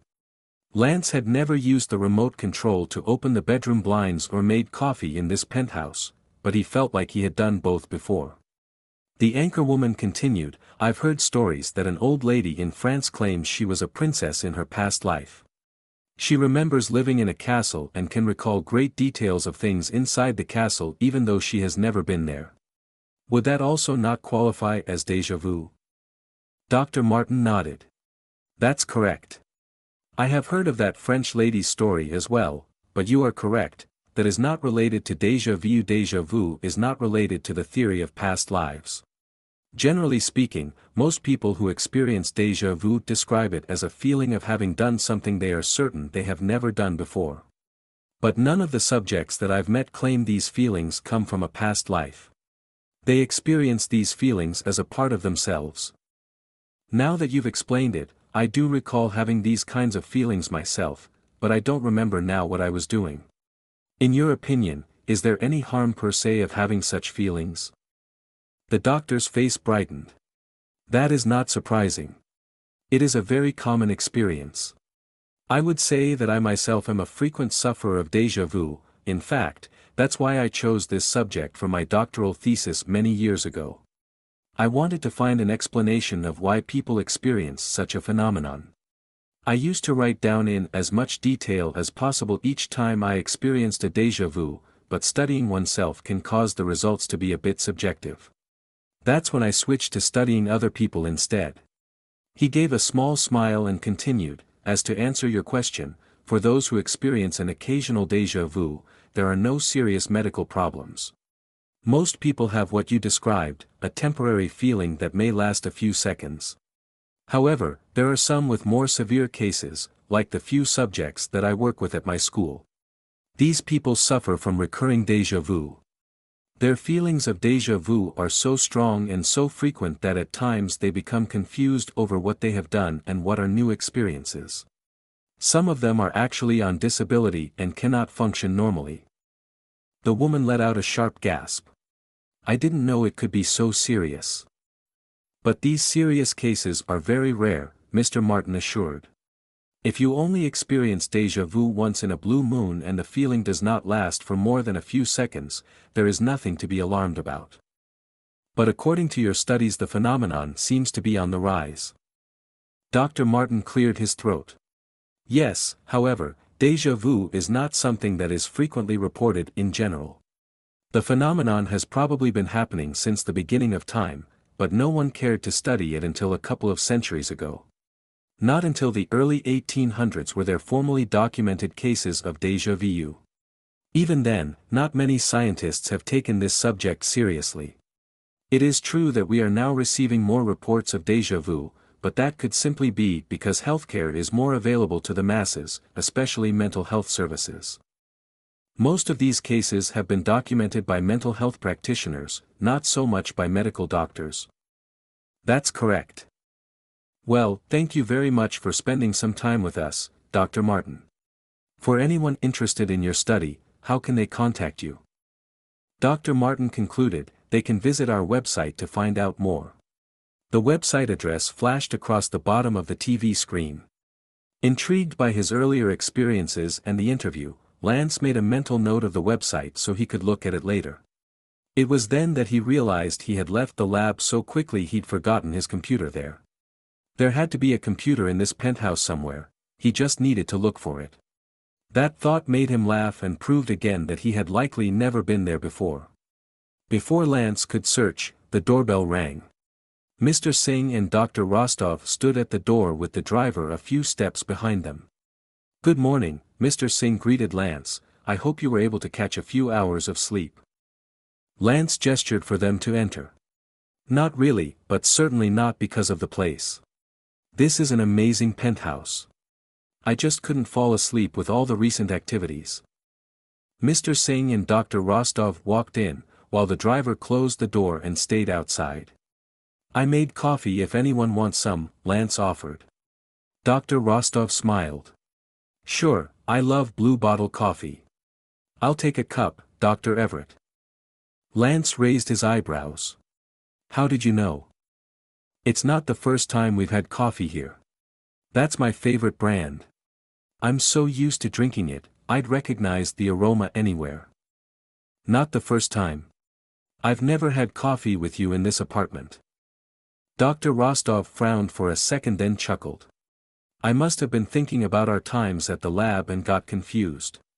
Before Lance could comment further, Dr. Rostov turned to Mr. Singh. Would you like a cup as well? Why, yes, I will, Mr. Singh replied with a tight-lipped smile. Thank you, Lance. Sure thing.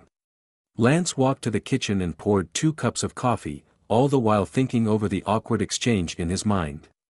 Dr. Rostov's words were even stranger considering Lance's recent bouts with déjà vu.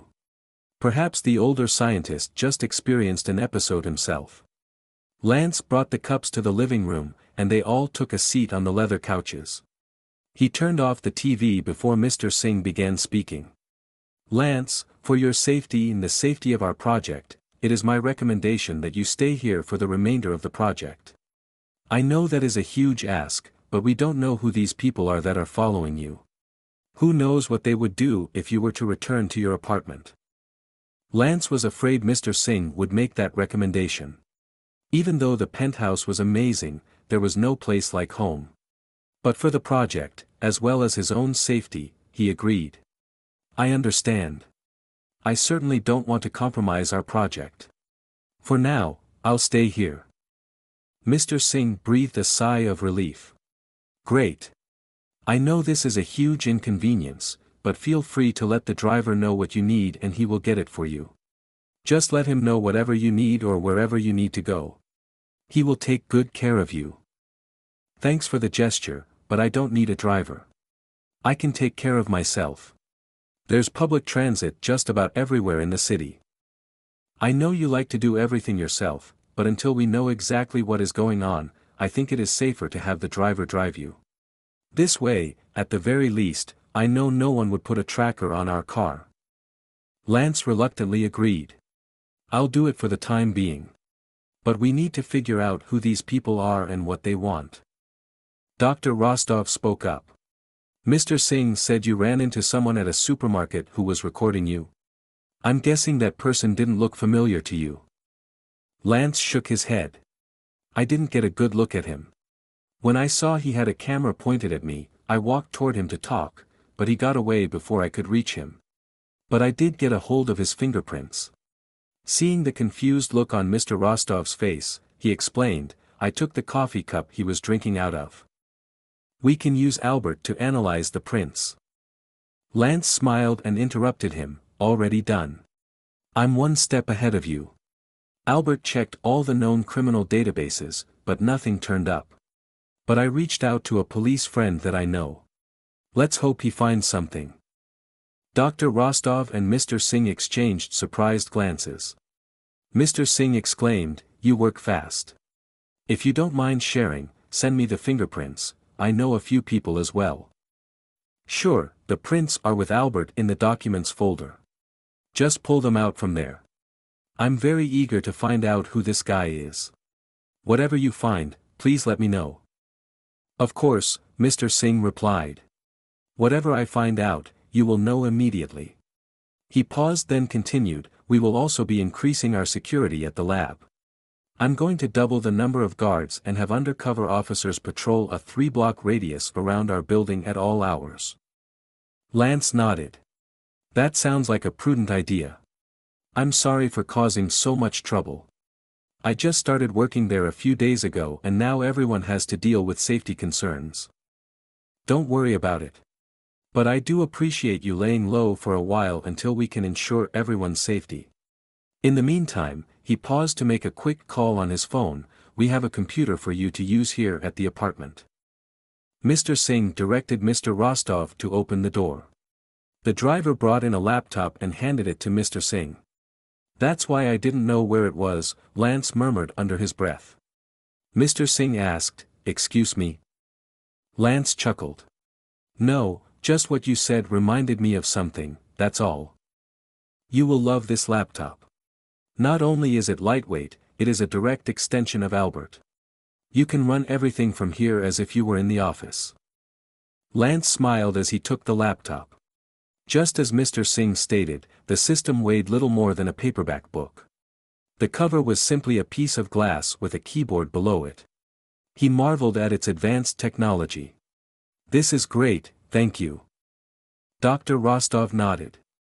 I will go into the office as frequently as possible to continue our project. Meanwhile you can work from here and not miss a beat. Do let me know if you need anything done at the lab. I would be happy to be your remote hands. Dr. Rostov, I really appreciate it. Thank you so much in advance for all your help. No problem at all. I was a fan of yours before, but after having seen your work firsthand, I'm a big fan now. Mr. Singh stood up. I will let you get familiar with your laptop. Dr. Rostov and I will return to the lab. I hope you don't mind me borrowing your driver to take us back to the office.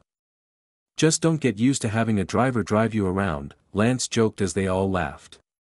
As they walked toward the door, Lance decided to pick his fellow scientist's brain. That morning's TV interview, as well as the day's coincidences, remained on his mind. He turned to Dr. Rostov and inquired, Dr. Rostov, what do you make of the déjà vu effect? Dr. Rostov stopped suddenly and turned. Déjà vu? I'm guessing you are asking for my professional opinion. I'm curious about any opinion you may have. It doesn't have to be any formal study that you might have done before. Really, I'm just curious more than anything. Just before you arrived, I was watching a news story about a surge of déjà vu being experienced by the public. Unfortunately, I really don't know too much about this particular subject matter. I have never done any serious research on this subject. Lance appreciated Dr. Rostov's honesty on the matter. No problem. Do you happen to know anyone who has studied this subject before? I wish I could be more helpful, but I don't remember coming across anyone who studied the subject of déjà vu or its related subjects. Lance nodded. It's certainly not a common field of study. Almost as uncommon as time travel. Thanks anyway. He said goodbye and closed the door. Alone again, Lance wasted no time in logging into his new laptop. A computerized voice spoke up, "Dr. Everett, how may I assist you? Can you bring up this website for me, please?" Lance relayed the web address to Albert and watched the site appear on the screen. Lance quickly scrolled through Dr. Martin's website. According to his report, the number of people reporting experiences of déjà vu spiked in recent months, more specifically about a year ago. Most of the reporting came from developed countries, such as the United States and European nations.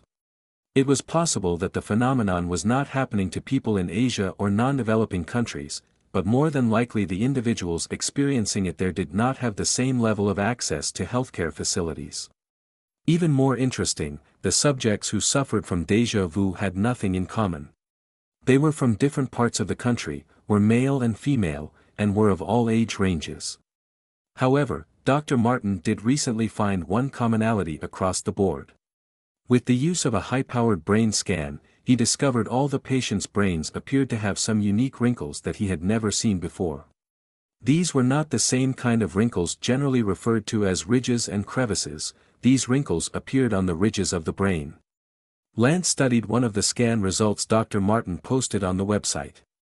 The image had been magnified and labeled to show the wrinkles. Lance's jaw dropped. This brain was unlike any he had seen before. The wrinkles appeared far apart from each other, yet evenly spaced out over the brain. Each wrinkle looked like a very thin jagged line going across a ridge of the brain. There even appeared to be some extra blood vessels around these wrinkles. Lance sat back and clasped his hands behind his head. This subject certainly intrigued him. It's not like he had never heard of déjà vu before, but for some reason, he was very, very curious about it now. He wanted to find out more, and who better to ask than Dr. Martin himself? "Albert, please call Dr. Martin's office." "Certainly." Within seconds, Lance's laptop started ringing. It rang a few times until an answering machine picked up. "You have reached Dr. Martin of the Neuroscience Institute at UC Berkeley. I specialize in the study of déjà vu. If you suffer from frequent feelings of déjà vu, please be sure to leave me your contact information. I would love to sit down and chat with you. For everyone else, don't bother leaving a message." Lance smiled, amused at the doctor's passionate but curt recording. "Dr. Martin, my name is Lance Everett. I'm a quantum physics researcher at Stanford University." Lance paused for a second, remembering that he no longer worked there. The odds were low that the doctor would return his call, so he decided not to correct himself. "I came across your study on the déjà vu effect and browsed through your website. Your research and data are all very intriguing. I would like to meet with you and discuss your study further. You can reach me at 555-340-3420. I look forward to speaking with you." Lance ended the call just as his cell phone rang. "Detective Marks, how are you?" "Lance, where exactly did you get those fingerprints from?" The detective's voice was gruff and serious. "I got them off a mug like I told you yesterday. Did you find something?" Detective Marks lowered his voice. "I don't know exactly what I have." He paused for a second and continued, "These prints appear to belong to someone in the military. Probably someone high up." "How do you know that?" "I don't know for sure. A match was found, but it was stated as classified. That usually means the prints belonged to someone working for the government. What could the government possibly want with him? Did they know about his research? If so, they could be after the time machine. Or did they know something about Juliet's murder? Worse yet, were they involved in it? Detective Marks broke the silence. Lance, are you still there? Yes, I'm here. I don't know how you got involved with this person, but you should be careful. You don't want to mess with the government, especially not the military. Lance thanked the detective and hung up more confused than ever. Even though he had found another piece of the puzzle, it only deepened the mystery. Chapter 12. This was a day like no other. The noise inside the lab was louder than anything Lance had ever heard. He could only equate it to the reverberating roar of a car speeding down the highway with one window open, except 1,000 times worse. Even from the comfort of the corporate penthouse, he sensed the enormous power of the time machine. He was certain those in the lab not only heard the booming noise, but also sensed it vibrating through their bodies. Dr. Rostov and the entire team wore advanced headsets to communicate with each other. Aside from the discomfort of the overwhelming noise, Lance could read one emotion on everyone's faces: exhilaration. He felt the excitement himself at the thought of achieving a feat no one else had ever accomplished. The target for today's experiment involved speeding up a particle to the speed of light. A particle able to reach light speed would also increase exponentially in mass. So far no scientist had found one that could do the job. However, through extensive research, he and Dr. Rostov had fine-tuned the time machine and modified its equation to accommodate the latest particle, the Higgs boson. This extremely lightweight particle could be a game-changer in the world of quantum physics. At the moment there were 4 Higgs boson particles swirling inside the time machine at a high frequency. 4 were needed to balance the force caused by the acceleration in the tubes and to prevent the machine from bursting into pieces. Even with the particles in perfect balance between north to south and east to west, the machine still shook violently. Lance could tell from the way the image oscillated on his laptop screen that the whole building was humming from the vibrations. He fixed his eyes on the time machine's measurements to ensure the readings were within the tolerance level. Lance, I think we should go for it. Dr. Rostov's face appeared on the screen for a split second as he yelled into the microphone. Lance held up one hand to acknowledge the scientist's words. He took a deep breath. Would the time machine be able to handle the next move? He quickly analyzed the 3 numbers displayed on the supercomputer's giant screen. The first number, the speed of the particle, climbed steadily as the momentum inside the machine continued to rise. The goal was 299,792,458 meters per second. The second number reflected the energy remaining in the 4 tanks that powered the particles. Once the tanks ran out of power, the experiment would be over. It was crucial that there was enough energy to speed up the particles, as well as slow them down. Without a proper spin down, the particles could break through the machine and cause catastrophic damages. The last number on the screen gauged the machine's pressure as the particles gained speed and momentum. Many more parameters flashed across the screen, numbers which most of the people in the lab didn't comprehend. Only Dr. Rostov and Lance understood their implications, but Lance understood them the best. He was the one who wrote the equations and came up with all the critical measurements. After making some calculations, Lance spoke into the communications system. Agreed. Let's make the push for it. Everyone in the room cheered at his go-ahead. Some of the technicians couldn't help but shout for joy. Lance calmly stated, "Prepare the photon injection on my mark." Several technicians replied in unison, preparing photon injection, as they typed in commands on their keyboards. Within a couple of seconds, one of the technicians announced, "Tank 1 photon injection ready." Another technician confirmed, "Tank 2 photon injection ready." A third technician also stated, "Tank 3 photon injection ready." Lastly, the fourth technician informed the team, "Tank 4 photon injection ready." Lance nodded and narrowed his eyes on the screen. "Albert, start the countdown." Albert spoke up. "Photon injection starting in 5, 4, 3, 2, photon injection commencing. The image on Lance's screen jumped, and several people in the lab yelped in response to the strong jolt the machine produced. The vibrations continued, increasing in strength and frequency to the point that the machine blurred. Lance blinked quickly to make sure his eyes weren't playing tricks on him. As if he needed more evidence of the machine's movement, he noted several objects in the lab starting to tremble as well. Lance stared in awe at the display. The machine's energy level plummeted while the speedometer climbed at a rapid pace. His heart raced as the number neared the speed of light. People in the room began screaming as the situation grew chaotic. Lance could see tension and fear etched in the lines on the technicians' faces. One more digit to go, Lance thought out loud. Just as the words left his mouth, the tolerance meter redlined. Lance immediately screamed into the mic, "Begin power down sequence." Before the technicians could respond, Dr. Rostov commanded, "Do not power down. I repeat, do not power down." The technicians stared at each other, unsure of what to do. Lance repeated himself, this time with more force. "We need to power down. Dr. Rostov, the machine is vibrating too much, it is no longer safe. We must power down. Now."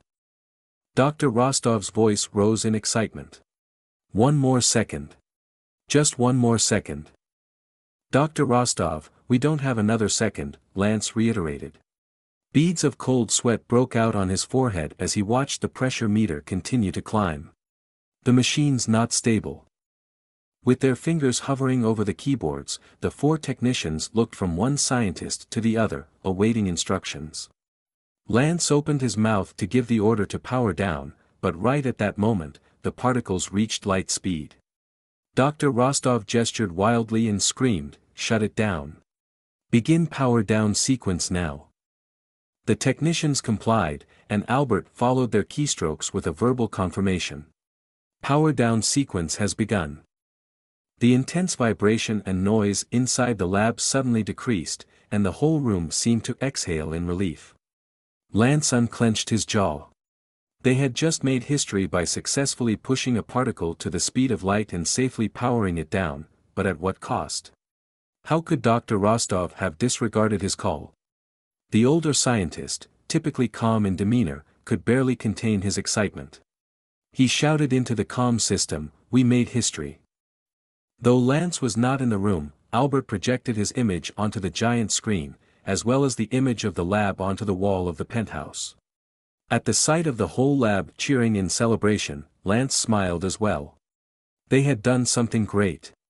He leaned back in his chair and exclaimed, "We have made history today.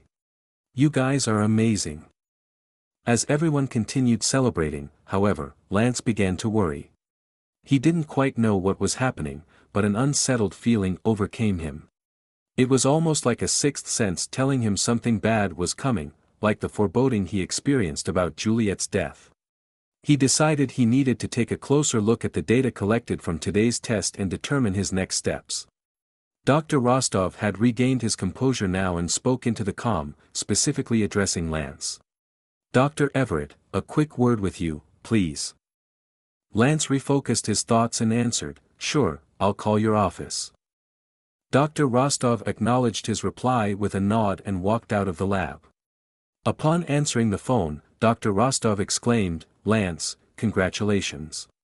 You did it." "Thanks, but you should take the credit. You led the team to get us here. I only joined recently." "Don't be so humble. We couldn't have done it without you. Your formulas got us here in the first place." Shaking his head, Lance knew the success of the test didn't outweigh the concern weighing on his shoulders. "Thank you, but, Dr. Rostov, I think we need to slow down on our project." "What? Slow down? No, no, no. You saw how much progress we made today. We are closer than ever to achieving our goal. We don't know what we are getting close to. The machine obviously can't handle any more stress. We were lucky the entire building didn't blow up." Dr. Rostov paused for a moment. "Lance, you are not upset that I didn't take your power down command seriously, are you?" he sneered. What happened earlier was nothing new. Before you joined us, we already ran multiple experiments where the machine behaved in a similar fashion. I knew the machine could handle it. I would not jeopardize everyone's safety. I was sure your machine could handle it. That's not what I meant. Dr. Rostov justified himself further. Lance, I know your machine very well by now. I think we could push the tolerance meter even higher. Come on, you should trust your own design, he touted. You built a great machine. I appreciate the sentiment, but I'm concerned. There is nothing to be concerned about, he interrupted. Just remember you've done an amazing job on this project. We are so very close to a breakthrough. Lance raised his voice slightly in frustration. Dr. Rostov, please hear me out. All I'm saying is that we need some time. I need to study the data we collected today and determine what we have and what our next steps should be. Of course, study the data. But we don't have a lot of time, he warned with a hint of irritation in his voice. You know as well as I do that someone out there is doing the same thing we are. We need to be ahead of the game and figure things out before they do it first. Lance exhaled deeply, fully aware of the seriousness of the situation. Let me look at our data, and we can discuss this in more detail in a week or so. Fine, Dr. Rostov conceded. I know you've been working tirelessly on this project. At least take today off and celebrate our progress. Sure, thanks. You, too, Lance replied and hung up. He stood up and strolled to the window. Even from his vantage point, he could not see through the thick fog that blanketed the city. In the same way, a cloud of worry hung over him and blocked the happiness he should be feeling about today's progress. Something just didn't sit right in his mind. He needed to look through the data to confirm his suspicions. Lance called out to his laptop computer, Albert, when will the data collected from our test be available for review? The data is available now for your review, Dr. Everett. It is? Lance turned around in surprise. At Stanford, it had taken the computers a couple of days to gather together test data. You are a supercomputer. Great. Please display the data on the TV. The resolution on that thing should be high enough to see all the numbers. Certainly. We'll begin streaming data in 20 seconds. You will see all the standard charts and diagrams lapsed over time from the beginning of the experiment to the end. Several charts began appearing on the screen, shrinking and expanding and changing in colors as they represented the pressure inside the time machine. The data revealed any parts of the machine that were not as efficient in speeding up the particles inside or any parts taking on too much pressure. Lance viewed each one carefully, satisfied to see that all the results were positive. The machine was in fact very well built. In theory, the time machine could accelerate the right particle past the speed of light. That ability, however, presented a serious problem. Lance realized something he should have considered before. In time travel, it was either go or no go. There was no in-between. As a particle speeds up to the speed of light, nothing physical to this world would change. Time would not stop because something reached light speed. But as soon as something passed light speed, the power it generated would be so great that time would immediately start to go backward. The effect was like a cup of water filled to the brim. Due to the water tension, when more water is added to the cup, the water level would rise past the height of the cup, and no water would spill over. However, when the water tension can no longer hold the amount of water being added, it would break, sending the water over the rim to come crashing down until the water returned to an acceptable level. So it was with time travel. When the energy in the time machine increased to the speed of light, as soon as there is enough energy to push past that threshold, time would revert. When all the pent-up energy is released, the time reversion would stop and time would begin moving forward again at that point. Lance suspected it was impossible to create a window to peek into the past without reverting time. He had never planned to revert time. Reverting time, no matter how wonderful the purpose may be, even for the potential of saving someone's life, would be unethical. Everyone in the whole world would be dragged backward in the process. And should time move backward, no one would remember anything that supposedly happened in the future. People would make the same decisions, and everything would happen the same way again. There was no point to reverting time. This was not what Lance hoped to find. He placed his hand on his forehead, then ran it down his face. He began pacing the room as he thought. "Albert, can you confirm my calculations?" Albert replied, "Your formula looks accurate. This means there is no way we can create a window to peek into the past. We either use enough energy to actually push time backward, or we have a very expensive machine that just vibrates." He faltered in his steps and shook his head in disbelief. "Yes, the data confirms that. Creating a window to peek into the past is not feasible." "This is not good," Lance mumbled under his breath. "This is not good. Dr. Everett, I am sorry you are disappointed. I understand that based on today's test results, using the Higgs boson particle, the time machine will never be able to accelerate past the speed of light. However, may I suggest a different element to test which will have a very high chance of speeding past light speed and achieving the project's goal of time travel?" Lance's jaw dropped in shock. The project's goal? Albert had understood all along that their goal was to revert time. The supercomputer had been trying to achieve that exact purpose. But what was even more shocking was the fact that Albert appeared to know which element could accelerate past the speed of light. His heart pounding, Lance was fearful and excited at the same time. He wanted to hear Albert's answer, but he was also afraid to find out. He took a deep breath and asked in a serious tone, "Albert, what particle would achieve a speed faster than light?" The robotic voice answered matter-of-factly, "Dr. Everett, based on the test results and all available elements known to my database, antimatter would be the best fit for our project. Please look at this simulation I just built. Instead of using Higgs boson, I've substituted antimatter. Based on my calculation, the antimatter will break the speed of light." Lance stared at the TV screen in silence. A surge of adrenaline shot through his body. It was that old sense of thrill he remembered getting whenever he solved an impossible equation. He was stunned. Albert had solved this puzzle that no one had ever solved, not even himself. The 3D simulation looked good. The model was nothing fancy, there were mere lines and tubes representing the time machine and little dots representing the particles inside being swirled around in the machine. To Lance, however, the picture was beyond description. With the 4 pillars of the time machine each carrying some amount of antimatter, it would gain a speed equal to the speed of light. In the final stage, when all the antimatter collided with each other in the final chamber and interacted with regular matter, the energy level would be so high that they would move past light speed. Time would thus begin to revert. This was the answer he had been searching for.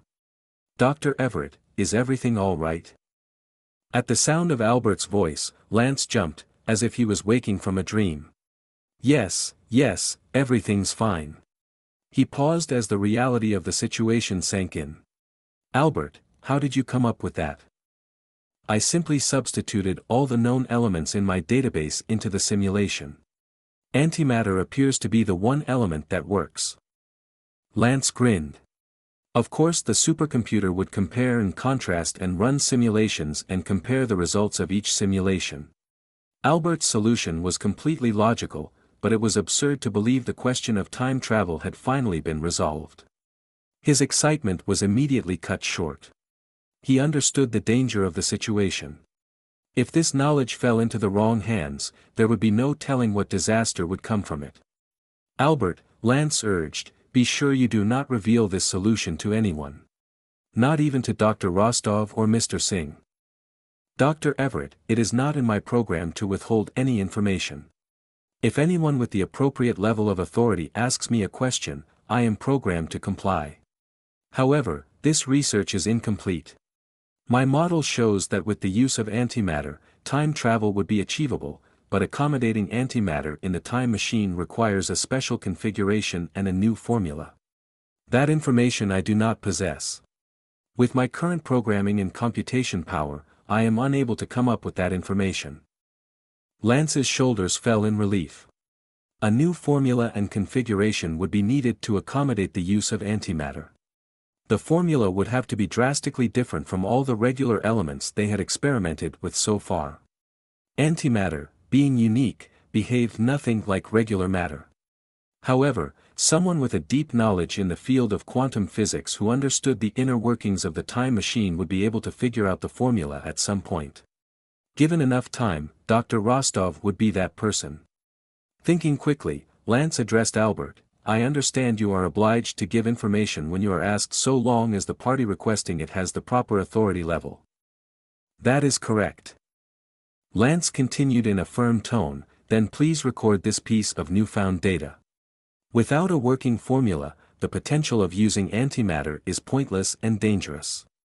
Without the use of a precise formula, even running a test could end in disaster, a disaster large enough to take out half the country. If Albert could not lie, at least he would have all the pertinent information recorded in his notes. Should Dr. Rostov or Mr. Singh ask, Albert would give them this warning as well. Satisfied with the progress, Lance decided to log off. Albert, thank you for your help today. I need to do some thinking. I will call on you if I need additional assistance. Of course. The laptop and TV turned off instantaneously. Lance ran his hands through his hair, making it stand up on end. He couldn't believe he had the missing piece to the time travel puzzle he had been working on all his life. Yet, this breakthrough was the most dangerous scientific discovery he had ever handled. He needed to figure out how to convince Dr. Rostov and Mr. Singh to drop the project. Drop it once and for all and never consider it again. He thought about the three-way encryption they had in place, but that only prevented any one of them from running serious tests on the time machine without all three parties giving their approval. He could hold them off from using the time machine for a while, but if Dr. Rostov and Mr. Singh were desperate enough, they could build a new time machine. Mr. Singh certainly had the financial backing to do that. The key therefore was not to convince them to temporarily hold off on this project, but to end it. They needed to understand the potential devastation should the information fall into the wrong hands. While Lance attempted to come up with a way to convince Mr. Singh and Dr. Rostov to discontinue the project, his thoughts couldn't help but wander. He began thinking about the formula needed to make the whole thing work. The problem tugged at his scientific mind, urging him to solve it. Lance forced himself to think about something else, but sure enough, his thoughts always returned to the formula. He sat down on the couch and closed his eyes. Stuck in his own thoughts, Lance remained motionless. Suddenly, a phone sounded. Lance's body jerked in surprise as the ringing cut through the silence in the room. Who could be calling him? Had Dr. Rostov or Mr. Singh found out he knew about the use of antimatter to power the time machine? Chapter 13. Lance picked up his phone and checked the display. No caller ID came up, so he assumed it was a spam call. Not wishing to be disturbed from his train of thought, he answered and barked out, I don't need anything, and no, I do not have time for a survey. Please put me on your do not call list. A male responded in a low, rough voice. Dr. Everett, I presume. If this is not a good time for you, perhaps I will call back later. Though the man sounded slightly different than he had on TV, Lance immediately recognized Dr. Martin's voice. Wait. Yes. I'm still here. Is this Dr. Martin? Yes, this is he. I'm so sorry. I apologize for my rudeness. I mistook you for a telemarketer. Dr. Martin chuckled, a wheezing sound punctuating his laugh. No problem. I can understand. I get those calls occasionally as well, and I, too, dislike them. Perhaps next time I will try your method instead of wasting 30 minutes of my time. Thank you so much for calling me back. I really appreciate it. If you normally don't mind spending 30 minutes with telemarketers, I hope you won't mind spending some time talking to me about your study on déjà vu. Certainly. I can talk about déjà vu for days if you let me. Dr. Martin, I am very impressed with your research, Lance began. As a long-time professional in academia, he understood the importance of showing respect to other scientists. I really appreciate the fact that you posted all your research and results on the internet so everyone can benefit from them. Thank you. Dr. Martin's voice took on a slight lilt, revealing his obvious pleasure. The truth is not too many people even care about the subject I'm researching. My goal is to create more awareness in the public and to provide a resource for those who are suffering from déjà vu. At the very least, I can confirm and validate what they are going through, so they don't feel alone. He paused to clear his throat. Dr. Everett, on the voicemail you left me, I believe you said you specialize in the study of quantum physics, correct? Yes, that's right. Lance already guessed Dr. Martin's next question. You're probably wondering why I'm interested in your research. I certainly don't have the slightest clue as to what quantum physics is about, or any interest in the subject, for that matter. If you hadn't called me, I don't think I would ever speak with a quantum physics PhD. Lance appreciated the doctor's straightforward manner.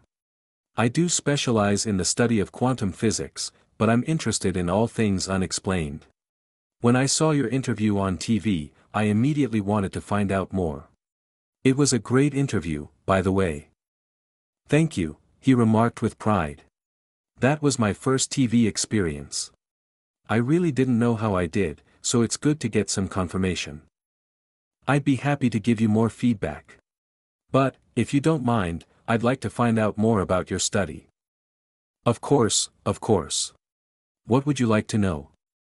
In your interview, you mentioned there has been a rise in reports of déjà vu in recent months. Why do you think this is the case? Well, we can only say we are getting more reports of incidents happening around the world. For all we know, déjà vu has been happening to people since the beginning of written history. Of course, centuries ago, people didn't have a term for it. But now when you say the words déjà vu, just about everyone knows what you are referring to. Right. Dr. Martin continued, from the data we collected, the spike started around June of last year.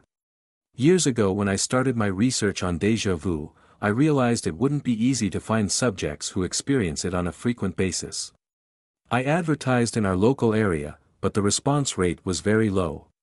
Then David, one of my research assistants, whose wife was studying to be a therapist, happened to have a client who suffered from déjà vu. After meeting with the gentleman and confirming his symptoms, we realized the best way for us to find test subjects would be through mental health professionals. For years now, we've been working with therapists around the world to obtain a steady stream of patients who have given us very valuable information for our studies. Lance murmured, trying to be patient. Scientists were notorious for being long-winded about their research, himself included. He hoped the good doctor would get to his point quickly. However, in recent months, almost a year now, we started getting very frequent reports of people reporting that they were experiencing déjà vu. To give you an example, before June of last year, we were getting maybe one case a month, and that's counting all our partners throughout the world. There were several months where we didn't get any. But starting last June, we began getting 3 to 4 cases a month. More recently in the last couple of months, the number climbed to 8 to 10 cases. It is very alarming. I have such limited funding for my research, Dr. Martin sighed, we can't even take on all the cases that are coming in. We can only record the subject's basic information, such as gender, age, place of residence, health history, in particular any major medical surgeries, and how frequently they experienced déjà vu symptoms. Unless the information is out of the ordinary, we simply don't have time to consider each case. Lance rubbed his hand across the stubble on his jawline and stood up. He began pacing the room as he digested the information. From 1 case a month to 3 or 4 cases, and now 8 to 10. The cases had increased tenfold. Anyone with half a brain could tell something abnormal was happening. Dr. Martin, are there any differences between the incidents reported after June versus before? Dr. Everett, I should recruit you for my research team. You are very insightful, he remarked with a smile in his voice. Yes, in fact, there have been differences. Individuals who experienced déjà vu before June tended to have milder cases. They described their experiences as interesting and never negative. The more recent cases however have been much more dramatic. These individuals experienced a higher intensity of emotions, particularly negative ones. They reported feeling frightened or sad by their experiences. With all these new cases, you must have wondered what caused them. Of course. I took the information back to our board to show them we may be on the cusp of a breakthrough. I needed more money to look into the ultimate root cause. I was over the moon when they granted me additional funding. We found several individuals who suffer from frequent déjà vu, and with the partnership of one of the world's most advanced brain scan scientists, we were able to scan their brains. The results we found were remarkable, he exclaimed. His enthusiasm sparked a coughing fit. Lance waited for the doctor to catch his breath, eager to hear more. When Dr. Martin spoke again, his words ran together in excitement. The brain scans revealed unusual wrinkles. We're not talking about the ridges and crevices you normally see on a brain, but wrinkle-like marks that go over and across those ridges. Lance stopped abruptly, his bare feet digging into the plush carpet. Wrinkles? That is truly remarkable. Naturally, our next step was to, Dr. Martin's voice rose in pitch, turning his sentence into a question. Lance took the doctor's pausing as an opportunity to jump in on his little guessing game. The next step would be to compare those scans with other brain scans taken prior to the time the phenomenon spiked. Bingo! At this point, Lance felt his stomach drop. He was almost afraid to hear Dr. Martin's next words. When we pulled up those brain scans performed by the same exact machine, he emphasized, none of those results had wrinkles on them. Lance's phone slipped from his hand, barely missing the glass coffee table as it fell. The soft thud of it hitting the floor jerked him from the thoughts consuming his mind. He grabbed the phone and put it back to his ear, surprised by its warmth against his clammy skin. Dr. Everett? Are you there? Yes, sorry, Lance spluttered. Dr. Martin, there's something I need to do, but I want to continue our conversation. Would it be possible to meet with you in person? Sure, we can meet in person. What do you have in mind? How about tomorrow morning? Tomorrow morning? Dr. Martin paused. Tomorrow morning, I'm meeting a patient, actually with a gentleman who suffers the most severe case of déjà vu I've ever seen. But I can reschedule my appointment with him, it's not a problem. No, wait, Lance exclaimed. Would it be possible for me to meet with him as well? I would appreciate the opportunity to hear firsthand from someone who suffers from déjà vu.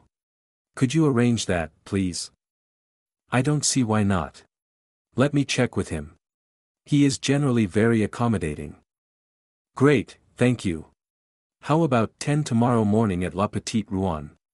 It's an outdoor cafe in downtown Palo Alto. I'm familiar with that restaurant. Sounds good. I'll see you then. Great. Thank you again, Dr. Martin. I'll see you tomorrow. Upon hanging up, Lance felt an urgency to discover more answers before his meeting with Dr. Martin.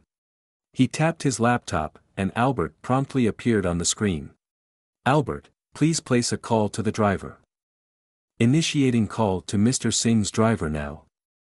The phone rang once and a male voice came on the line. Dr. Everett, what can I do for you? How quickly can you get here? I'm downstairs, he announced. Is there somewhere you need to go? I need to go to the lab, but I need to stop by a few other places first. Can you take me? After a brief pause, he replied, I can certainly drive you wherever you need to go, but the lab is not accessible at the moment. Lance's brows shot up in surprise. What do you mean not accessible? Mr. Singh has requested that no one be allowed in. We ran a large experiment earlier today. I just need to go in and review some material. The driver's tone remained calm but firm. Dr. Everett, I can drive you to any place other than the lab. That won't do. I need to go to the lab, otherwise there is no point in going to the other places. If you like, I can place a call to Mr. Singh and make your request known to him. Lance's face heated in annoyance. This was unexpected.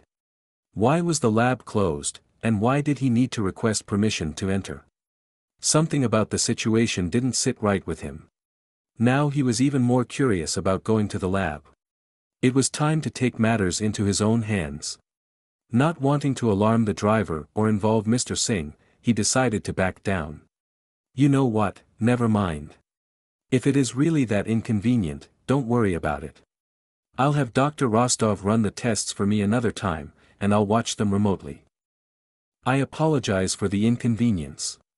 Are you still interested in my services today? No, they won't be necessary.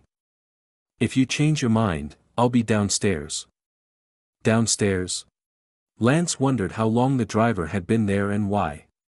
Was his presence here for the sake of convenience, or something more? Have you been downstairs since I moved in? Yes, I'm here in case you need my services. It's part of the job. Ah, I see. Thanks. Anytime, Dr. Everett, he replied before hanging up. Lance walked to the window and carefully pushed aside the heavy pleated drapes. Sure enough, he saw the company car parked illegally at the curb. The driver's side door opened, and a man in a dark suit and sunglasses emerged.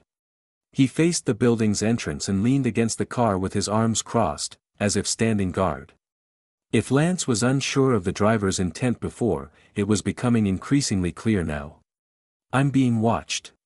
He made up his mind to go to the lab himself. He gathered up his belongings into a black messenger bag and left the apartment. When he exited the elevator on the ground floor, he spotted the driver through the lobby doors. He quickly turned around and headed toward a back entrance. When he reached the sidewalk, he raised his hand to call for a taxi. A yellow cab approached, and Lance entered. Please take me to the nearest pet store.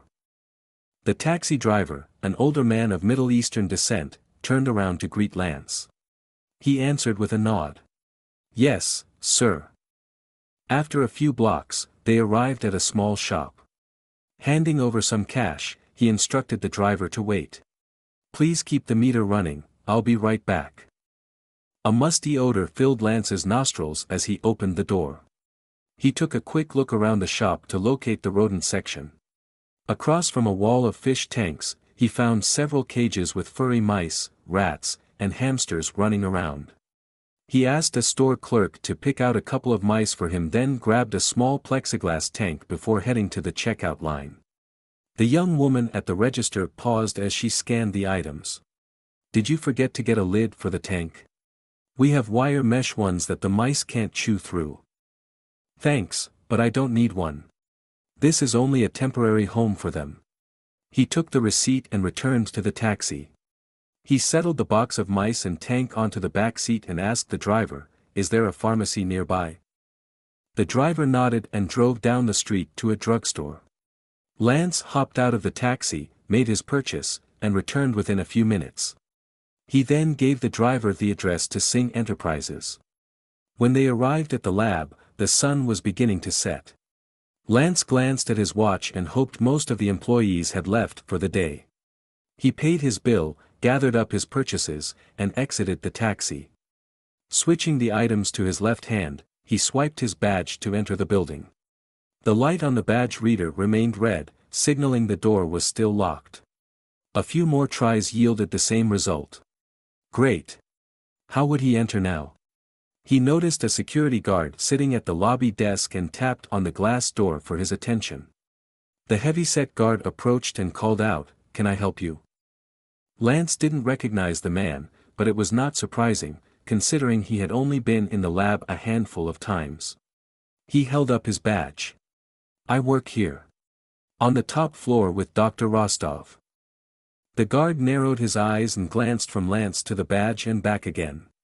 He opened the door just wide enough to allow his hand through and motioned for Lance to hand over the badge.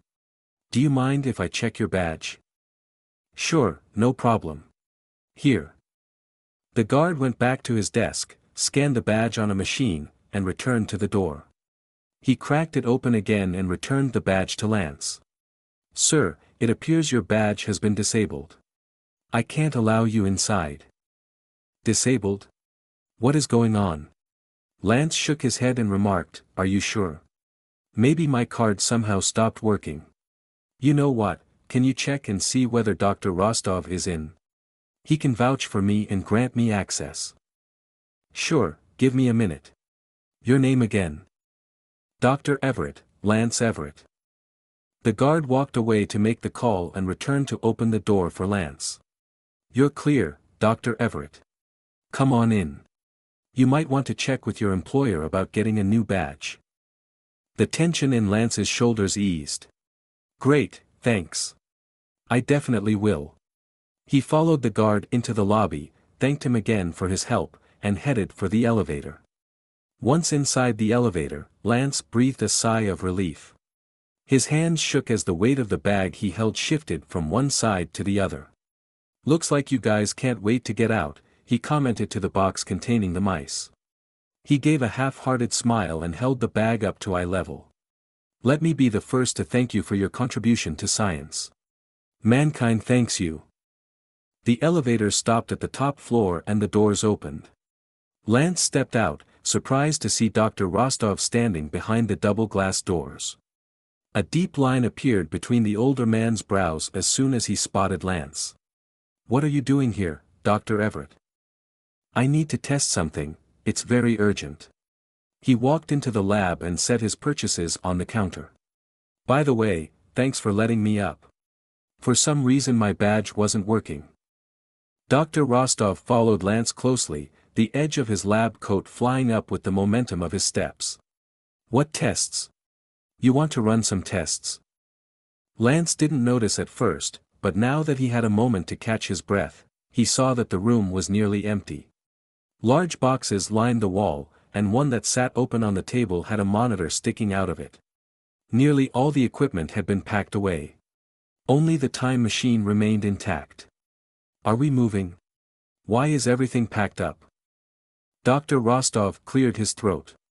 Yes, Mr. Singh plans to move us to a new location for safety reasons. When and where? Why didn't anyone tell me? Dr. Rostov's cheeks reddened as he struggled to answer. Mr. Singh asked me not to tell you. He wanted you to focus on your research and not worry about the move. But we were going to tell you soon. His flimsy reasoning bothered Lance, especially the lack of information he offered. He didn't have time to think about either, however, there were more important things to consider. It was time to focus his attention on the reason why he had come.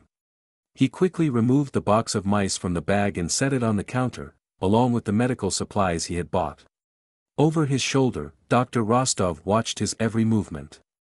Dr. Everett, what are you doing? He demanded. What do you need to do that I can't do for you remotely? I need to run an experiment. What do you mean? We have everything packed away. Why don't you tell me what you want and I can run the experiment for you when everything is set up again? No, Lance insisted, we don't have time. I need to see this myself with my own eyes. All I need is the time machine. Dr. Rostov raised his hands. What?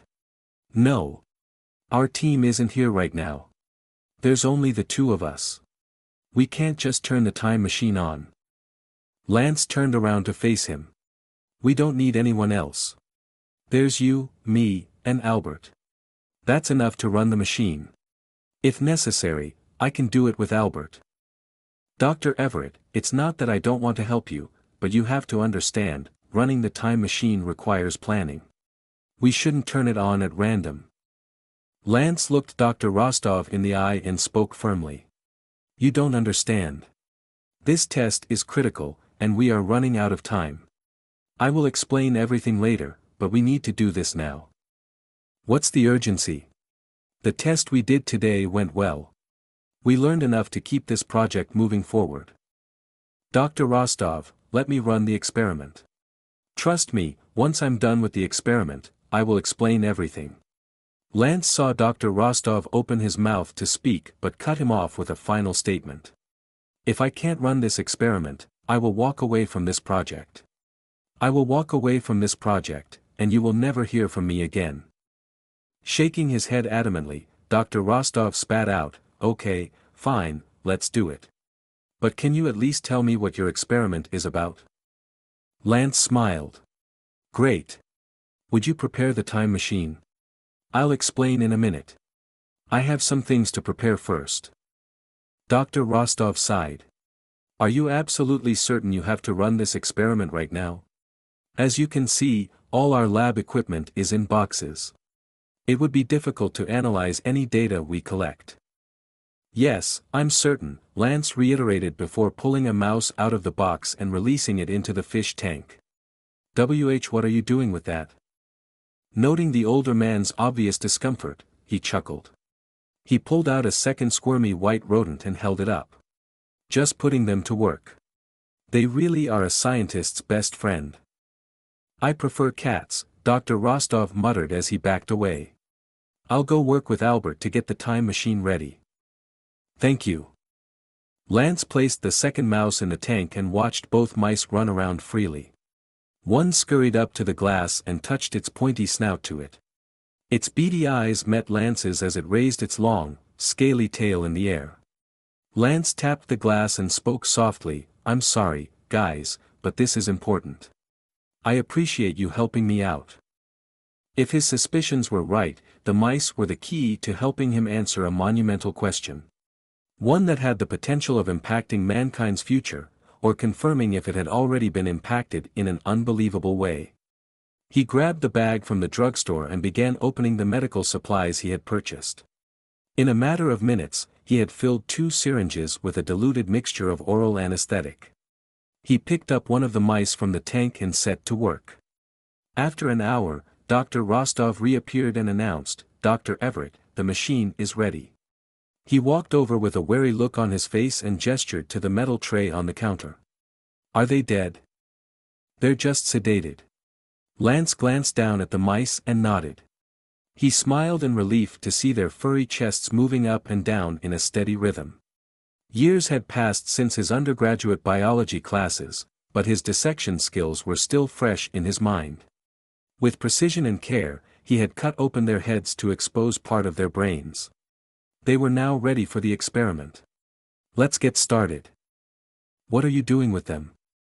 You'll see. Lance left one mouse on the tray and put the other one back into the tank. He carried the first mouse to his office down the hall and placed it on the desk. The second mouse, he took into the time machine's glass chamber and set it carefully on the ground. He returned to the viewing room where Dr. Rostov was waiting with his headset on. He put on his own headset and spoke into the mic, thanks for getting the machine ready in such a short time. Let's begin. Dr. Rostov gave commands to Albert to start the countdown sequence. The time machine woke, generating a horribly loud noise. The numbers on the machine increased at a rapid pace as the room began vibrating. Lance felt the vibration in his feet first, then legs and arms, until a violent humming took over his whole body. He glanced over at Dr. Rostov, expecting to see fear on his face, but the older scientist remained calm. Taking a couple of deep breaths, he gripped onto the edge of the table to steady himself. His last and only experience with the machine was behind a monitor at the corporate apartment. Being here in person was a completely different experience. The shaking grew stronger and stronger as the machine propelled the particles to the speed of light. When it felt like the walls of the building might start to crack, the time machine began to blur. Right as it seemed to disappear into thin air, Dr. Rostov shut down the machine and the shaking gradually stopped. As soon as the pounding of his heart settled down, Lance walked into the glass chamber and picked up the tank. The mouse lay there undisturbed in a heavy sleep. Lance took the mouse to his office where the other mouse remained sedated. He placed both mice under 2 microscopes he had set up in advance on his desk. He looked in the first eyepiece, then the second one, and back again. It took about a minute for him to verify his findings, but it felt like time had frozen and locked him in a vacuum. Beads of cold sweat broke out on his forehead, and he fell back in his chair, his legs weak. No. We need to stop. Dr. Rostov rushed to the door. What? What happened? We must stop our project. Immediately. Lance watched the older man's pasty complexion darken to a furious shade of red. He inhaled deeply and contemplated his next words. Convincing Dr. Rostov would require him to stay calm. Not only because the man was losing his temper, but more so because of what he had just discovered. Chapter 14. What are you talking about? Dr. Rostov exclaimed. We are making good progress. We have to stop our project. Now. I have reason to believe that not only has our technology been stolen, but someone or some group out there has already traveled back in time. Dr. Rostov faltered in his stance and gripped the doorframe to steady himself. His face paled. What? What are you talking about? Lance gestured for him to approach. Looking apprehensive, Dr. Rostov walked over to the desk. He crossed his arms as he stole a glance downward. Are they? Don't worry, they're sedated. Take a look. Please. Lance directed him to the microscopes. What am I looking at? The mouse brain is fairly smooth compared to a human brain, which made it the perfect candidate for this experiment. Now, before the experiment, the brains of these two mice looked almost identical. Neither of them had any observable defects. Yes, fine, but what am I looking for? The mouse on your right was in my office this whole time. It was never exposed to the time machine's energy field during the experiment. The other mouse, however, was the one I brought into the glass chamber. Look carefully at it. About a third of the way down on its brain, there is a small wrinkle going across the tissue. That wrinkle was not there before we ran the experiment. Dr. Rostov arched an eyebrow and switched his focus to the microscope on his left. He adjusted the knobs on it, taking time to focus the lens as he studied the mouse's brain. He did the same with the other microscope. I think I see a line. But what is the problem?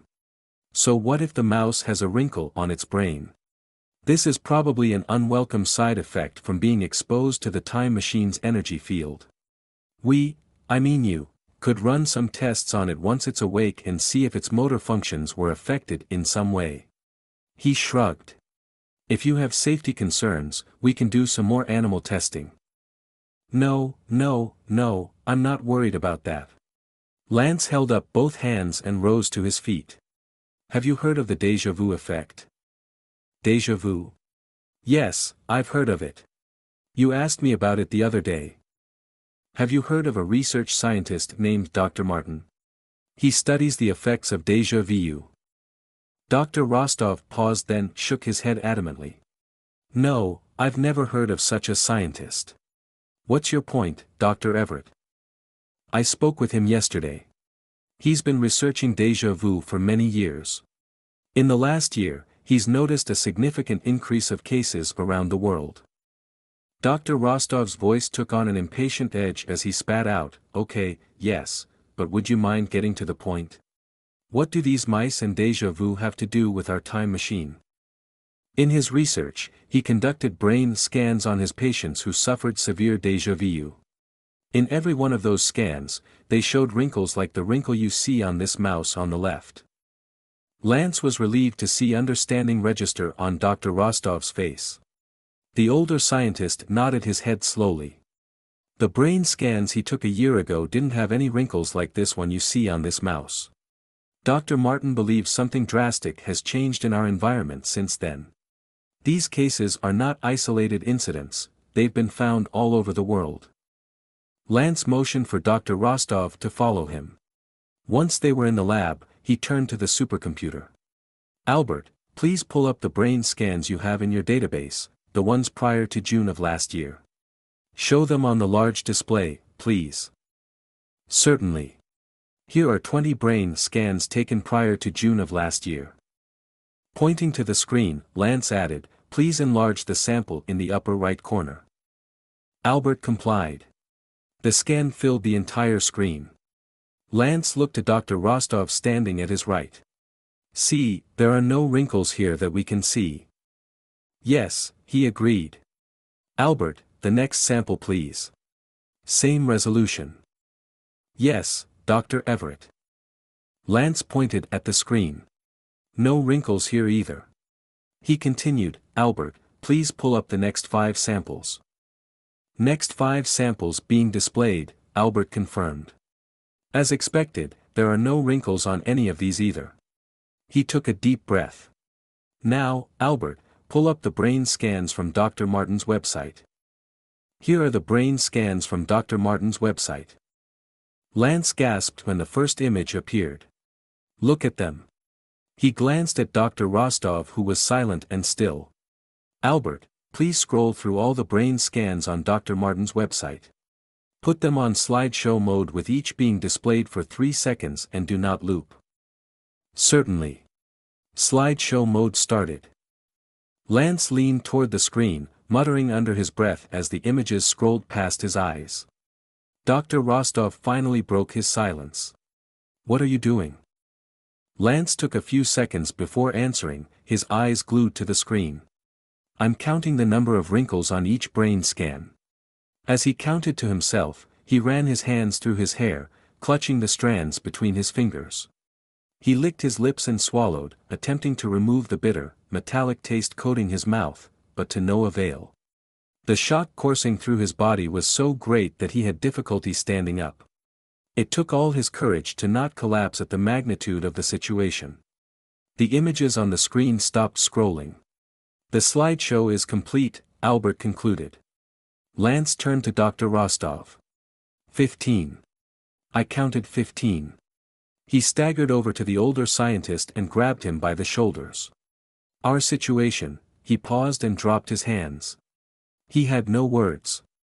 I believe, based on these images, someone has reverted time 15 times already.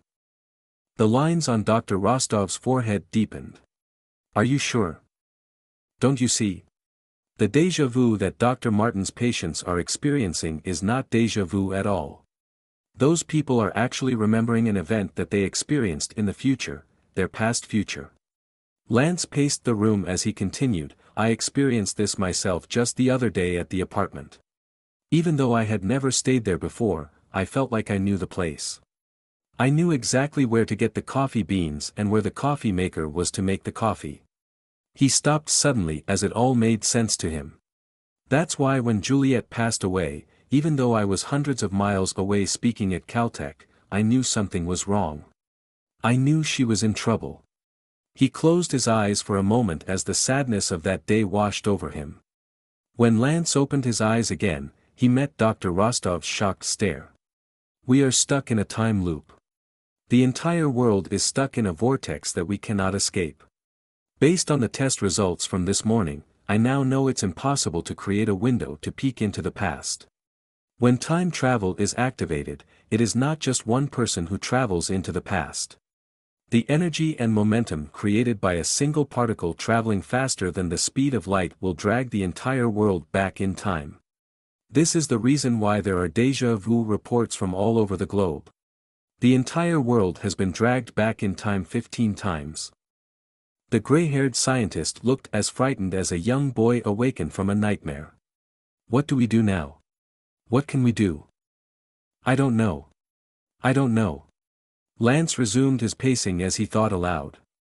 If my assumption is correct, each time we travel back in time, everything reverts, so we remember nothing of the future.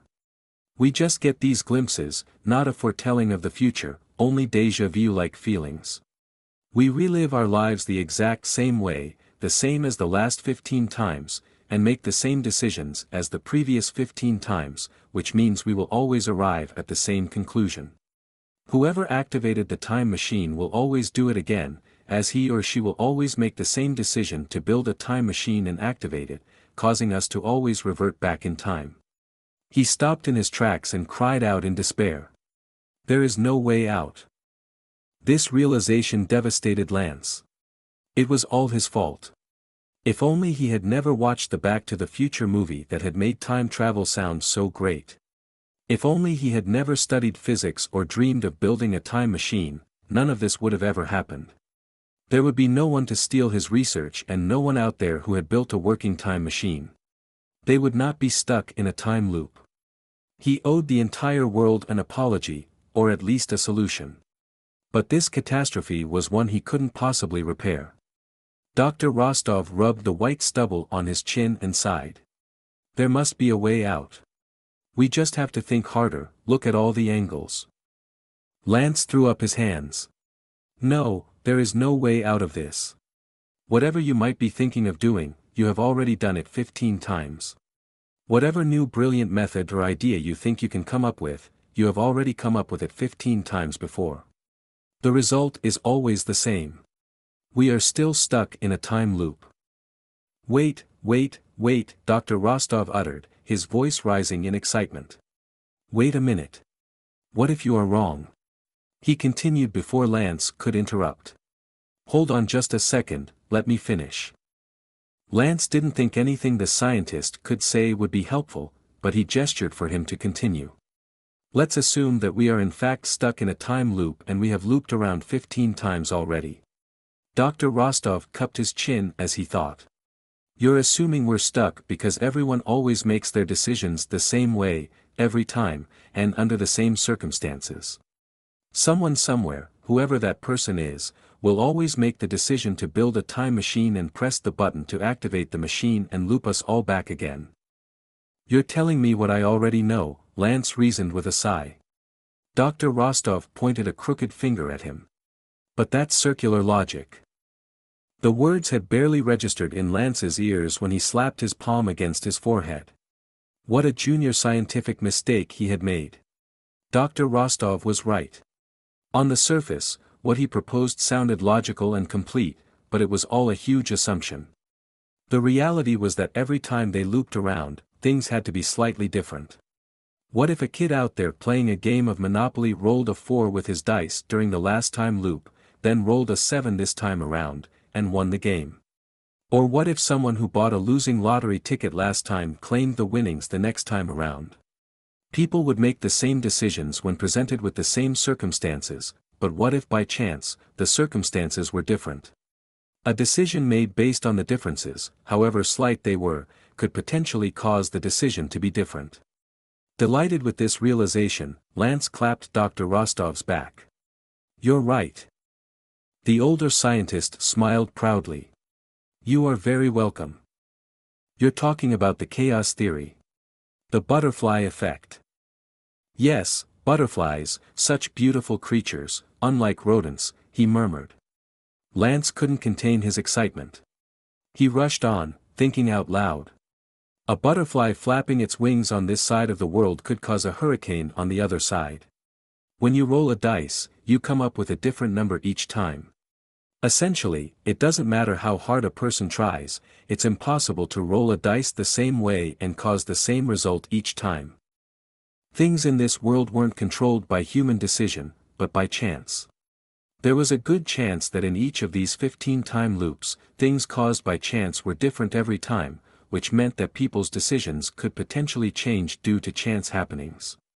However, in these last 15 time loops, these random chance happenings had yet to affect the outcome of the time reversal.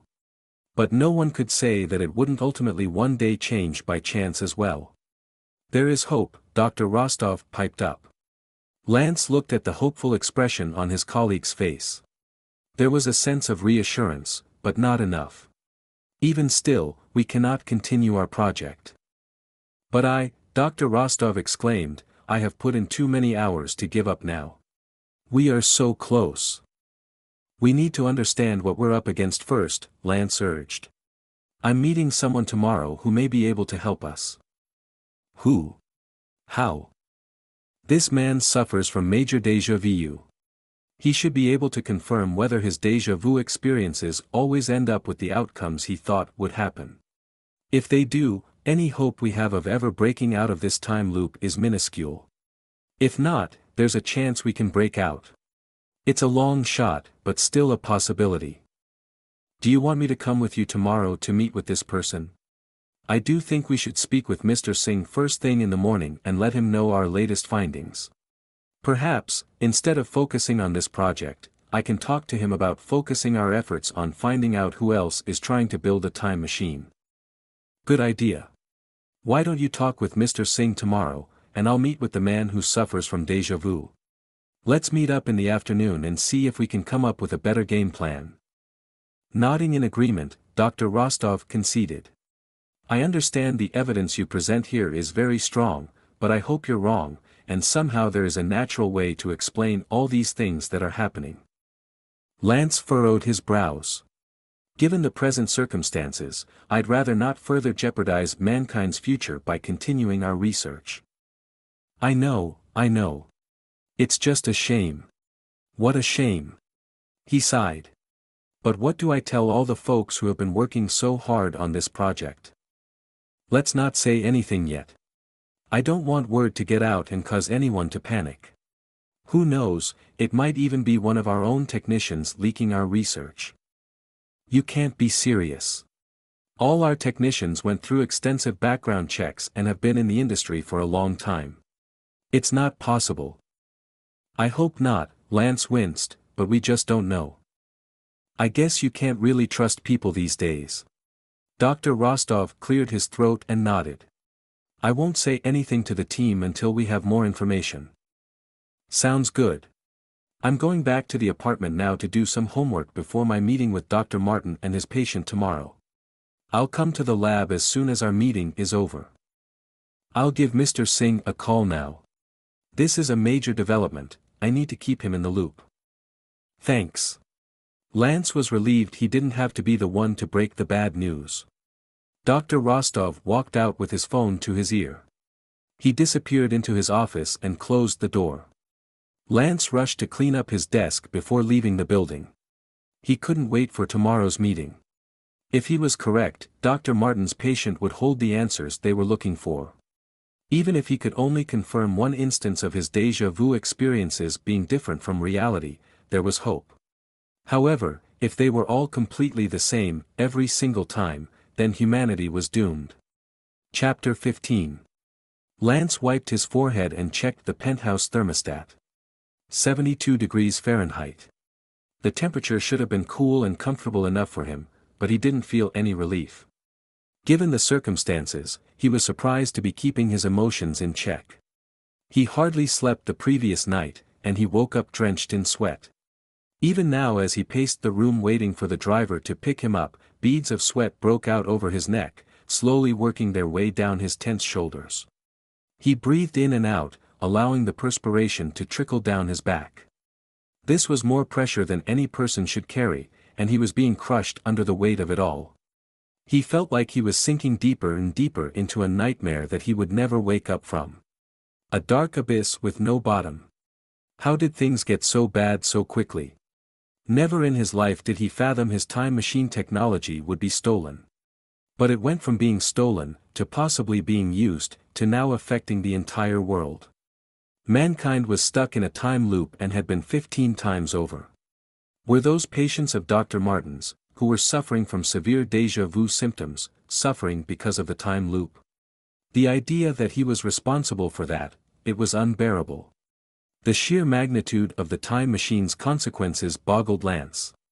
More than that, the knowledge that he was alone overwhelmed him. There was no one to help him, nor any person he could share this with. No one would understand or believe what he had discovered. Even if anyone did, word would leak out to the media or the government and cause mass hysteria. The last thing he should do was panic. He needed to calm himself and control the fear taking over his body. To do so, he needed to find out more. He had to get back to the basics and start there, then find out what he needed to do next. A knock on the door signaled the driver's arrival. On time, as usual. Lance released a long breath and decided to take control of the situation. He would be proactive and play the cards he had been dealt. Hopefully this morning's meeting would allow him to do just that. The driver greeted him with a curt nod. Good morning, Dr. Everett. Ready to go? With a heavy heart, Lance replied, yes, as ready as I'll ever be. During the drive, Lance remained silent. He came up with some questions he wanted to ask Dr. Martin's patient, but was careful to word them in a way that wouldn't alarm the man. After 45 minutes, they pulled up in front of a busy cafe in downtown Palo Alto. The driver announced, "We are here, Dr. Everett. I'll wait at the corner for you." Lance stirred from his thoughts and looked out the window to see a black and white striped awning with the words La Petite Rouen printed above. He thanked the driver and exited the car. This restaurant was one of his favorite places to eat and a welcome change of pace when he had donut cravings. While it was never crowded, there was always a steady stream of customers, especially on a sunny day like today. Several of the tables and brown wicker chairs on the patio were already occupied with people drinking coffee and eating pastries. Lance recognized one of the customers as Dr. Martin from his website photo. He presumed the much younger man sitting with him to be his patient. He walked up to them and introduced himself. "Dr. Martin, it's very nice to meet you face to face." The scientist was dressed much like himself in a button-down shirt and khakis. His patient, however, wore jeans and a white t-shirt. It wasn't so much his clothes that made him stand out but the weariness in his face. He looked like he had not slept, or shaved, in months. Even with his stringy blonde hair hanging in his eyes, Lance could see his pupils dilated in fear. He immediately switched his attention over to the young man. "I'm Dr. Everett. You can call me Lance. Thanks for agreeing to meet with me on such short notice." Dr. Martin jumped in.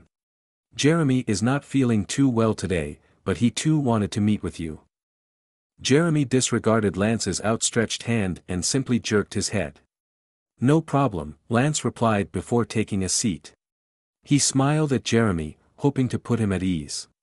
He really wanted to ask him some questions immediately, but seeing how distraught he was, he decided to talk to Dr. Martin. "It's my pleasure to meet with you both today. If you don't mind, I'd like to dive right in and find out more about your research, Dr. Martin." "Sure, go right ahead."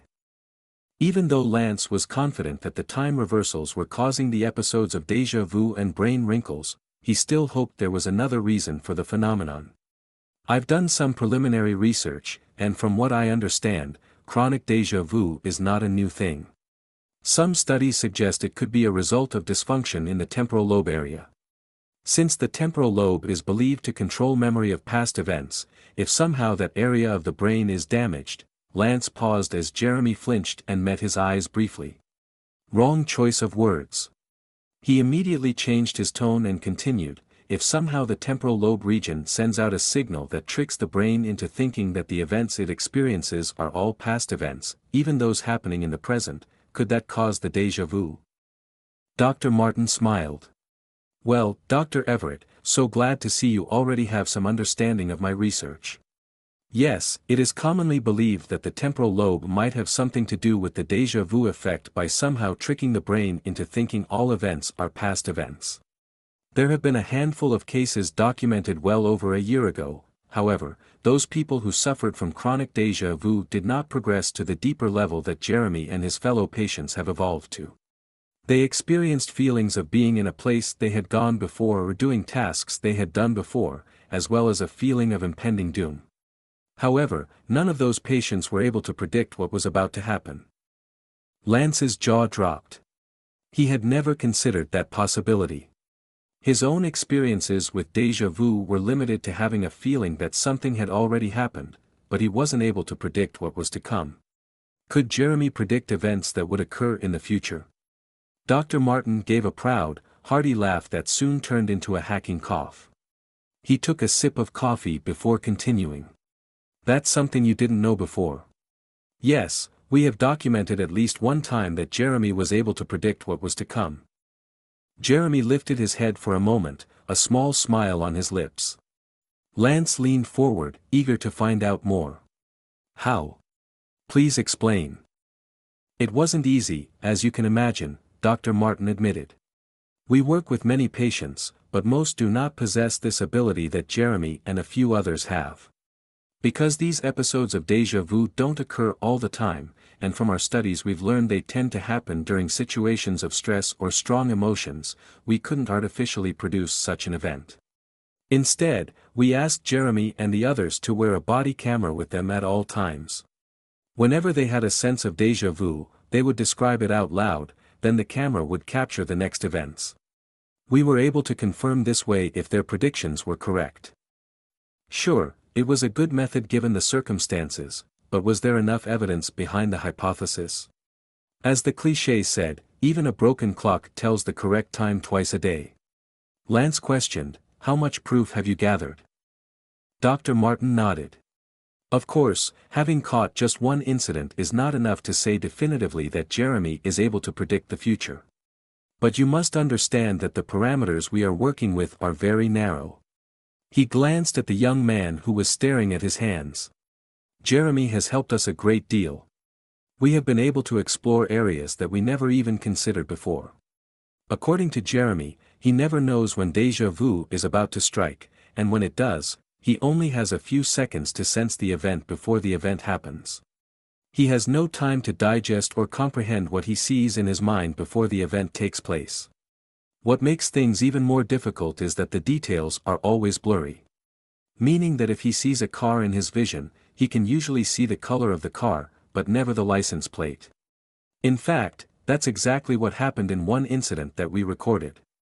Jeremy was on his way home after buying groceries at a local market when he was about to cross the street. He suddenly had a vision of a red car speeding out from the corner of his eye and hitting a skateboarder. He lowered his voice and rushed his next words. He screamed the words "red car" to warn the teenager, but it was too late. By then, the car was already crossing the intersection. Jeremy began rocking back and forth, his breath coming out in shallow spurts. He took the glass of water Dr. Martin handed him and downed it. We went over the recording of that incident no less than 100 times, Dr. Martin continued in a somber tone. The timing of everything that took place was so short, but we knew what we were looking for.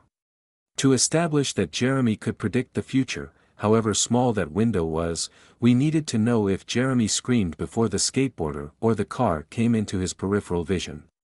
We brought in a team of experts in camera and video technology, and we also went on location to study the incident.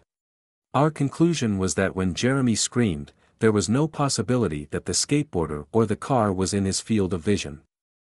Lance listened intently to Dr. Martin's description of the event. It was certainly intriguing. Based on the parameters of how déjà vu occurred, however, it would be difficult to use one of these incidents to prove that Jeremy could predict the future. The scientist in him began poking holes in Dr. Martin's theory. Jeremy may have picked up on the impending danger using his senses. He could have heard the clatter of the skateboard's metal wheels as they hit the sidewalk. Or heard the car's engine as it approached. But it would be difficult to explain how he knew the car was red. Lance continued to consider whether there was enough proof that Jeremy could see into the future. He hoped to disprove Dr. Martin's theory because acknowledging it as true only confirmed his worst fears. That Jeremy had this ability, not to predict the future, but more accurately, to remember something he had lived and relived 15 times already. If they were indeed stuck in a time loop, this loop would happen again. Soon it would be the 16th time, then the 17th, and so forth. At some point in time, everyone in the world, like Jeremy, would suffer the effects of déjà vu. Lance shook his head to break out of his negative thoughts. He needed to stay positive. Jeremy, he began with a wry smile, your ability is incredible. The young man looked up for a brief second, then slumped into his chair.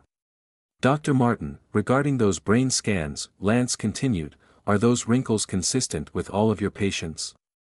Dr. Everett, the scans are most interesting. The wrinkles are not consistent in terms of their location on the brain.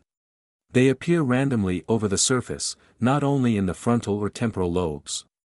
However, the count is consistent. Every person I've scanned has 15 wrinkles.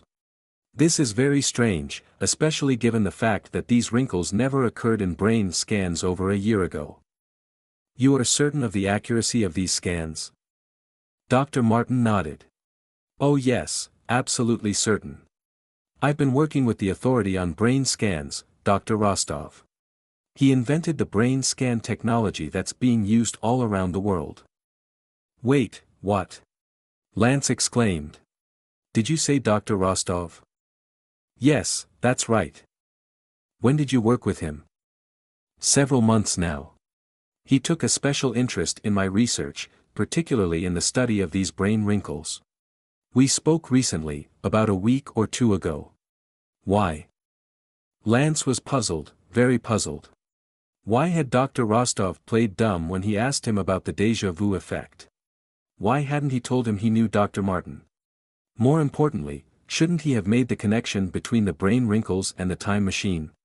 He felt his chest tighten. None of this made sense. What about Mr. Singh? How did he figure into this? Why do you ask, Dr. Everett? Do you know Dr. Rostov? Lance realized Dr. Martin was waiting for his answer. Before he could speak, however, several loud gasps filled the air. The young man sitting with them began convulsing. Jeremy? Are you okay? Jeremy's eyes widened, then he burst out with a maniacal laugh. He stared at Lance intently, the pupils of his eyes eclipsing his blue irises. Jeremy, Dr. Martin exclaimed, what's happening? Jeremy shot to his feet and screamed, it's my time, it's my time. He began staggering about as if in a trance. He swung his arms around violently, knocking into the chairs and tables around him. Run, he screamed. Guns! Guns! Panic ensued as people began fleeing the area. Lance noticed through the commotion of the crowd that there were several individuals charging toward the cafe. One of them wearing a baseball cap looked familiar.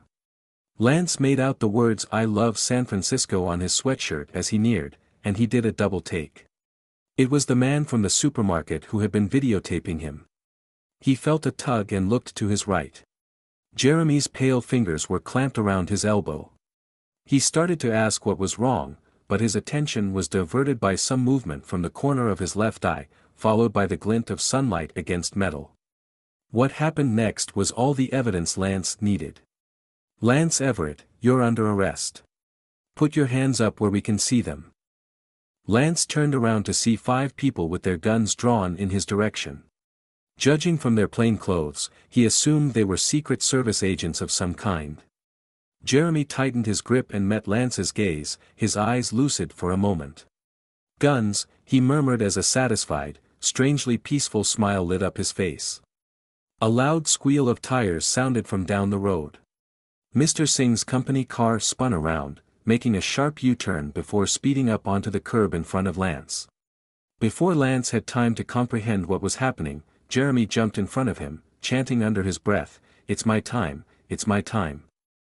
The driver got out of the car in one swift motion and swung his arm out, revealing a gun. Without hesitation, he aimed it at the agents and fired.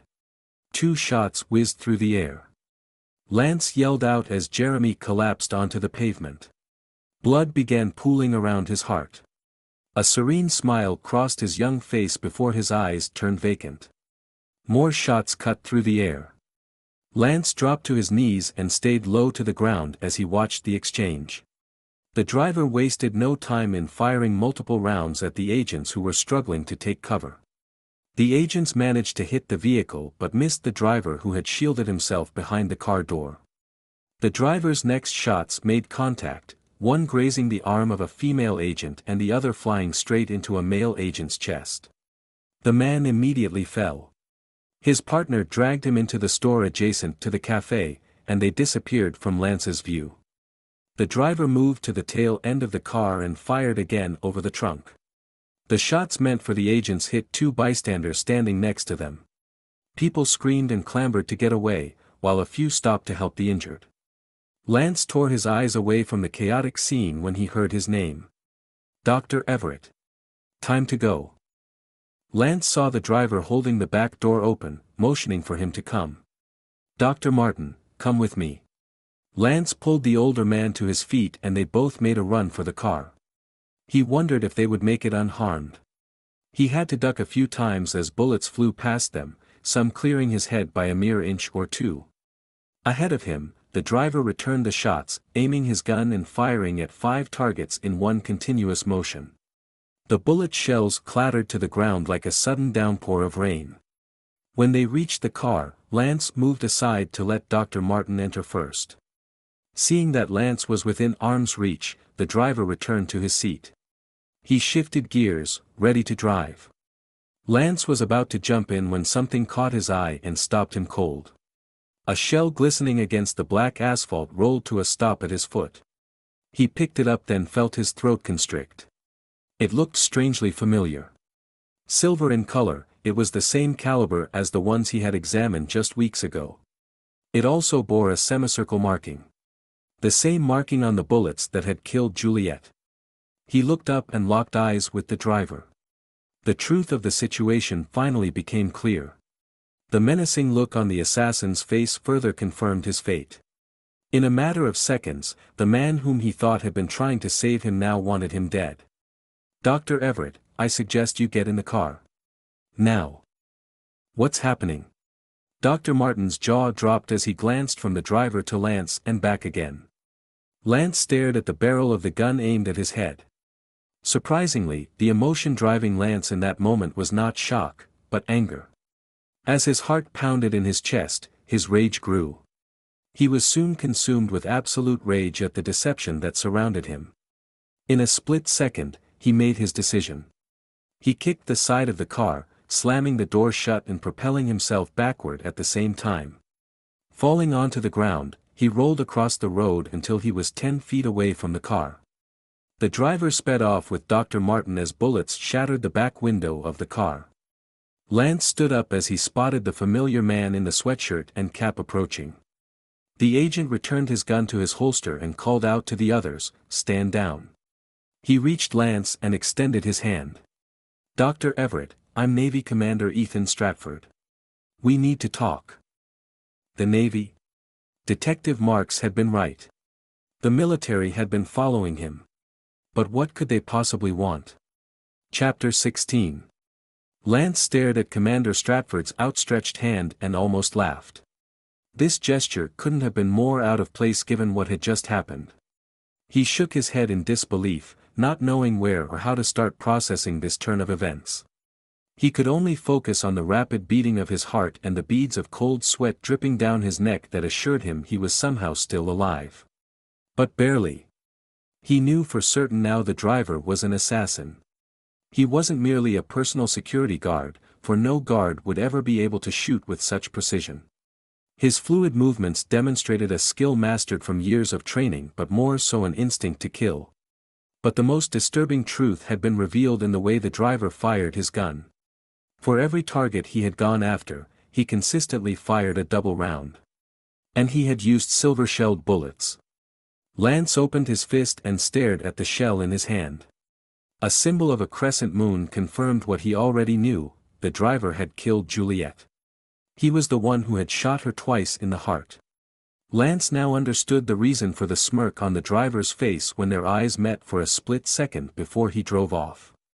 It was a look of pity, not for murdering Juliet, but for Lance. A look that labeled Lance a fool. He'd been a fool for trusting the driver and for trusting Mr. Singh. He'd obviously been working for the wrong people. And now the Navy was following him. Could he trust them? Just when Lance was about to speak to the commander, one of his men ran over. "Ethan, it's Jameson. It doesn't look good." Lance's ears perked up to hear Commander Stratford addressed by his first name. He obviously had a close relationship with his team. The commander attempted to maintain his composure, though he was struggling to speak. "Excuse me, Dr. Everett." He then ran over to a jewelry shop where a man was lying on the ground, his body halfway through the open door. Lance followed a few steps behind, wondering if there was anything he could do to help. As soon as he saw the agent, however, he knew it was too late. The sight of the man's pale complexion and the crimson stain around his heart, it was eerily familiar. Lance dropped his gaze and shut his eyes. The man spoke up, his voice trembling between gasps for air. "Looks like, this is it, for me." The commander dropped to his knees and answered him, keeping his tone light. "You don't look so bad, kid. Tell my wife and son, I love them. Semper Fi, Ethan. Semper Fi, Josh." Lance opened his eyes to see the agent breathe his last. Commander Stratford cleared his throat before he gave orders to the other agents gathered around him. "Levi, take good care of Jameson. I'll deliver the news to his family. But right now, I need to get information from Dr. Everett." Lance extended a hand toward the commander as he rose. "I'm very sorry for your loss." Commander Stratford nodded and returned the handshake, his expression grim. "Thank you. My team and I have been together for a long time. We're like family." He stopped himself and took a deep breath. Even though it was their first meeting, Lance sensed this man was worthy of his trust. He recalled hearing once that in a man's weakness, you saw his character. This situation couldn't be truer. "How can I help you, Commander?" "Dr. Everett, I'm sure you're aware that we've been following you. We initially only wanted to chat, but it appears the situation has escalated faster than we anticipated." "That would be an understatement. Do you know who you've been working for?" "Apparently, not. But it sounds like you do." Commander Stratford placed one hand on Lance's arm. "If you'll come back with me to headquarters, I'll fill you in. My car's this way." Lance followed him down the street until they reached a black car, the same black car he remembered seeing the morning he was repairing his car. "You were the one in the parking garage of my apartment?" Commander Stratford replied without hesitation. "Yes." "And you were the one watching me at the supermarket?" "Correct." Lance got into the passenger seat and looked over at the commander as he took the wheel. "Why have you been following me?" The commander gave him a somber look and pulled the car away from the curb. "Dr. Everett, would you believe me if I told you you've been working for one of the world's most dangerous terrorist organizations? The man you've been working for, Mr. Singh, is the second most wanted man on the FBI's watch list. He controls the finances for this terrorist ring." Lance's jaw dropped. "Why haven't you guys arrested him if that's the case? Why are you allowing him to run a company in San Francisco? Things are not that simple. We can't move in and arrest him until we have solid evidence that he is who we think he is. We believe Mr. Singh's real name is Abdulaziz. We also believe he has undergone plastic surgery to alter his appearance. He likely has taken language lessons as well, as he no longer speaks with an accent. Other than his height and his limp, we have no evidence connecting Mr. Singh to Abdulaziz. What's worse, because he's so well connected, there are politicians who will vouch for him that he's a legit businessman. Which is why we haven't made a move on him yet. But how do I figure into this? What could he possibly want from me? That's what we're hoping you'll tell us. Abdulaziz was never this active in the past. He's always been the type of person to stay in the background, away from the spotlight. That is, until now. What could have gotten him to come out of hiding?" Commander Stratford glanced at Lance with a slight smile. "I'm sure you heard about what happened a year ago, our covert operation dubbed Neptune Spear. It was all over the news, how we captured and killed the leader of this terrorist organization. Since then, we've been waiting to see what Aziz would do. As the art of war says, when you take out a group's leader, you also need to have a plan for their second-in-command." Suddenly, everything clicked in Lance's mind and all the pieces of this crazy puzzle he'd been handed finally fell into place. He ran his hands through his hair, grabbing onto the ends as a strange chill traveled down his back. The man he'd been working for, the team he'd been working with, he knew exactly what they were trying to do. And it was ludicrous. There's no way. What is it? Do you have any idea what the second-in-command of a terrorist organization would want with a quantum physicist? It's because I specialize in time travel. Commander Stratford released a long breath. That is insane, even for Aziz. I'm afraid that's exactly why they wanted me. But time travel, it's not possible. The scenery outside the car window blurred as they sped onto the freeway, mimicking the flow of thoughts rushing through Lance's mind. There was so much to explain to Commander Stratford, but not enough time to do it. They already have a working time machine. The only thing they lack is the final equation to make it work. What? How could you have agreed to build a time machine for them? Lance's hands clenched into tight fists as he finally saw the bigger picture. It was a setup from the very beginning. They knew I would do it to find Juliet's killer. They killed the love of my life to give me a purpose for building the machine. The commander's tone softened. I'm sorry, Dr. Everett. But I never agreed to build a machine that would actually travel back in time. It was only supposed to create a window to see into the past. During my research, however, I realized that creating a window was not possible, but time travel was. I warned Mr. Singh and Dr. Rostov to stop the project, but they refused. Commander Stratford's complexion paled. How close are they to figuring out the final equation? I can't say for sure.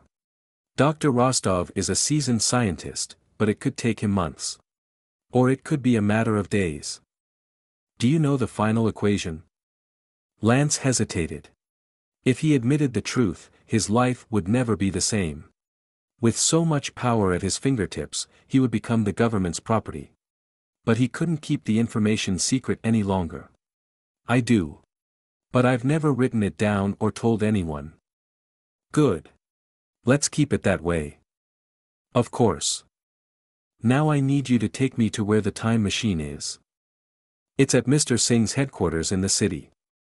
Commander Stratford nodded, then pressed a call button on the dashboard. The phone rang once before a male voice answered. ID and passcode, please. This is Commander Stratford, passcode Foxtrot, Kilo, 7794. Identity confirmed. What's the emergency? I need immediate backup for a cease and take down operation. I need a team of 20 or more at Singh Enterprises in San Francisco. ETA in 25 minutes. This will require the Vice Admiral's approval. Admiral Farragut is aware of the situation. Please escalate this request immediately. Affirmative. We'll seek authorization now. One moment, please. By this time, the commander had already changed course to head toward the city. The car surged forward, weaving in and out of traffic in a race against time itself.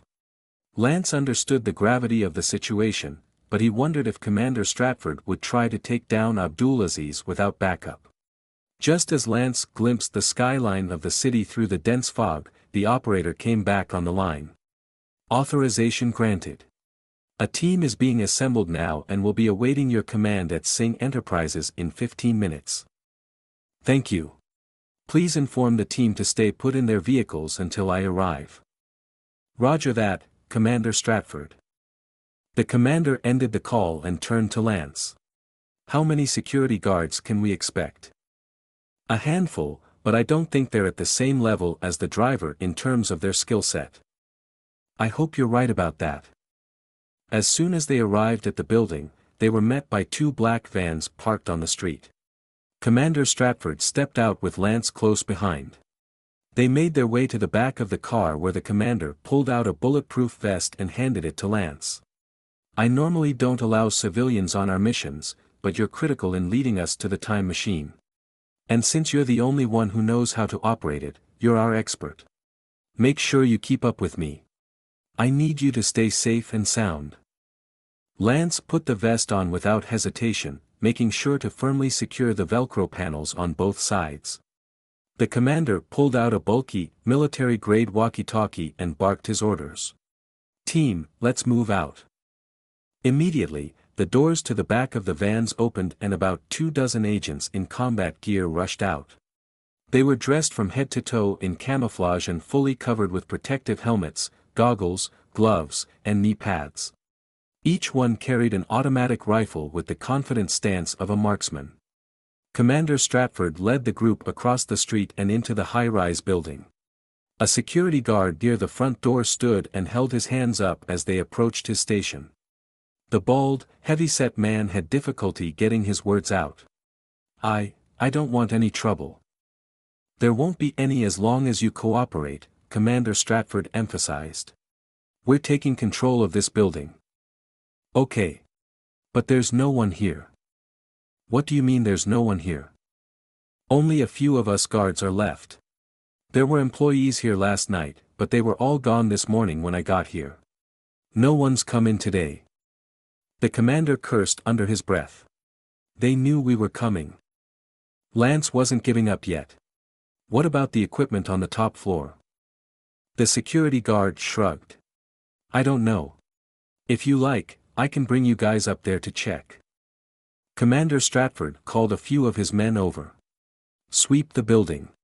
Let me know if you find anything. I'll take Dr. Everett with me. The guard called the elevator with his keycard and Lance and the commander followed him in. When they reached the top floor, they exited and made their way down the well-lit hall. Everything appeared to be how Lance remembered it from the previous night until the guard opened the door to the office. Upon entering, Lance noticed immediately that the time machine was gone. Not only that, the rest of the place was in shambles. Papers and equipment were scattered all over the floor. Chairs had been overturned. It looked like Mr. Singh, Abdulaziz, had indeed evacuated the building.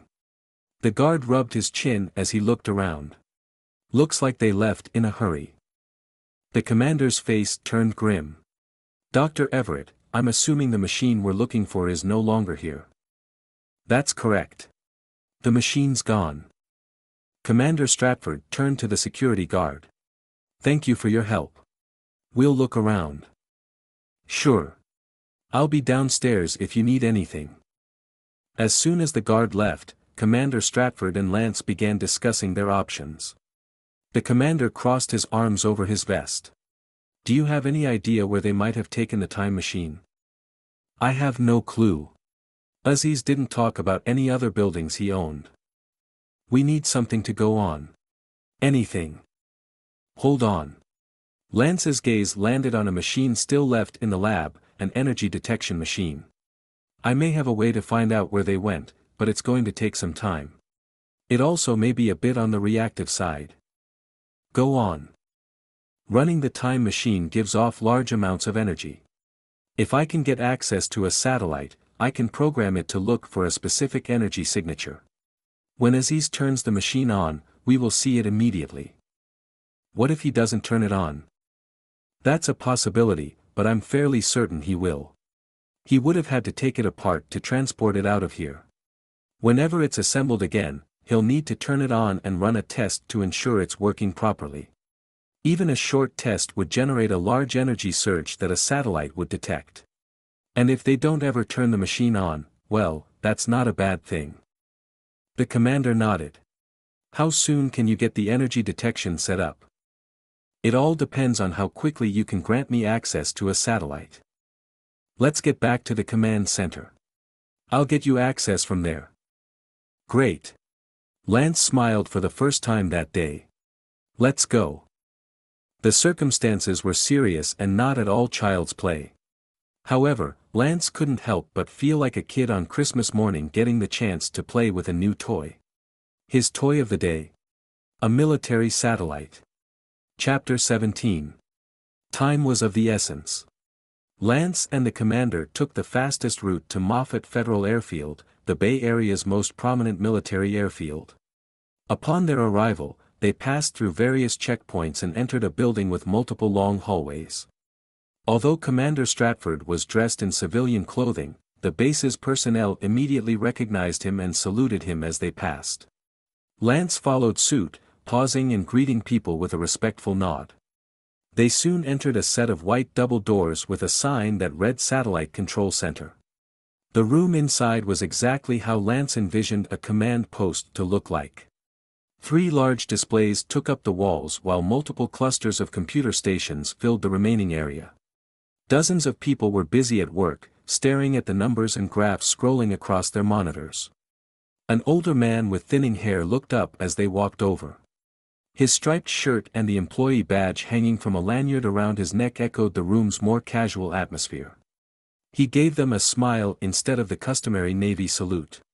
Commander Stratford, I heard you need a satellite. George, meet Dr. Everett, Commander Stratford announced. He's the one who needs a satellite. George's face lit up. Dr. Everett, the expert in time travel and time dilation. You know who I am. What a pleasure to meet you in person. George extended his hand. I attended your talks before at Stanford. Your research is truly amazing. Lance smiled and shook his hand. It's a pleasure to meet you, too, and thank you in advance for letting me borrow a satellite. No problem at all. Commander Stratford already got clearance for it. I'm simply doing what needs to happen. When do you think people will actually be able to time travel? George's question seemed harmless enough, but under the circumstances, it was ironic. It may be much sooner than you think. I'll take your word for it. George chuckled. Now what kind of satellite do you need and what are you looking for?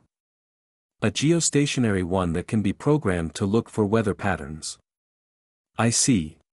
I'm pretty sure you're not interested in when California's next rainfall will be. But the real reason you need this is probably above my pay grade. George looked over at the commander with a hopeful expression. Commander Stratford gave him a small smile. Sorry, George, you know the drill. I know. I just never have any fun around here. He directed his next question at Lance. So, a geostationary satellite that can be programmed to track weather, huh? Lance nodded. Yes, but I'll need it programmed to track energy patterns. George raised one eyebrow. Energy patterns? I'm not sure we have something like that. You should. This kind of energy is what creates pressure in the atmosphere. Meteorologists track high and low pressure to predict where clouds will be gathered. However, the energy I want to track is man-made and quite distinct. George thought for a moment.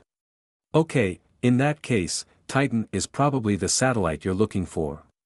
He led them across the room to a substation that contained a cluster of computers. A technician greeted them.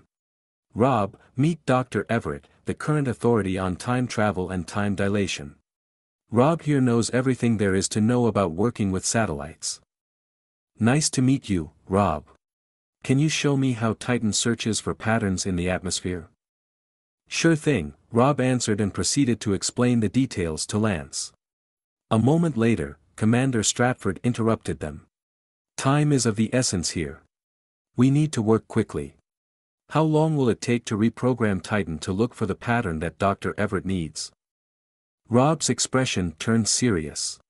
Fairly quickly, sir. If we know exactly what we are looking for, I can program Titan in about 4 hours. That includes the time needed to upload everything and activate the new program. 4 hours is too long. We need everything done in 2. Can you do that? Rob rubbed his forehead and exhaled. I can try, but I can't make any promises. I'll let you both get to work then. I'll check back in 2 hours. Commander Stratford turned and walked toward the door as he finished his sentence. Rob looked at Lance with an uneasy smile. I guess we better start. Let's do it. They began working on programming the Titan. Rob explained the computer language to Lance, which he picked up on quickly. Soon, Lance had rewritten the satellite's code to reflect the pattern he wanted. Rob nodded in appreciation at Lance's progress, even calling George over to show off their progress. At the rate they were going, it would be possible to meet Commander Stratford's deadline. Exactly 2 hours later, Commander Stratford returned. How are we doing? Rob glanced up and answered for Lance, who was staring intensely at the monitor. We're doing good, really good. I've never seen anyone program a satellite so quickly. After this last upload is done, we should be ready. Lance leaned back in his chair and nodded. That's the plan at least. This satellite has never looked for this pattern before, so we'll have to wait for it to detect something to know if we programmed it correctly. In the event that we didn't, it won't detect anything even if the pattern we're looking for is actually happening. That's true. There. The commander cut Rob off with a wave of his hand. He pointed to a red dot flashing in a steady pattern that had appeared on the screen. Does this mean the satellite's working? No way. Lance leaned forward, raising his voice to be heard above the noise in the room. Yes. Rob chimed in excitedly, we've located the pattern we were looking for. Commander Stratford smiled for the first time that day. That's great news. What's the location? I can get men on the ground anywhere in the country within an hour. I should have known that's where they'd take it. We're going to need a team much sooner than that. Lance stood up and began pacing. The good news is they're close. How close? A few miles away, he answered the commander. They're at Stanford University. Stanford? Why wouldn't they go somewhere farther? Pausing in his steps, Lance faced the commander. No one would guess they'd stay so close to their original base. But the fact of the matter is that we wouldn't have found them unless they wanted to be found. The pattern we're seeing indicates that they've already reassembled the time machine and activated it. We have to stop them. I'll head over there right now. Commander Stratford turned to leave the room before adding, George, bring Dr. Everett to the comm room in case we need his help. We can radio him. Lance caught up with the commander. I need to go with you. I'm the only person who knows how to shut the machine down. I doubt if Singh or his assistant will help you. Hesitation flashed across his face before he replied, okay, let's go. George, bring Dr. Everett out front. I'll be there in 5. Lance made it to the building's entrance as 4 black SUVs pulled up in front of him. The door to the first vehicle opened and Commander Stratford called out, get in. Lance called out a word of thanks to George and hopped in. The SUV, which had been modified internally, had bench seats on opposite sides. Lance took a seat directly across from the commander who wore a stern expression on his face again. Do you know which building Singh will be in? Commander Stratford asked. I have a good idea. There's a new wing being built on campus. It's a building Singh donated to the school, but it's not finished yet, so it's empty. It's the perfect place for a time machine. Commander Stratford relayed the information to his team over the phone, then informed Lance, we have a satellite image of the campus. We know exactly where this building is. They arrived at Stanford in a matter of minutes. Nothing could have prepared Lance for the scene before him. Crowds of people were frantically running away from campus, specifically from the area of the unfinished wing. Even with the car windows up, he heard their screams as they fled the area. As the SUV came to a stop, he realized what the commotion was all about. The ground was moving.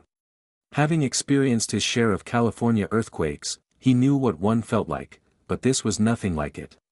This shaking was a faster, consistent movement that didn't wane. Lance and the commander exited their vehicle, followed by several team members from the other cars. They looked at each other in alarm, trying to assess the situation. The ground continued to shake violently, producing a low-frequency humming that resembled the deep bass sound from a subwoofer.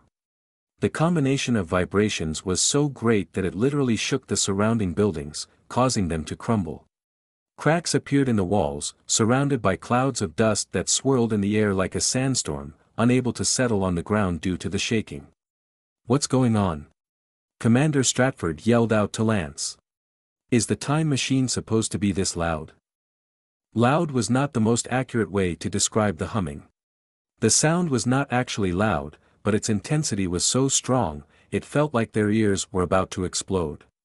The pulsations were also starting to affect Lance's vision, making his eyes twitch. Not at all. He shook his head, raising his voice to be heard. It's a very well-tuned machine, it shouldn't generate such vibration or noise. Commander Stratford simply nodded and gestured for his men to follow. Let's go. The team made their way forward, keeping their movements calculated and quick. They followed Lance's lead and approached the unfinished building. Their steps slowed as they reached the front door where the vibration and noise were almost unbearable. However, once they got inside, the intensity was surprisingly milder. Commander Stratford glanced around, assessing the area. Dr. Everett, are we in the right place? Shouldn't the vibration be stronger inside? I'm certain this is the building where the machine is stored. A realization came to Lance and he added, we're in the eye of the storm. It's like a hurricane, the center of it is always still and silent. The machine is close by, I'm sure of it. All right. Which way do we go? Lance spotted a sign on the far wall that read auditorium with an arrow pointing to the left. The time machine would need a large area with enough height for its peripherals. That had to be the room. He motioned in that direction and called out, over there. The men, with their weapons drawn, moved in formation toward the auditorium. When they reached the double doors, the agent at the front proceeded to lean his head against the door to assess the situation inside. Lance immediately jumped forward and pushed him to the ground. The sudden action caused the entire team of Navy members to point their guns at him. He put his hands up and calmly explained, the vibration would have knocked him out on contact. If I'm correct, the time machine has been bolted down into the cement floor. This building is now an extension of the machine. It's safe to touch the door with your hands, but not your head. Commander Stratford nodded in appreciation at Lance, then instructed the team to stand down. He directed their focus to the door and pointed to an agent with a scar over his eye. Sergio, open the door. Slowly. Sergio grabbed the door handle, wincing as his entire arm shook and his knuckles turned white. The door opened to reveal a circular auditorium with dozens of seats surrounding the stage and empty spaces for more to be installed. The lighting was dim as not all the fixtures were turned on, but it was enough to highlight the presence of two individuals in the center of the room. Dr. Rostov was busy working on the time machine while Mr. Singh sat nearby keeping an eye on the monitors. Before Commander Stratford could command his team to move, a voice came over a loudspeaker. "Welcome, Dr. Everett," Mr. Singh announced, turning toward the door. His face lit up wildly like a madman's. "Commander Stratford, what a pleasure to have you join us." Commander Stratford and Lance exchanged a quick glance, acknowledging the fact there was no point in hiding now. They began making their way inside, but Mr. Singh stopped them with an abrupt, "Wait. Commander Stratford, you and I go way back.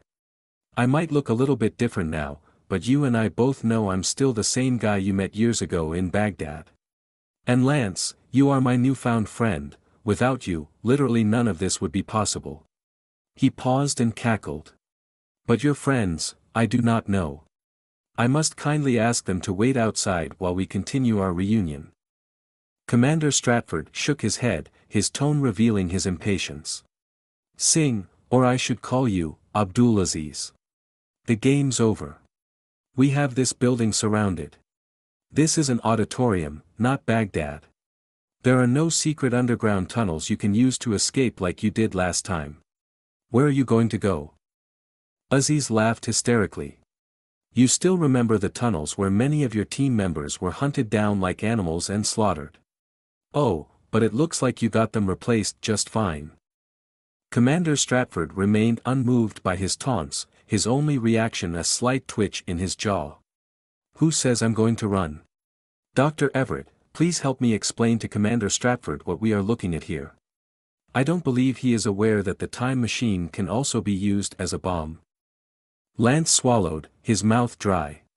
That's what Aziz was planning. Even though the time machine was not made to be a bomb, the energy that it used, if incorrectly directed, could result in an explosion like that of a small H-bomb.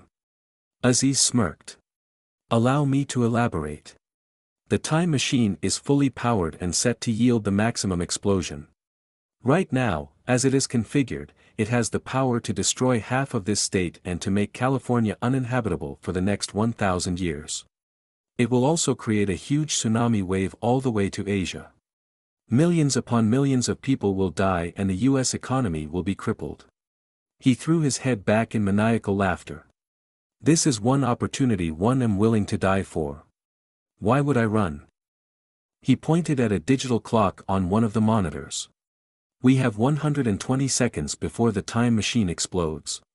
Commander Stratford, I suggest you ask your friends to wait outside. As Dr. Everett can tell you, killing me or Dr. Rostov will not do you any good as we have set a new password on the time machine. I don't care how brilliant Dr. Everett is, he cannot possibly crack the password and shut down the machine in 120 seconds, 102 seconds. Lance called out in a desperate last-minute bid, "Aziz, you don't want to die here. After that much work, you want to travel back in time, don't you? Otherwise, why spend all this time building a time machine? If you wanted to die and kill millions of people, you could have just built a bomb." "Brilliant, simply brilliant," Aziz commended Lance. "That's the voice of reason I'm familiar with. Commander Stratford, tell your people to wait outside, so we can begin our negotiations, or," he threw an ominous glance his way, "I will take the second prize of blowing up everyone and everything. You make the choice." Commander Stratford eyed the clock, then gave the command, "Wait outside." Aziz rubbed his hands together. "That's it. That's how you begin a proper negotiation. Give a little, build some trust, right? As the team moved out, he waved his crooked fingers at them. See you in the next life, and don't forget to close the door on your way out. When the door shut, Aziza's driver approached, pointing a gun in their direction. His voice was calm as he stated, "Please drop your weapons." Lance and the commander both dropped their weapons. The driver walked around them, collecting Lance's gun first, then Commander Stratford's. "Please come. Dr. Everett, look at your magnificent creation which is about to blow itself up and tens of millions of people along with it. Isn't it marvelous?" With the driver at their backs, Lance and the commander walked to the center of the auditorium. Little time remained on the clock. Lance urgently asked, "What is it you want?" Aziza's face twisted in annoyance. "You know exactly what I want. I need the formula from you to make this machine functional. As it is, it will not revert time." Lance couldn't give that information up. "Stop the machine now, Singh. Your plan will never work. I'll be the judge of that. Either way you look at it, I'm going to come out winning. If you don't give me the formula, we'll all get blown up. I'll take all of California with me and I'll forever be immortalized as the greatest warrior who ever lived. If I get the formula, I'll revert time and get another chance at this whole thing again. I win either way." Lance clenched his fists, trying hard to contain the rush of adrenaline in his body. "Even if I give you the formula, you will not remember anything. You will only end up redoing everything all over again. You will end up here, this exact same point again and again. We will all be here again and again. Don't you know we've been stuck in this time loop 15 times already?" "Lance, time is running out." Aziz shrugged. "Do you want to give me the formula or do you want to be responsible for the deaths of 38 million people? Your choice. Let me remind you, it does take a bit of time for Dr. Rostov to enter the formula. We don't have much time here." "But why?" Lance pleaded, "why do you want to revert time again?" 40 seconds left, Aziz began counting down. Lance glanced over at Commander Stratford. The grave look on the older man's face said it all. There was no easy way out of the situation. 39, 38, 37. Commander Stratford grimaced then gave a firm nod. "Give it to him." At Lance's hesitation, he reiterated, "Go on." A wide grin spread along Aziz's lips. "Stop the machine," Lance urged, "and I'll give it to you." "Lance, why do you think you have any authority here? Give me the formula. Now." "All right," Lance replied through gritted teeth. "Here it is." Dr. Rostov, who had been patiently waiting by the monitors, raised his thumb, signaling for Lance to continue. The position of the non-interacting particles has to be placed in a linear array with the energy eigenvalue equivalent to the mass inside the chambers to ensure maximum output, yet at the same time, maximum balance. The injection of antimatter must be in the sequence of wave function subdivided by the energy of the particle. The important thing is to separate each chamber to inject antimatter and matter in an alternating order. At the same time, chambers 1 and 3 must be in the same sequence and chambers 2 and 4 must be in the same sequence.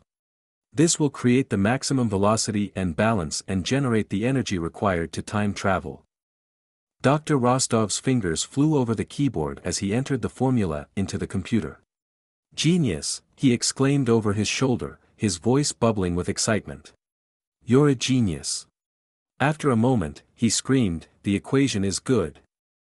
Aziza's shoulders shook as he crowed in triumph. "Yes. I'm starting a new countdown," Dr. Rostov stated. 120 seconds until time reverses. Chills traveled down Lance's entire body.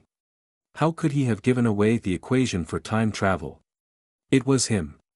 His ultimate question had now been answered. He was the one responsible for this unending cycle. He had to stop it. In a desperate attempt, he cried out, "You will not win this. This is only going to make everyone loop in time again. By my count, this will be the 16th time we all go back and repeat everything we've done for the past year." Aziz scoffed. "This is where you are wrong, Dr. Everett. After 15 times, I thought you would have grown a little smarter, but you're dumber than I thought. What was he talking about? Lance shook his head in confusion. No one could remember anything once time reversed. How do you think I got so rich? Aziz questioned him. Do you think I'm that good at predicting how the stock market will rise and fall? Lance raised his brows. Obviously, he understood where Aziz was going. He hinted that he could remember things from previous time loops, but how? Aziz gave him a pointed look. Yes, I can remember things even after time reverts back. How is that possible? No one is able to remember anything. How? He laughed, with a hint of pity in his tone. Lance, doesn't it intrigue you why some people like Jeremy have these déjà vu feelings? The thing is, even though time reverts, the timeline did happen. The brain picks up something in the ether. Once I realized that, all I had to do was work with people who understand how the brain functions. With the help of Dr. Martin, we developed a serum. It didn't work so well in the beginning, a couple of the subjects didn't survive, but over the course of 15 live trials, we saw the effectiveness increase. Dr. Rostov and I have remembered more and more each time we reverted time. How else do you think we were able to build a time machine in less than 1 year's time? Lance's jaw dropped. The thought never crossed his mind, but what Aziz said was true. Regardless of how smart or rich one was, they wouldn't have been able to accomplish so much in such a short amount of time. It was possible only if they had practiced this repeatedly. Dr. Rostov flashed a haughty smile at Lance as if to say, how could you not have figured this out sooner? Aziz laced his hands, tapping the tips of his index fingers together. Is it starting to make sense now? Yes, I remember more and more things each time. I remember when the stock market rises and falls. I also remember exactly how to avoid Commander Stratford and his team from finding the evidence they need to track me down. Lance, I'll let you in on a little secret. You know how you fear being stuck in a time loop and everything happens the same way every time? Well, that's where you're wrong. Even though I remember a lot of things from each timeline, I can tell you that every time something always changes. At first, it took me years to build the time machine. A few time reversals ago, I didn't go see your boss, Dr. Ehrlich, at Stanford until months later. You know how quickly I went to see him this time. The day after I found out that the Navy barbarically killed my supreme leader. Your boss was surprised to see me, but I already knew exactly what I needed to do to get him to sell all your research to me. You Americans are so greedy. When I promised him a new wing, he couldn't say yes fast enough. Lance, this will be the last time that I revert time. I will save my supreme leader. And this time around, as soon as I know our leader is safe, I will kill you. He paused, one side of his lips curved up smugly. I will save Juliet for myself to enjoy. How does that sound, Dr. Everett? Oh, yes, in case you haven't figured it out, I was the one who killed your fiancée. I realized killing her would be the easiest way for me to get you to help me with the time machine. Lance's entire body stiffened. A popping sound filled the air as he squeezed his fists so tightly they cracked. He felt Commander Stratford's hand on his arm, holding him back. He needed to stay calm if they were to defeat the enemy. The commander spoke up, Abdulaziz, you will not win. The United States Navy will not let you succeed. Upon hearing those words, Abdulaziz laughed louder than ever. Commander, entertain me if you will, but how do you plan on stopping me? As soon as time reverses, you will remember nothing about this day. All this will literally become a figment of your imagination, or maybe if you are lucky, you will get a little déjà vu, but you will not remember a thing. Don't be so sure. Let me remind you that we killed your supreme leader. My team took him down a year ago. That is a fact. We did it a year ago, and if time reverts, we will do it again. Abdulaziz waved his hand in annoyance. Dr. Rostov spoke into the comm system and announced, it is time. Commander Stratford, Aziz called out, as soon as time reverts, I will have my supreme leader relocated to Pakistan. You found him in a southern part of Waziristan last time, but next time he will be in Pakistan. I will buy him the biggest house there next to some government buildings in the crowded city instead of the mountain ridges. You will never suspect his hiding place. Then I will accumulate so much wealth so quickly that I will literally buy an island and place him there where you guys will never, ever find him. He will live like a king somewhere in the Philippines right under your noses. You moronic Americans believe you are the superpower of the world. Just you wait. Aziz spit on the ground in a display of disgust. The commander set his jaw. We will find you. One way or another, we will find you. Dr. Rostov nodded to the clock which read 10 seconds on the display. Mr. Aziz, it really is time. Aziz picked up a suitcase that was on the floor beside him. It looks like it is time for us to say goodbye. It is unfortunate you will remember none of this. He patted the suitcase, without the serum. He then approached the time machine and waved his driver over. Smirking, the driver trained his gun on Commander Stratford and joined Aziz. Aziz opened the suitcase and produced a syringe. Lance spotted 2 other syringes inside, presumably for Dr. Rostov and the driver. Commander Stratford's eyes flitted from one person to the other, seeming to assess the situation. When the driver turned his attention to Aziz for a split second, he jumped to action. He dove for the gun, grabbed the barrel, and pressed it firmly to his stomach. Holding it tightly in place, he urged Lance to move. Lance heeded his order and rushed to the glass cage. Just as he neared it, a shot rang out. Commander Stratford. Lance started to turn back, but the commander screamed for him to go. Within a second's time, he was at Dr. Rostov's side, grabbing the last syringe from the suitcase. Aziz injected the serum into his neck, immediately collapsing on the ground in convulsions. Seeing Aziz's reaction, Dr. Rostov paused for a moment before injecting it into his own neck. While he was still halfway through the injection, however, Lance instinctively kicked him in the stomach, causing the doctor to promptly fall onto the time machine.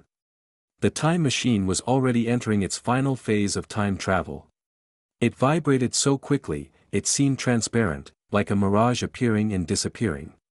As soon as Dr. Rostov landed on the machine, the vibrations caused his clothes to catch on fire. It wasn't just one part of his clothing that burst into flames, all the clothes on his body caught on fire at the same time. Dr. Rostov was suddenly consumed in flames. It was an unexpected sight for Lance, but seeing that the clock only had a couple of seconds left, he knew he had to make a move. With Commander Stratford still holding onto the driver's gun, it was all up to him. The only chance he had of catching Aziz would be to inject himself with the serum. There was no time to hesitate. He held the syringe to his neck and pushed it in, wincing at the sharp pain. He eased every drop into his body. Suddenly, everything around him blurred. Was this the beginning of time travel? Lance watched everything slow down around him, including his hand that held onto the syringe at his neck. He tried to pull the needle out, an action that should have taken a split second, but the act of doing so seemed to last an eternity. Even the flames engulfing Dr. Rostov had stilled. Worse yet, so had Lance's mind. His thoughts didn't seem to be flowing. He couldn't process or remember anything. In the next instant, everything stopped. Fire, light, dust, bodies, everything froze. Time essentially stopped, until it violently exploded into motion, sucking them all into the past. Chapter 18. Lance stared out the patio door of his apartment. A gentle breeze blew in through the slightly open door, bringing with it a sense of calm. He closed his eyes, allowing the golden rays from the setting sun to warm his face. Only the soft fluttering sound of the blinds moving registered in his mind. Other than that, he didn't have a care in the world. As quickly as the peacefulness had fallen on him, it suddenly disappeared. He felt so groundless, without a sense of purpose. He couldn't even remember why he was in this room. Opening his eyes, he glanced around. Everything from his bed to his nightstand and dresser looked familiar, yet he had no memories of buying those items or placing them there. In fact, he had no idea what time it was. Even the date and the year escaped him. What did he do for a living? He racked his brain for answers. His mind was so blank he didn't even know his own name. Did he have any family? Who were his friends? While he understood the concept of relationships, he couldn't remember if he had any. No faces came to mind, neither did voices. Was he alone in this world? He rubbed his forehead, straining hard to remember something, anything. Perhaps if he recalled one small detail, he would remember more. But as soon as he tried, his head began to throb. It ached so badly, he collapsed onto the floor, writhing in pain. If only he could knock himself out and stop the torture. His brain ached like it was being manipulated and forced to accept foreign matter. Except that the information being shoved into the recesses of his mind seemed familiar. Images from his childhood. The faces of his parents. Memories of him building a time machine. Scenes from his life flashed through his mind at a blindingly high speed. He held his head with both hands, clutching his hair as the sudden download of information consumed him. He didn't understand how this could be happening. But what was stranger was that he saw multiple versions of himself building the time machine. Each instance played out differently with different lab techs and laboratories. The length of time needed to build the machine varied from memory to memory. Even though he knew these were all his memories, he felt like he was watching a movie from a third person's perspective. How was it possible for him to have multiple memories of the same period in his life? The pain in his head finally subsided, leaving Lance with a dull ache. Taking a deep breath, he uncurled his body and stretched out. He had no idea how long he'd been lying on the floor, drenched in cold sweat. He stared at the ceiling and tried to make sense of what had happened. Outside, the sky was already dark. Pale moonlight shone through the patio door. Lance glanced at the digital clock on the wall. April 30th, 2011. 11:14 p.m. Slowly, his brain began to sort through the multiple sets of memories. From working with Mr. Singh and Dr. Rostov on the time machine, to the fallout that happened each time after the machine was built, to the inevitable time reversal. He shot up to a sitting position. He suddenly realized the horror of the situation. He carefully recounted the times he had built the time machine and concluded there had been 15 different versions of the event. This had to be number 16. Just as he feared, the entire world was stuck in a time loop. He had to put an end to this, but how? The obvious answer was that he could just not make the time machine ever again. But he immediately realized how this time was different.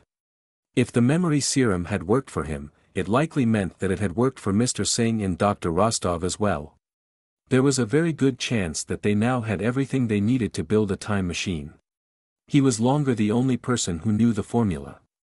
In all his memories of the events leading up to the time reversal, it was always Mr. Singh that sought him out.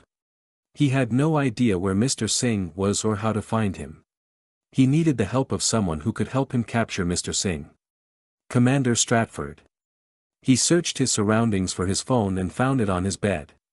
He placed a call, waiting as the phone rang twice before someone picked up. Stratford. Who am I speaking with? Knowing the commander wouldn't remember their history, he needed to find the quickest way to convince him of the imminent danger. Commander Stratford, my name is Lance Everett. I'm a professor at Stanford University. You may not remember me, but please know I'm a friend. I need your help. I may be able to help you as well. A brief pause followed. Who is this and how did you get my number? There was no time to waste. Lance pressed on, eager to win him over.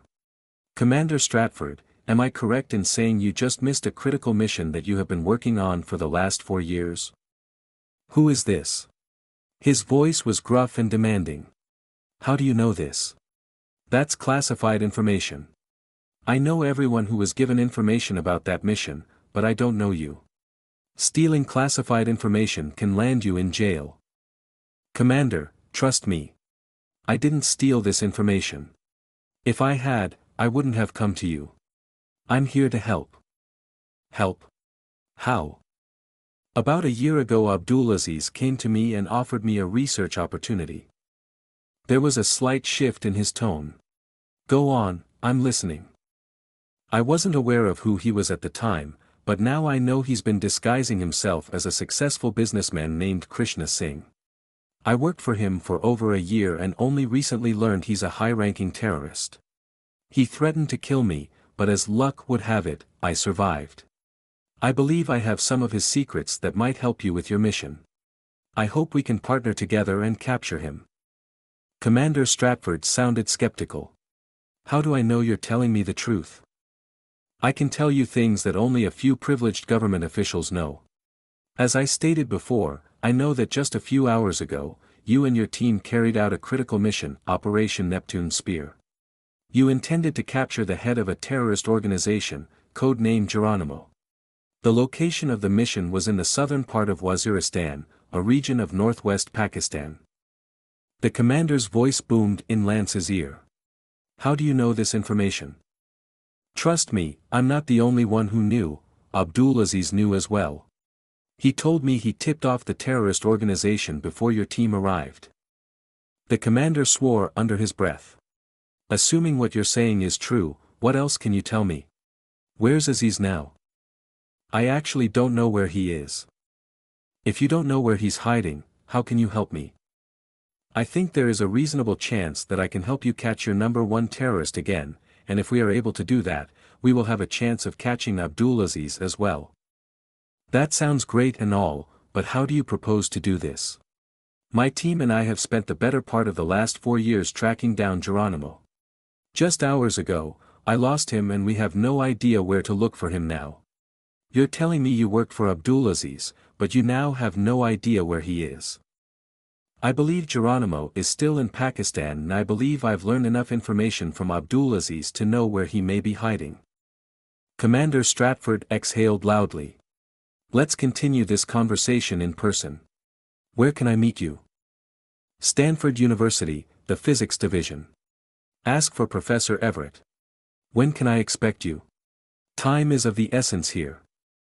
I'll hop on a military plane now. Will you be landing at Moffett Federal Airfield in Mountain View? Yes, the commander answered, surprise in his voice. How did you know? Just a hunch, Lance replied casually. I'll see you soon then. I'll land in 3 hours and be at Stanford in another 30 minutes. Great. By the way, speaking of Moffett Airfield, can you ask George to loan me his satellite? The Titan satellite, to be exact. I needed to start searching for Geronimo's new hideout. Wait, how do you know George? And how do you know about our satellite? What else do you know? Lance chuckled. Not much more. But I do need that satellite for our mission to be successful. Commander Stratford scoffed, clearly not amused by the situation. This is your cell phone, correct? Yes. Stay close by. I'll contact George to grant you remote access to the satellite. I'll see you soon, he added before hanging up. Lance stared at his phone and shook his head in wonder. The day had sure turned around. The last memory he had of the commander was of him with a gun pointed to his stomach. The driver had shot him several times, but thanks to the time loop, Commander Stratford was still living and breathing. What a strange feeling it was to have heard his voice. Pushing his emotions aside, Lance quickly gathered his belongings. He needed to get to his lab. He headed out the door then returned to grab his cell phone charger. The last thing he wanted was to miss a call from Commander Stratford or from George, the lead satellite operator. His heart pounded at the urgency of the situation.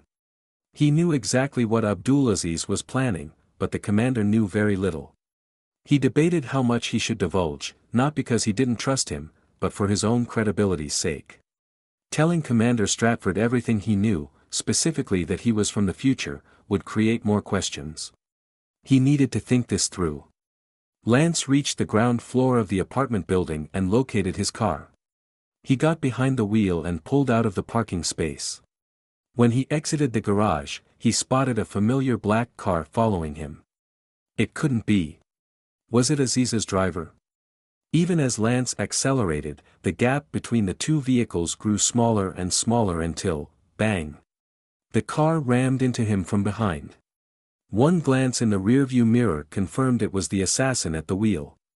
He wore his signature dark shades and a menacing smile. Out of desperation, Lance floored the gas. He needed to speed up, and he needed to do it fast, before the driver hit him again. He raced to the nearest freeway entrance a few streets away. After merging onto Highway 101, Lance attempted to lose the other car. Traffic was lighter now at midnight, but being the Bay Area, there were still quite a few cars on the road. He wove in and out of the lanes, doing his best to drive safely, yet quickly. Another glance in the mirror confirmed the car was still hot on his tail, following a few feet behind. Lance couldn't see the driver's face, but he imagined he was laughing at their little game of cat and mouse. Whenever he needed to slow down because of other cars on the road, the driver took the opportunity to remind him of his presence. The large, solid car crashed into him again and again, causing him to swerve. Several times Lance almost lost control. Lance blew out a breath. This was not a fair fight. He needed a better strategy, and soon. His car wouldn't be able to take many more hits. An idea came to him. The cemetery where Juliet was buried was nearby. Lance knew from his visits there that amateur street car racers often competed along the mountain road leading up to Skylawn Memorial Park. These illegal races attracted the police as well. If Lance was lucky, they might run into a cop along the way. At the very least, he would have a higher chance of losing the driver. Having taken that road every day for a year made him as skillful as those racers, if not more. He had no problem anticipating each twist and turn. He swerved over to the junction to get onto Highway 92. Just as quickly, the driver changed lanes behind him. Lance's heart pounded in his ears as he tried his best to maintain control over his car. Soon, he was only 500 yards away from the mountain road. Hope rose in his chest, only to dissipate with his next breath. The image in his rearview mirror made his blood run cold. The driver had rolled down his window and was reaching his left arm out. He held a gun in his gloved hand. Despite the rushing wind, his hand remained steady and sure, pointed directly in Lance's direction. Lance ducked, just as the first shot rang out. Shocked, his foot came off the gas pedal for a split second and he fought the desire to step on the brakes.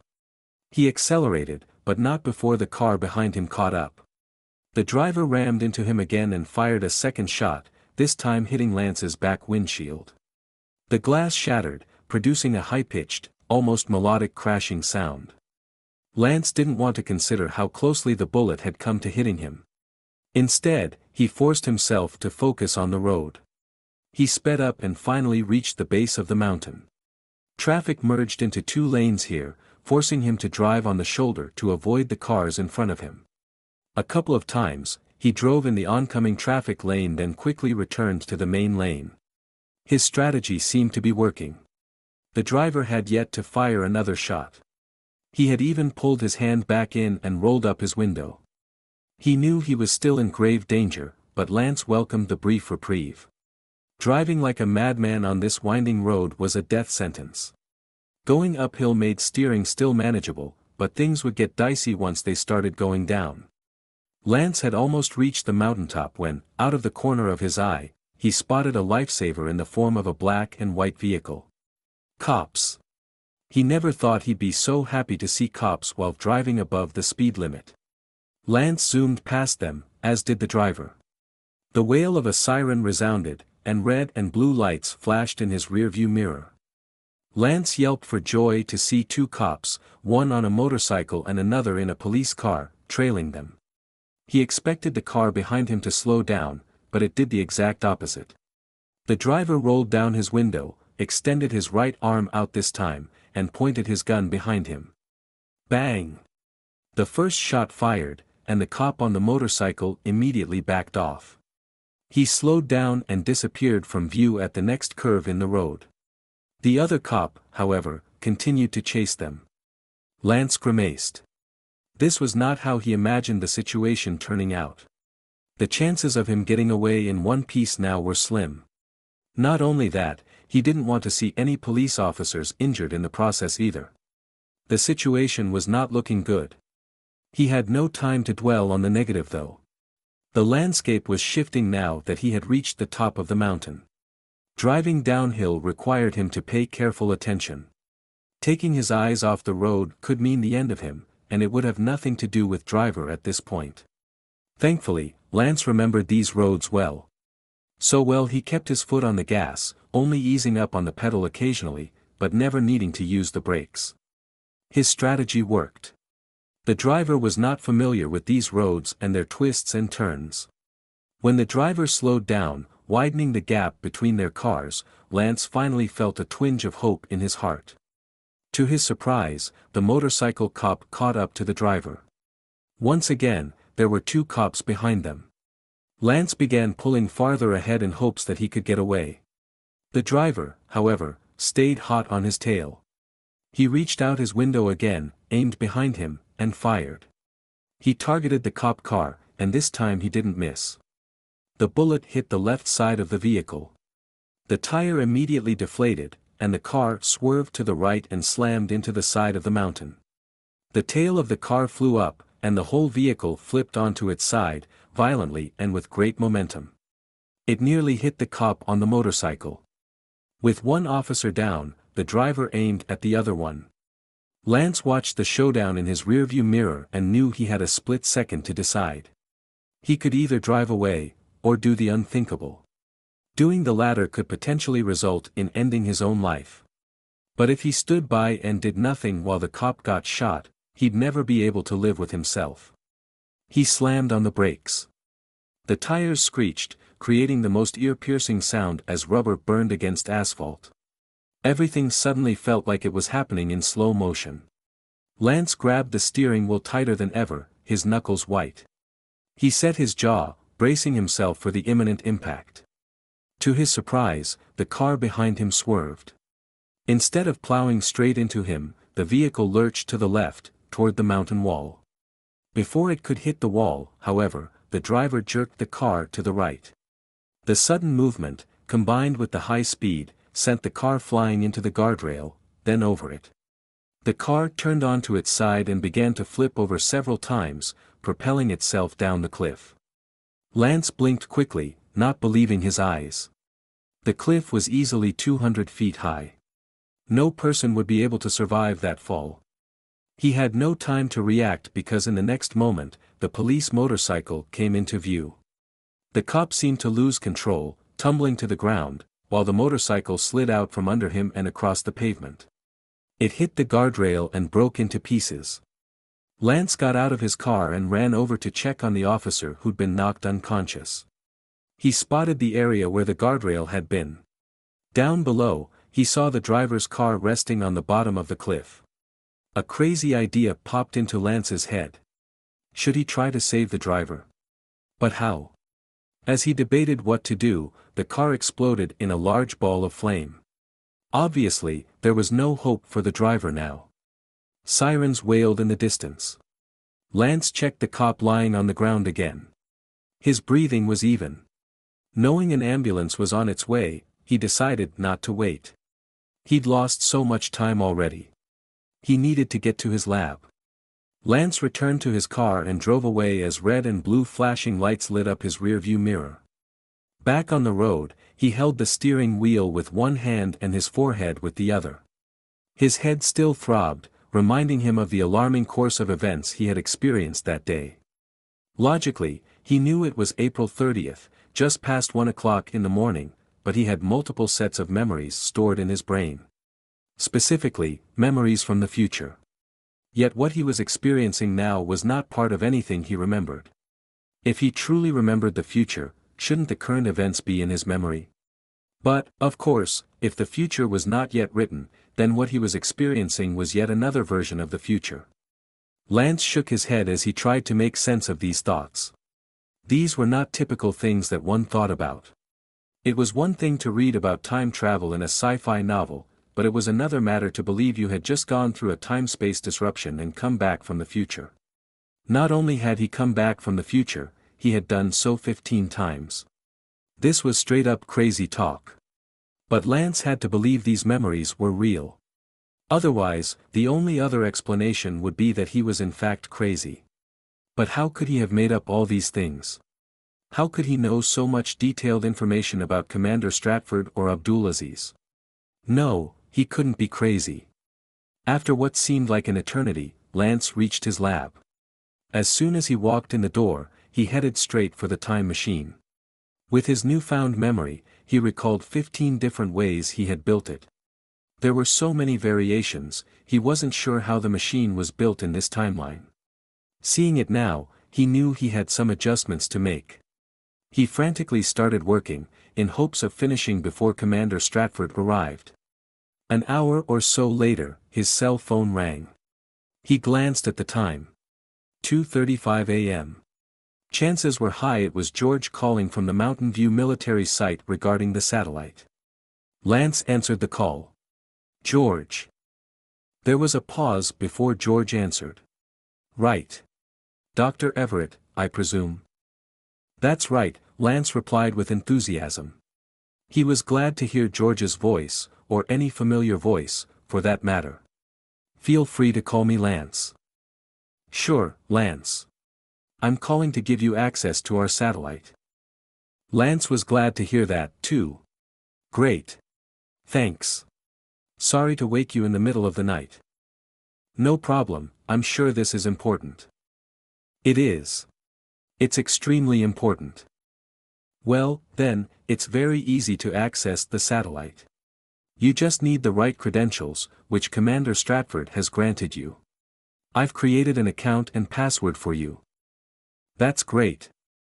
I'll email you your credentials in an encrypted email, but do you know how to operate our satellite? I do.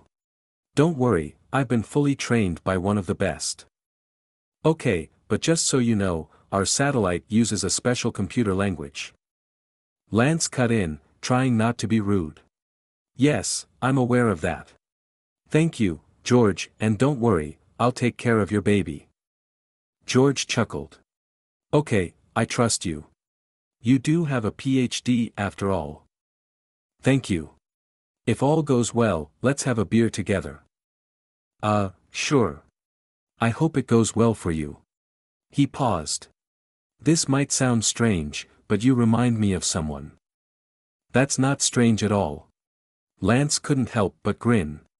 You remind me of someone I used to know, too. Well, before I go, may I ask what you propose to use the satellite for? Lance remembered in a past timeline that George had asked the same question of Commander Stratford. He thought it would be fun to use the same phrase the commander always used. He simply replied, you know the drill.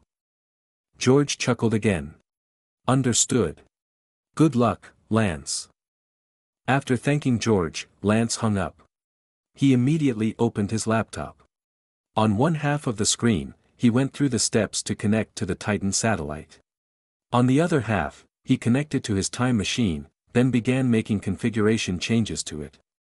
Scrolling through image after image, Lance made the needed adjustments, sometimes moving the satellite ever so slightly, other times moving it by large margins. He was still analyzing Titan's data when his phone rang again. He picked it up on the second ring. Commander Stratford's voice came over the line. I'm here. I'll be right down. Lance rushed downstairs and pushed open the double doors. He and the commander shook hands as if meeting for the first time, but for Lance, it was like seeing an old friend again. The commander's expression was serious, almost suspicious. Dr. Everett, I hope you have some useful information for me. I believe I do. Come up to my lab. After a few turns and a flight of stairs, they arrived at Lance's laboratory. Commander Stratford's eyes immediately landed on the gigantic machine sitting in the middle of the room. Is that what I think it is? Yes, it is. Lance walked over to his computer and began organizing some data to show the commander his findings. Commander Stratford's gaze was still fixed on the machine. I'm assuming it doesn't work.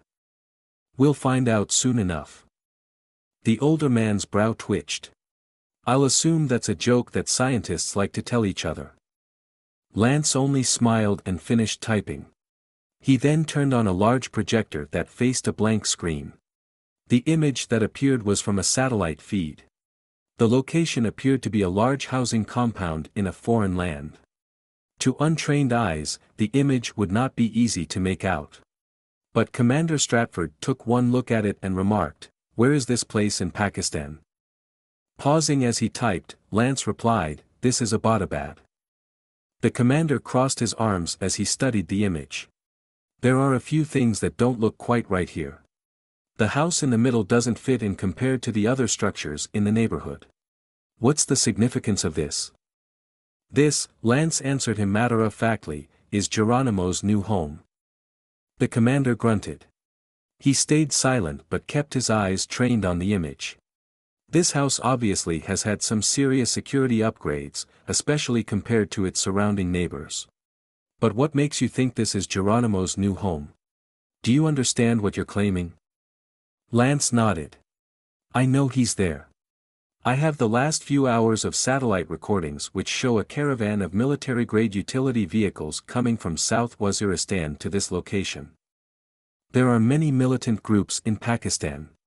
What makes you think this belongs to Geronimo?" His voice was gruff, unbelieving. "You've only had access to Titan for a couple of hours. How is it possible that you have recordings of the feed from South Waziristan to Abbottabad for the past few hours?" Lance was impressed with Commander Stratford's analytical mind, but not with his understanding of modern technologies. Titan is a geostationary satellite, which means it stays in the same spot in the sky at all times. It will never see Pakistan from its current position, not without some major relocation efforts. I mainly needed Titan to get access to the U.S. satellite network. Commander Stratford was listening intently now.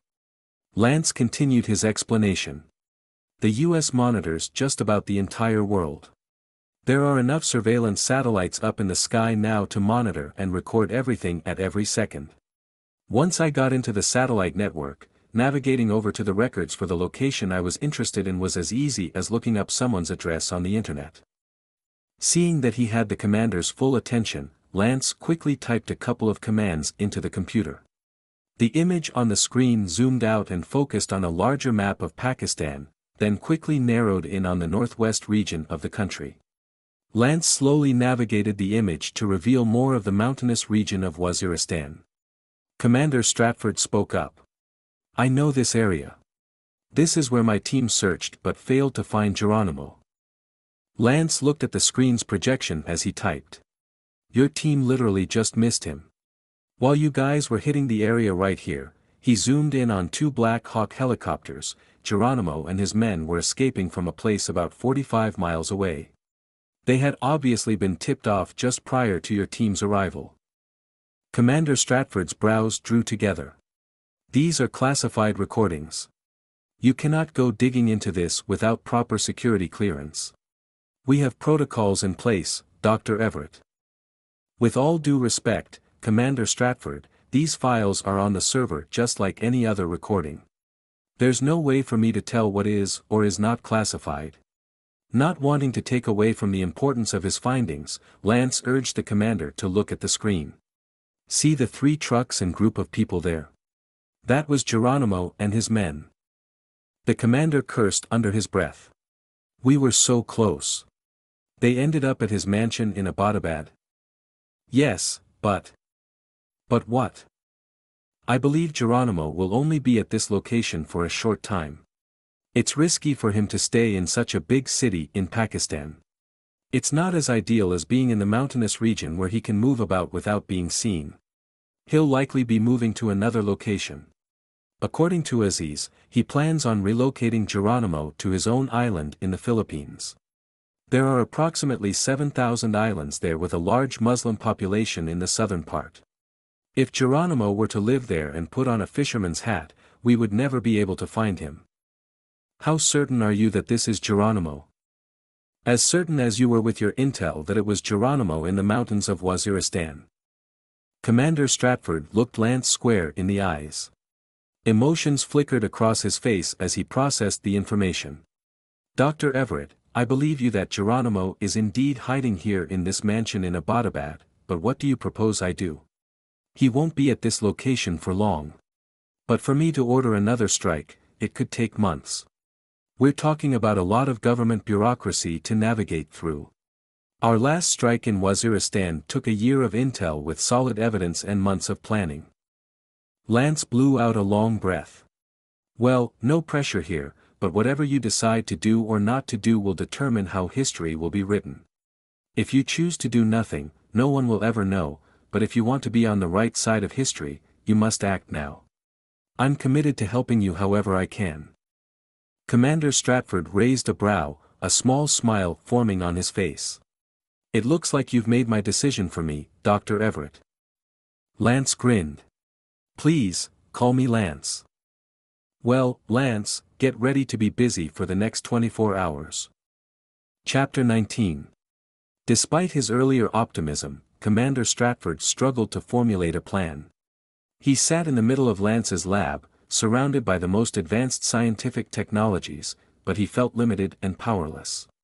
Although he had planned and executed many military missions throughout his career, this was the most challenging one yet. Glancing at his black steel watch, he noted the time, 0700 hours, Eastern Time. He simply didn't have enough time for this mission. The President had long been informed of the status of the original failed mission that had taken place a few hours ago. Ethan was scheduled to give a full report at 1100 hours on why the mission had failed and what impact it would have on capturing Geronimo in the future. Once the report was given, it would be nearly impossible to have enough momentum to strike again in a reasonable time frame.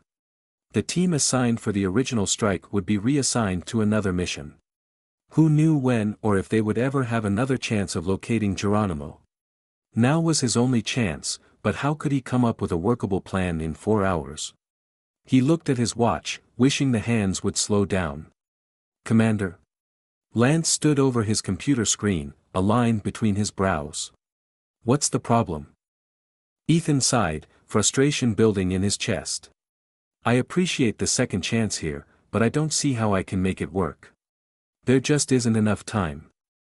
Well, you happen to be talking to an expert on time. Lance smirked. Is there anything I can help with? Commander Stratford chuckled as he rubbed the back of his neck. This guy had a surprisingly good sense of humor for a scientist. I'm scheduled in 4 hours to give a full report on the failed mission. I'm willing to skip this critical meeting for a good cause, and I can't think of a better reason than catching Geronimo. The problem is, my team is still in eastern Afghanistan. It would take me 14 hours to get there. Geronimo is now at his new hideout, and no one knows how long he'll be there. After 1100 this morning, my team in Afghanistan will be dismissed and we will need to start this mission over. This is our only opportunity to catch Geronimo. Lance nodded. I understand. Time is of the essence here. Let's get to work. Let's suppose if I can get you to Afghanistan, do you think your team would go on this unsanctioned mission with you? They would not only be risking their careers but their lives, and possibly even face jail time. Narrowing his eyes, Ethan answered, of course they would. Those of us who make a career in the military don't do it for the money. We serve to protect our country and its people. We are ready to lay down our lives at a moment's notice. Every mission we go on may be our last. Capturing Geronimo is critical to our country's safety.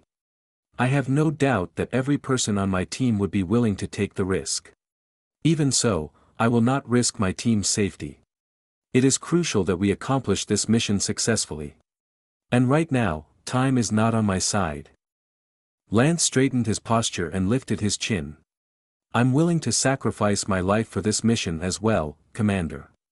Trust me when I tell you that catching Geronimo is a big deal, but I'm on a mission to stop something even bigger. I don't have time to explain everything to you right now, but for me to accomplish my part, I need to first help you catch Geronimo. The commander didn't understand what Lance was saying, but he sensed it wasn't the right time to question. He simply nodded. Are you ready to double down? What? What exactly do you mean by double down? When I said earlier I'm an expert on time, it wasn't entirely accurate. I'm actually an expert on time and space. Ethan's ears perked up. He gestured for Lance to continue. I won't go into details as we're already short on time. The gist of it is that I know how to manipulate time, and knowing how to manipulate time is just about the same thing as manipulating space. If the scientist was trying to be funny, he sure had bad timing. You're right, Ethan scoffed, we don't have time for this. Lance was unmoved by his cynicism. Commander, do you see this machine here? I'm able to use it to manipulate time and space. In other words, I can send both of us to Afghanistan, where your team is located, in an instant. Ethan dropped his jaw. Now the scientist sounded plain mad. That's not possible. It's entirely possible. As a matter of fact, compared to manipulating time, bending space is a whole lot easier and requires much less energy. His face lit up as he explained, space and time are intricately bound together. I have memories, they're slowly coming back to me now, of a time when I teleported myself from one place to another. It's possible, Commander. Possible or not, all this scientific talk was above his pay grade. He didn't know whether to believe it or not. Even if he wanted to, it was beyond his comprehension. Look, I'm sure you're a brilliant scientist and your theory in time travel and teleportation might one day prove to be invaluable to mankind, but as of today, time and teleportation machines have not yet been invented. Lance began mumbling under his breath, so lost in his thoughts that he didn't respond. Seeing how he was preoccupied, the commander decided to politely excuse himself. Dr. Everett, thank you for inviting me here. I'll pass along the information you gave me to the intelligence agency. Good day, he added before walking to the door. Hold on, Lance called out. What do you have to lose? Ethan turned around. Excuse me. What do you have to lose? I can have the machine set up in 30 minutes. You're serious? Yes. Of course, I'm serious. Lance threw up his hands in exasperation. He glanced around his lab, his gaze landing on a small refrigerator in the corner of the room. I'll show you. I'll teleport that refrigerator outside. He pointed out the window to the grassy lawn below. Ethan crossed his arms. You are serious? Lance nodded. If you stick around a little longer, you'll be the first person ever to witness a teleportation. More importantly, I will teleport you to Pakistan, so you can complete your mission. What do you say? The commander raised his eyes to the ceiling. He couldn't believe he was considering staying. Okay, let's see it. All right. Lance rubbed his hands together and stepped up to the time machine. 30 minutes passed. Seeing Lance work on the machine was like watching a scene from a movie unfold. All the tubes going in and out, the 4 large pillars at the corners, everything appeared like they belonged in a comic book. The setup was impressive, but Ethan had waited long enough. After another 15 minutes, the commander rose from the chair he'd been sitting on. He approached Lance, and with a last-ditch effort, asked him, "Do you need any help?" "Sure, I'd appreciate it. Let's move the refrigerator over, on top of this rack here." Ethan blinked in surprise. "You're done?" "Yes. Let's test it." They carried the refrigerator and set it on top of a wooden box. Why the wooden box?" Lance chuckled. "Well, when the machine teleports something, it's really exchanging the content between 2 spaces. When I teleport an object like this refrigerator over in a 3-dimensional space, I'm pulling the same exact content from the destination. The wooden box is there because I don't want the bottom of the fridge to be cut off when it's teleported. As you can imagine, when we teleport ourselves, we'll probably want to stand on a box or something as well." "That makes sense." Ethan shook his head in wonder. "About as much as the other things that don't make sense to me right now." Lance smiled. "Okay, we're good to go." He gestured for Ethan to follow him to the other side of the lab where they stood behind a glass window. He grabbed 2 pairs of protective headsets and handed one to the commander. "Put these on." Ethan did as Lance instructed, his movements swift and steady, even as his mind wavered between doubt and belief. He had no idea what to expect. When he first came to the lab, he had minimal expectations, hoping only to gain a lead as to where Geronimo might be. Who would believe he was now witnessing a mad scientist teleport a refrigerator? The experience was surreal. Lance started the countdown. 5, 4, 3, 2, 1. Teleporting initiated. The time machine came to life, generating a very high-pitched noise. Even with a headset on, the commander found it almost unbearable. Following the high-pitched noise came a strong and consistent vibration. Fortunately, both the noise and the vibration lasted briefly. A loud boom sounded, and like magic, the fridge vanished. Lance ripped off his headset and rushed to the window. He whooped in excitement. It worked. Ethan joined him at the window, not believing his eyes. Sure enough, the refrigerator that had been sitting in the middle of the lab was now sitting on the green lawn in front of the building. As the commander tried to make sense of what had just happened, he heard the door open. "Come on," Lance called out, "we need to check the contents." He followed Lance down the stairs and out the door. When they reached the fridge, Lance opened it up and pulled out a couple of bottles and jars to inspect. Everything looked to be intact, unharmed. A big grin lit up Lance's face. Our test was a success. Even with the evidence before him, Ethan still had a hard time swallowing what had happened. "What does this mean? Are you going to teleport us to Pakistan? That's the whole reason why we did this test, wasn't it?" "But isn't teleporting a refrigerator and teleporting people two different matters?" "Yes, but this is the closest thing I can find right now as a test subject, besides teleporting one of us. You see, in this refrigerator I have liquids and other jello-like substances which resemble our brain and other organs. They all came out fine, under my very coarse examination, of course." The commander eyed the scientist. How had he accomplished such a feat? But more importantly, why? Why are you so eager to help me find Geronimo? Before tonight, I never even heard of you. But you're willing to use this machine and potentially risk your life for this mission. What's in it for you? Lance answered him with determination in his voice. "It's like I told you earlier on the phone. I worked for Aziz. I know he has plans to kill thousands of innocent people. If we miss this chance to catch him, we might not get another one. I wouldn't be able to live with myself if I didn't act on this opportunity." Ethan nodded. He had the same conviction as well. "Just so you know, if we fail, you and I will both have to answer to the authorities." "I understand." The commander clapped Lance on the back. "Okay, let's do this." They returned to the lab and began preparations for their teleportation. Lance recalibrated the machine, while Commander Stratford notified his team of his arrival. "My men will be ready in 20 minutes. Lance's fingers flew over his keyboard for a minute. When he finished typing, he stared at the monitor and declared, "Now for the moment of truth, do or die." He glanced at the commander. "Are you ready?" Ethan took a deep breath. He had made many critical decisions during his Navy career, but this one was by far the perilous one. Here he was about to teleport from California to Pakistan, a distance of almost 8,000 miles.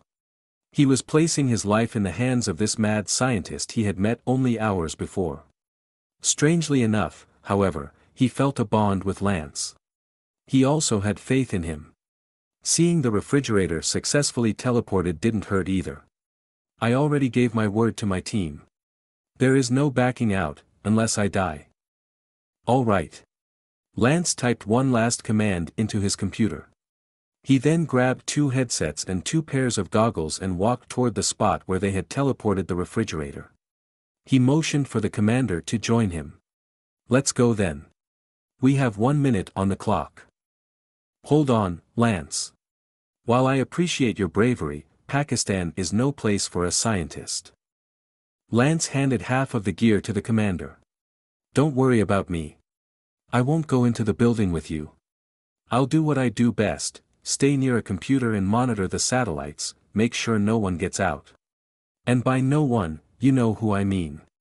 Also, as soon as we finish up with Geronimo, I need you to catch Aziz. Someone needs to keep you on task, you know. And besides, who else is going to teleport you back?" Ethan did appreciate Lance's satellite spying skills. Fine. Let's proceed. Lance gave him an enthusiastic smile. The process will take about 30 seconds. The goggles and soundproof headset should help minimize the effects of the teleportation, but nausea should be expected. Scream as loud as you possibly can to help decrease the pressure in your head. They both put on their gear and stood on the wooden platform Lance had set up.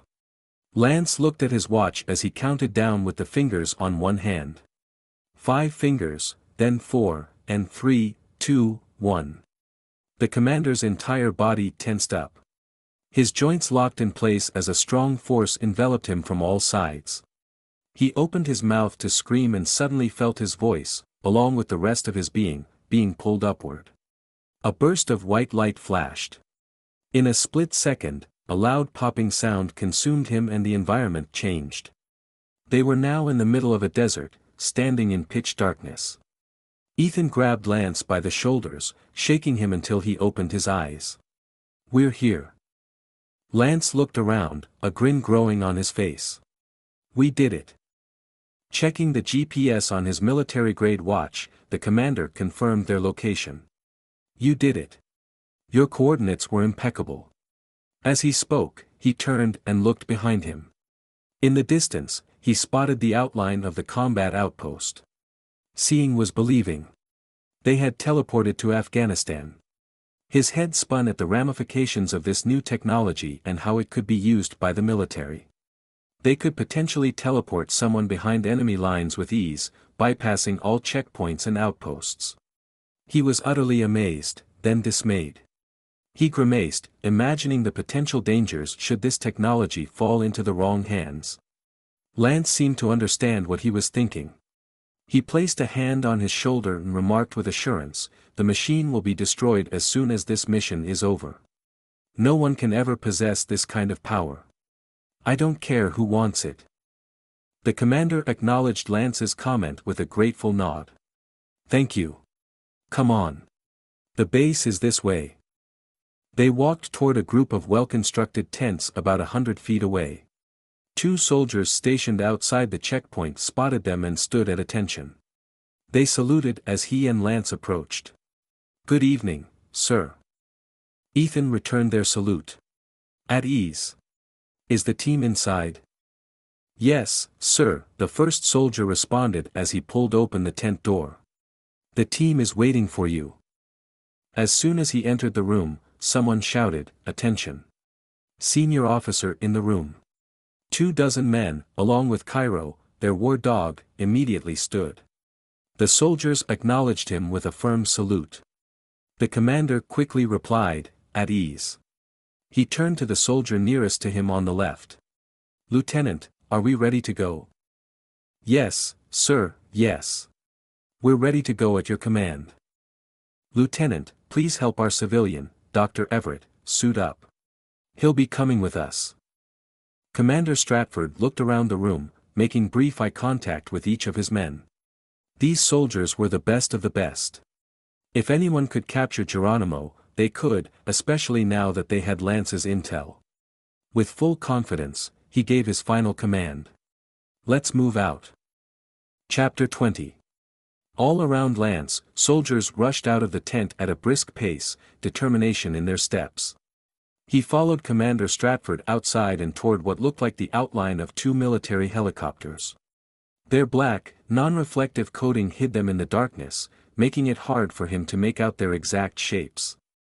The team split up and boarded the copters, seeming to know who was assigned to which plane. Lance thought to ask which one he should take, but the commander tapped his shoulder and gestured for him to follow. Once on board, a soldier handed Lance an all-black uniform, helmet, and goggles and simply said, "Put these on." Commander Stratford glanced over and smirked. "There's no need to scream this time," he remarked, obviously referring to their teleportation experience. He managed to maintain a serious expression, although there was a twinge of humor in his tone. Lance had just gotten his gear on and his seatbelt strapped when the helicopter began its ascent. Through the specially designed communications helmet, Lance heard a conversation in progress. Someone in ground control was questioning the authorization of this mission. Commander Stratford forcefully responded, stating it was an emergency mission. When ground control pressed for more information, the commander stressed their need to go, and to go now. He ended the exchange with a command to cease all communication until he contacted them after the mission completed. Commander Stratford reiterated his order. Cut the feed, local comm only. The radio clicked before he continued, Team, we are on our own now. You have already been briefed by the Lieutenant Commander about this mission. Although the details have changed, we are here to do what we do best. No one else in the world can do what we do as well as we can. When we get on the ground, we will do what we've always done. Get in, get out. Remove any obstructions, keep civilians away from the compound, and ensure all civilians, especially women and children, are safe. Secure all computer hard drives, CDs, memory cards, videotapes, and any other intel you can locate back with us. And of course, our primary target is wanted dead or alive. Any questions? No, sir, no. We are currently about 90 minutes from our target location. We will fly NOE as we approach the Pakistani border, that's Nap of the Earth, a low-altitude flight path, for our civilian helper here. We will monitor our satellites for any movement from the Pakistani government. Dr. Everett will watch the feeds for us. The lieutenant commander acknowledged Lance with a firm nod and immediately handed him a military-grade laptop. We have 40 minutes to get in and out, with a 5-minute buffer. Should we stay on the ground longer than that, we risk encountering the Pakistani police or their military. Black Hawk 1 is targeted to hover over the courtyard as we drop into the compound. Black Hawk 2 will land on the northeast side just outside the compound wall to offload our interpreter, attack dog, and handler and to deter any civilian onlookers and the local police. Is everyone clear on our mission? Sir, yes, sir. May the Lord watch over your lives today. In unison, the team shouted, Huya. Pilots, the commander added, let us know when we near the border. Yes, sir. Lance observed the scene in awe. While everyone appeared calm and confident, he couldn't help but feel overwhelmed. He remarked to Commander Stratford, impressive team. This is what we do. He glanced over at the laptop screen. Are you ready? As ready as I'll ever be. Having something to focus on settled the nerves in Lance's stomach. His fingers flew over the keyboard as he gained access to the necessary satellites to monitor not only their flight path, but all the surrounding Pakistani military installations. You seem to know the inner workings of these satellites well, like you've been doing this your whole life. Lance picked up on the awe in the commander's voice. Now that he thought about it, he wondered how it was possible that everything seemed like second nature to him. Of course, he immediately realized why. He'd had multiple lifetimes of experience already. 15 lives, actually, he mumbled under his breath. What did you say, Lance? I just have a knack for all things computer-related. He offered a sheepish smile. It comes naturally to me. Commander Stratford gave him a curious look, but he didn't press the issue further. After some time had passed, the pilots announced, Commander, we are 5 minutes out from crossing the border. Commander Stratford turned to Lance. Any sign of movement at the border? No, sir, no, he confidently replied, feeling like a useful part of the team. I even tapped into Pakistan's military communication channels. All channels are quiet. Only a few regular check-ins are being communicated between checkpoints. Very good.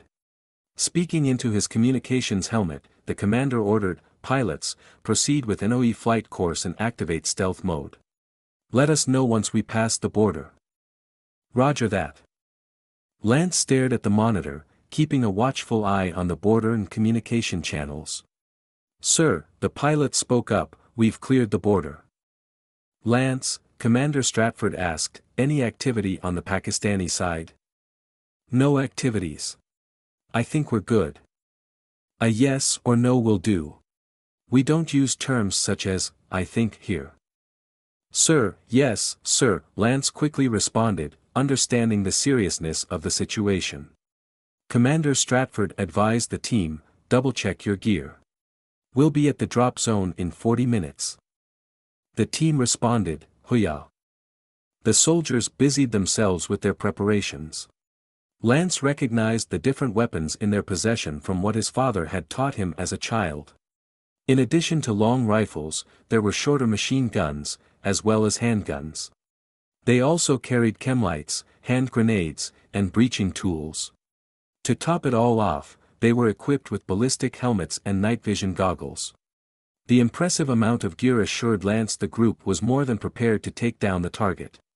The pilots announced, "Sir, we are 5 minutes out to the drop zone." Commander Stratford pointed to the corresponding teams. Team 1, follow me.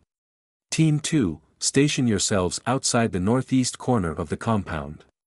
Lance, you will remain on board for your own safety. The pilots flew to the drop zone, with Black Hawk 1 hovering over the compound's yard.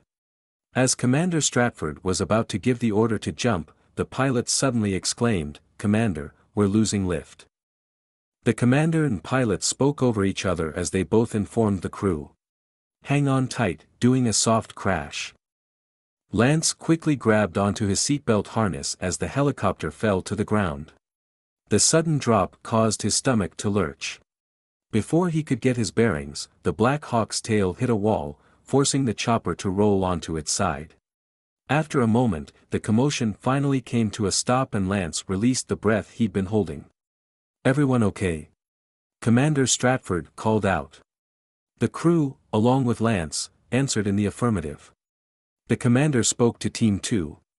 "We've crash-landed inside the compound, everyone is okay. I'll need you to fly Black Hawk 2 in here for our return trip. Team 1, let's go." At his order, he and the soldiers exited the helicopter. Before the commander exited, he turned around and told Lance, "This bird's going to be destroyed. Stay with the pilot." Lance nodded his understanding. The pilot rushed over to the back of the plane with several explosive devices in his hands. He began setting them up around the cabin, flipping over the red cover on each one and pressing a button to arm the bombs. He motioned to Lance.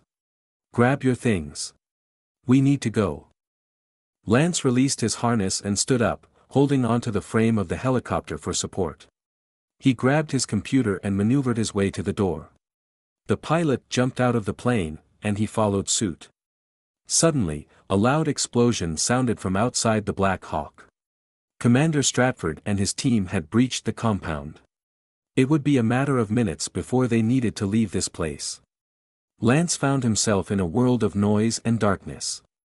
Muffled, sporadic gunfire filled the air, interspersed with screams from both men and women. Dogs barked fervently in the distance. A crowd had gathered outside the compound walls, creating a loud commotion. The people shouted in a foreign tongue, their voices raised in protest. The radio communication coming through his helmet was strangely calm and quiet. Lance only heard bits and pieces of the team's conversation as they moved about. First floor cleared. Moving to second floor. Room cleared. Second floor cleared. Moving to third floor. More gunshots rang out. Target acquired. Above him, through a third-story window, Lance saw flashes of white. Shortly after, a voice cried out, "We got the son of a gun. Target down." Confirmed, target down. Indistinguishable cheers soon followed. Lance and the pilot exchanged a quick glance and pumped their fists in the air. Commander Stratford's voice came over the radio. "Roger that. Good job, team, good job. We have 15 minutes to grab all intel. Team 2, get ready to enter the compound." The second Black Hawk was inside the compound in a matter of minutes. A large cloud of dust swirled in the air as the chopper hovered over the area. The pilot next to Lance spoke into his headset. "Stay clear of the wall. I think I hit a vortex ring that brought down the bird." "Roger that." Lance and the pilot ran over to where the helicopter had safely landed, its rotors and engine still running. Soldiers began running out of the building with everything from laptop computers, hard drives, tapes, and notebooks in their hands. The team boarded the Black Hawk as the commotion from outside the walls grew louder and more frenzied. Commander Stratford was the last to come out. He and another soldier carried a large black body bag, which they loaded onto the plane. Everyone had climbed on board, except for Lance and Commander Stratford. The commander called out to the team, "Well done. You have all made history today. You should be proud of yourselves." The team responded with a resounding, "Hoo-yah." Commander Stratford turned to the lieutenant commander. "You know what to do from this point on out. Dr. Everett and I have some unfinished business to attend to." The lieutenant commander saluted. "Yes, sir, I do." Commander Stratford saluted him and the team before the helicopter door closed. The lieutenant commander commanded, "Pilot, detonate the charges on Black Hawk 1. Let's go home." "Roger that." Black Hawk 1 exploded as Black Hawk 2 took off. Commander Stratford looked over at Lance. "Thank you. We couldn't have done this without you. From now on you will be an honorary member of my team, my family." Lance reached for Commander Stratford's outstretched hand and gave him a firm shake. "So, where do we stand?" the commander asked. "We don't have much time." Lance opened his laptop and located the control to remotely activate the teleportation device. "We're already in the right place." He pressed the key, and a bright flash of white enveloped them. Chapter 21. A moment later, Lance and Commander Stratford found themselves back in Lance's lab on the Stanford campus. Still dressed in military garb, they appeared out of place, but they were dressed appropriately for the event about to take place. After making a call to his team on the ground, the commander gestured to Lance that he was ready. The two of them made their way downstairs and out of the engineering building. Lance winced as his eyes adjusted to the early morning light. He breathed in the crisp spring air, cleansing his lungs of the desert winds they'd just experienced. Several students walked by along the grassy lawns to their first classes of the day. Among them, a well-dressed man in a high-end, tailored suit strode toward them. Lance recognized Aziz right away. It seemed Aziz did so as well because he paused for a moment before he continued his approach. A man in a dark suit and shades followed closely behind Aziz. Could it be? Lance gasped in disbelief. Somehow, the driver had survived the car crash. His face bore some scratches but also a familiar smug smile. Looking up, Lance spotted several snipers stationed on the roofs of the adjacent buildings. A sense of satisfaction swelled in his chest. There was nowhere for Aziz to run. They would stop him once and for all. Commander Stratford called out, "Abdul Aziz, this is the end for you." A smile played on the older man's lips as he stood within arm's reach of them. Acknowledging the snipers with a quick nod, Aziz replied, "It does appear that way, doesn't it?" He turned to Lance and remarked, "Dr. Everett, I presume our special cocktail worked for you and your memory is intact." "It certainly did," Lance affirmed. "Well, good." Aziz sneered. "That makes you and I the two most powerful people in the world. You should know that one day your friend here," he gestured toward the commander, "will turn on you because of how much you know."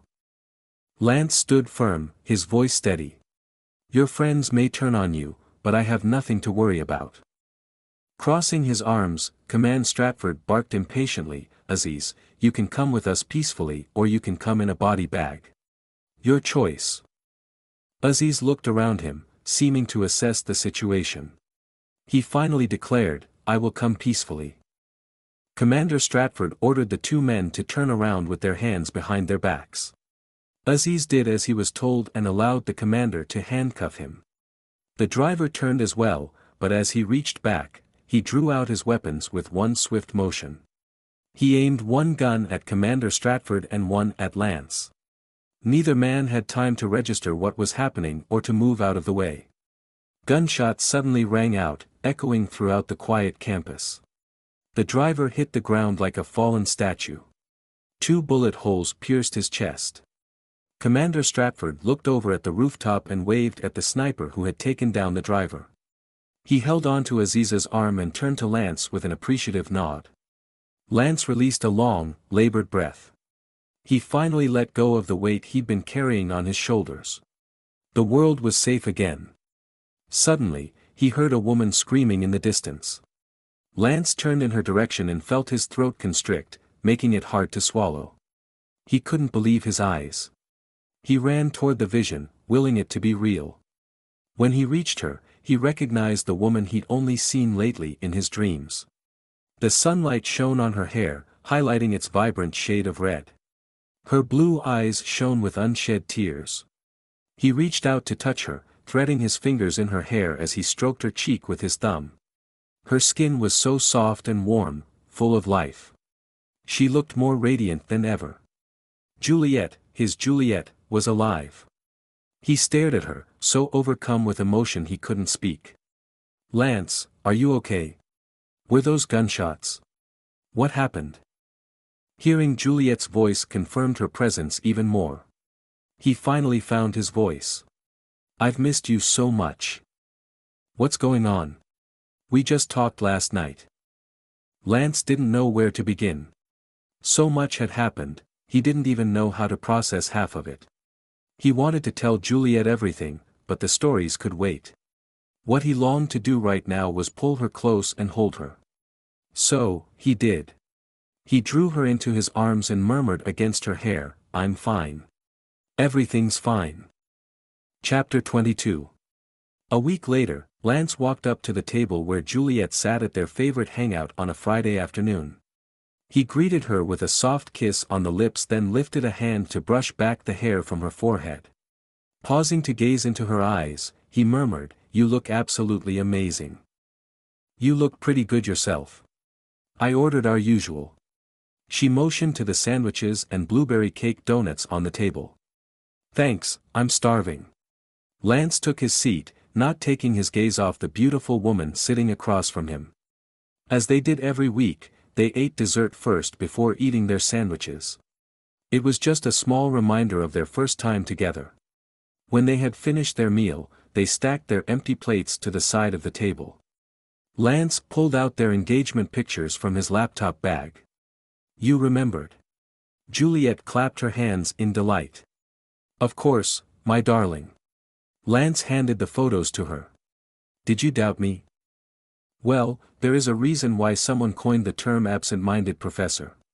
She grinned and moved aside her glass to make room for the photos. "I've been checking them out on the photographer's website. Let me show you the ones I like, and we can compare them with the ones you like." Lance continued to look at Juliet with a dopey grin on his face. It didn't matter what she was saying, he was just so happy and at peace in her presence. "Hey, pay attention." She cupped his chin and turned his head toward the pictures. Lance chuckled at how easily she could distract him. Yes, absolutely, honey." He reached over to take Juliet's hand and placed a soft kiss on her palm. Nothing could beat spending time with the woman he loved. A beeping sound interrupted their intimate moment. Juliet frowned as she glanced at his cell phone on the table. "Is it already time for you to go?" He turned the alarm off and shook his head. "Nope, I'm good." "But I thought you had a speaking engagement in SoCal, don't you need to catch your flight?" He tilted Juliet's chin up to look in her blue eyes. He still couldn't believe he'd found her, time and time again. There was no doubt he was the luckiest guy in the world. "I canceled it. I'm not going anywhere." A smile lit up her face. "You did?" "Yep. I'd rather be here with you." "Me, too, Lance." Juliet leaned in to kiss him. "I wish I'd known earlier though. I could have taken the afternoon off." "You should have told me." That was an understatement. There was a lifetime of stories he had yet to share with her. "I should have. I just didn't get a chance to." "It's okay. We'll have to make the most of our time then." "Sure thing. That's my area of expertise," he quipped as he kissed her palm again. Juliet laughed. "It sure is." Lance sighed a happy sigh. Everything was as it should be. He had Juliet back, and he couldn't wait to start the rest of their lives together. But, first things first. "I'm going to get another donut. You want one, too?" Epilogue. Somewhere in the world, in a state-of-the-art scientific facility, a man stood in the middle of a lab. Complicated machines and computer equipment surrounded him. He clutched his head with both hands as he screamed, "Something's wrong. Make it stop. Make it stop." He fell to his knees, doubled over. He was being tortured from the inside out. The spasms in his head were so extreme, he ached to stop them. He would do anything to end the pain. He looked around the room frantically, his screams echoing in every direction. He saw the solution in the form of a surgical saw on the table. With one swift motion, he grabbed it and jammed it into the back of his skull. The pressure from within his head was so strong, the bottom half burst open upon impact. The relief was immediate. Blood trickled down his neck and clothes, but he could care less. The pain had lessened enough for him to stand. He braced himself against the table and looked up. A mirror hanging on the wall across from him caught his eye. He slowly walked over and stood before it. From the front, he looked almost normal, yet when he turned around, he was shocked to see his brain exposed. The brain stem and part of his cerebellum hung outside of his skull. He placed a hand at the back of his head, feeling the soft matter that had doubled in size. The serum was to blame. He had fallen into the time machine as he was still injecting it into his bloodstream. Perhaps the energy from the machine had caused a reaction in his brain, resulting in this physiological change. Still in shock, he carefully bandaged his head. He also searched the lab for materials to create a helmet for himself. Using clear fiberglass, he covered the exposed part of his brain. When he was finished, he stared at himself in the mirror, long and hard. Despite his new deformity, he was oddly satisfied. As the hours passed and the pain gradually subsided, he felt a heightened sense of processing. He recalled facts stored in his memory from long ago. Numerous scientific formulas and theories suddenly became clear to him. His ability to think and reason expanded in a way he had never experienced before. His intellectual capacities had grown along with his brain. There were no limits to what he could do. Looking in the mirror again, he gazed deeply into his own crazed eyes. He chuckled as a realization came to him. The sound of maniacal laughter, loud and wild, filled the entire room. He, Dr. Rostov, was now the most brilliant scientist in the world. The end. Thank you so much for listening to this audiobook. To find out more about Liwen Ho's other books, please visit her website at liwenho.com. And be sure to subscribe to this channel so you'll be notified when a new audiobook releases.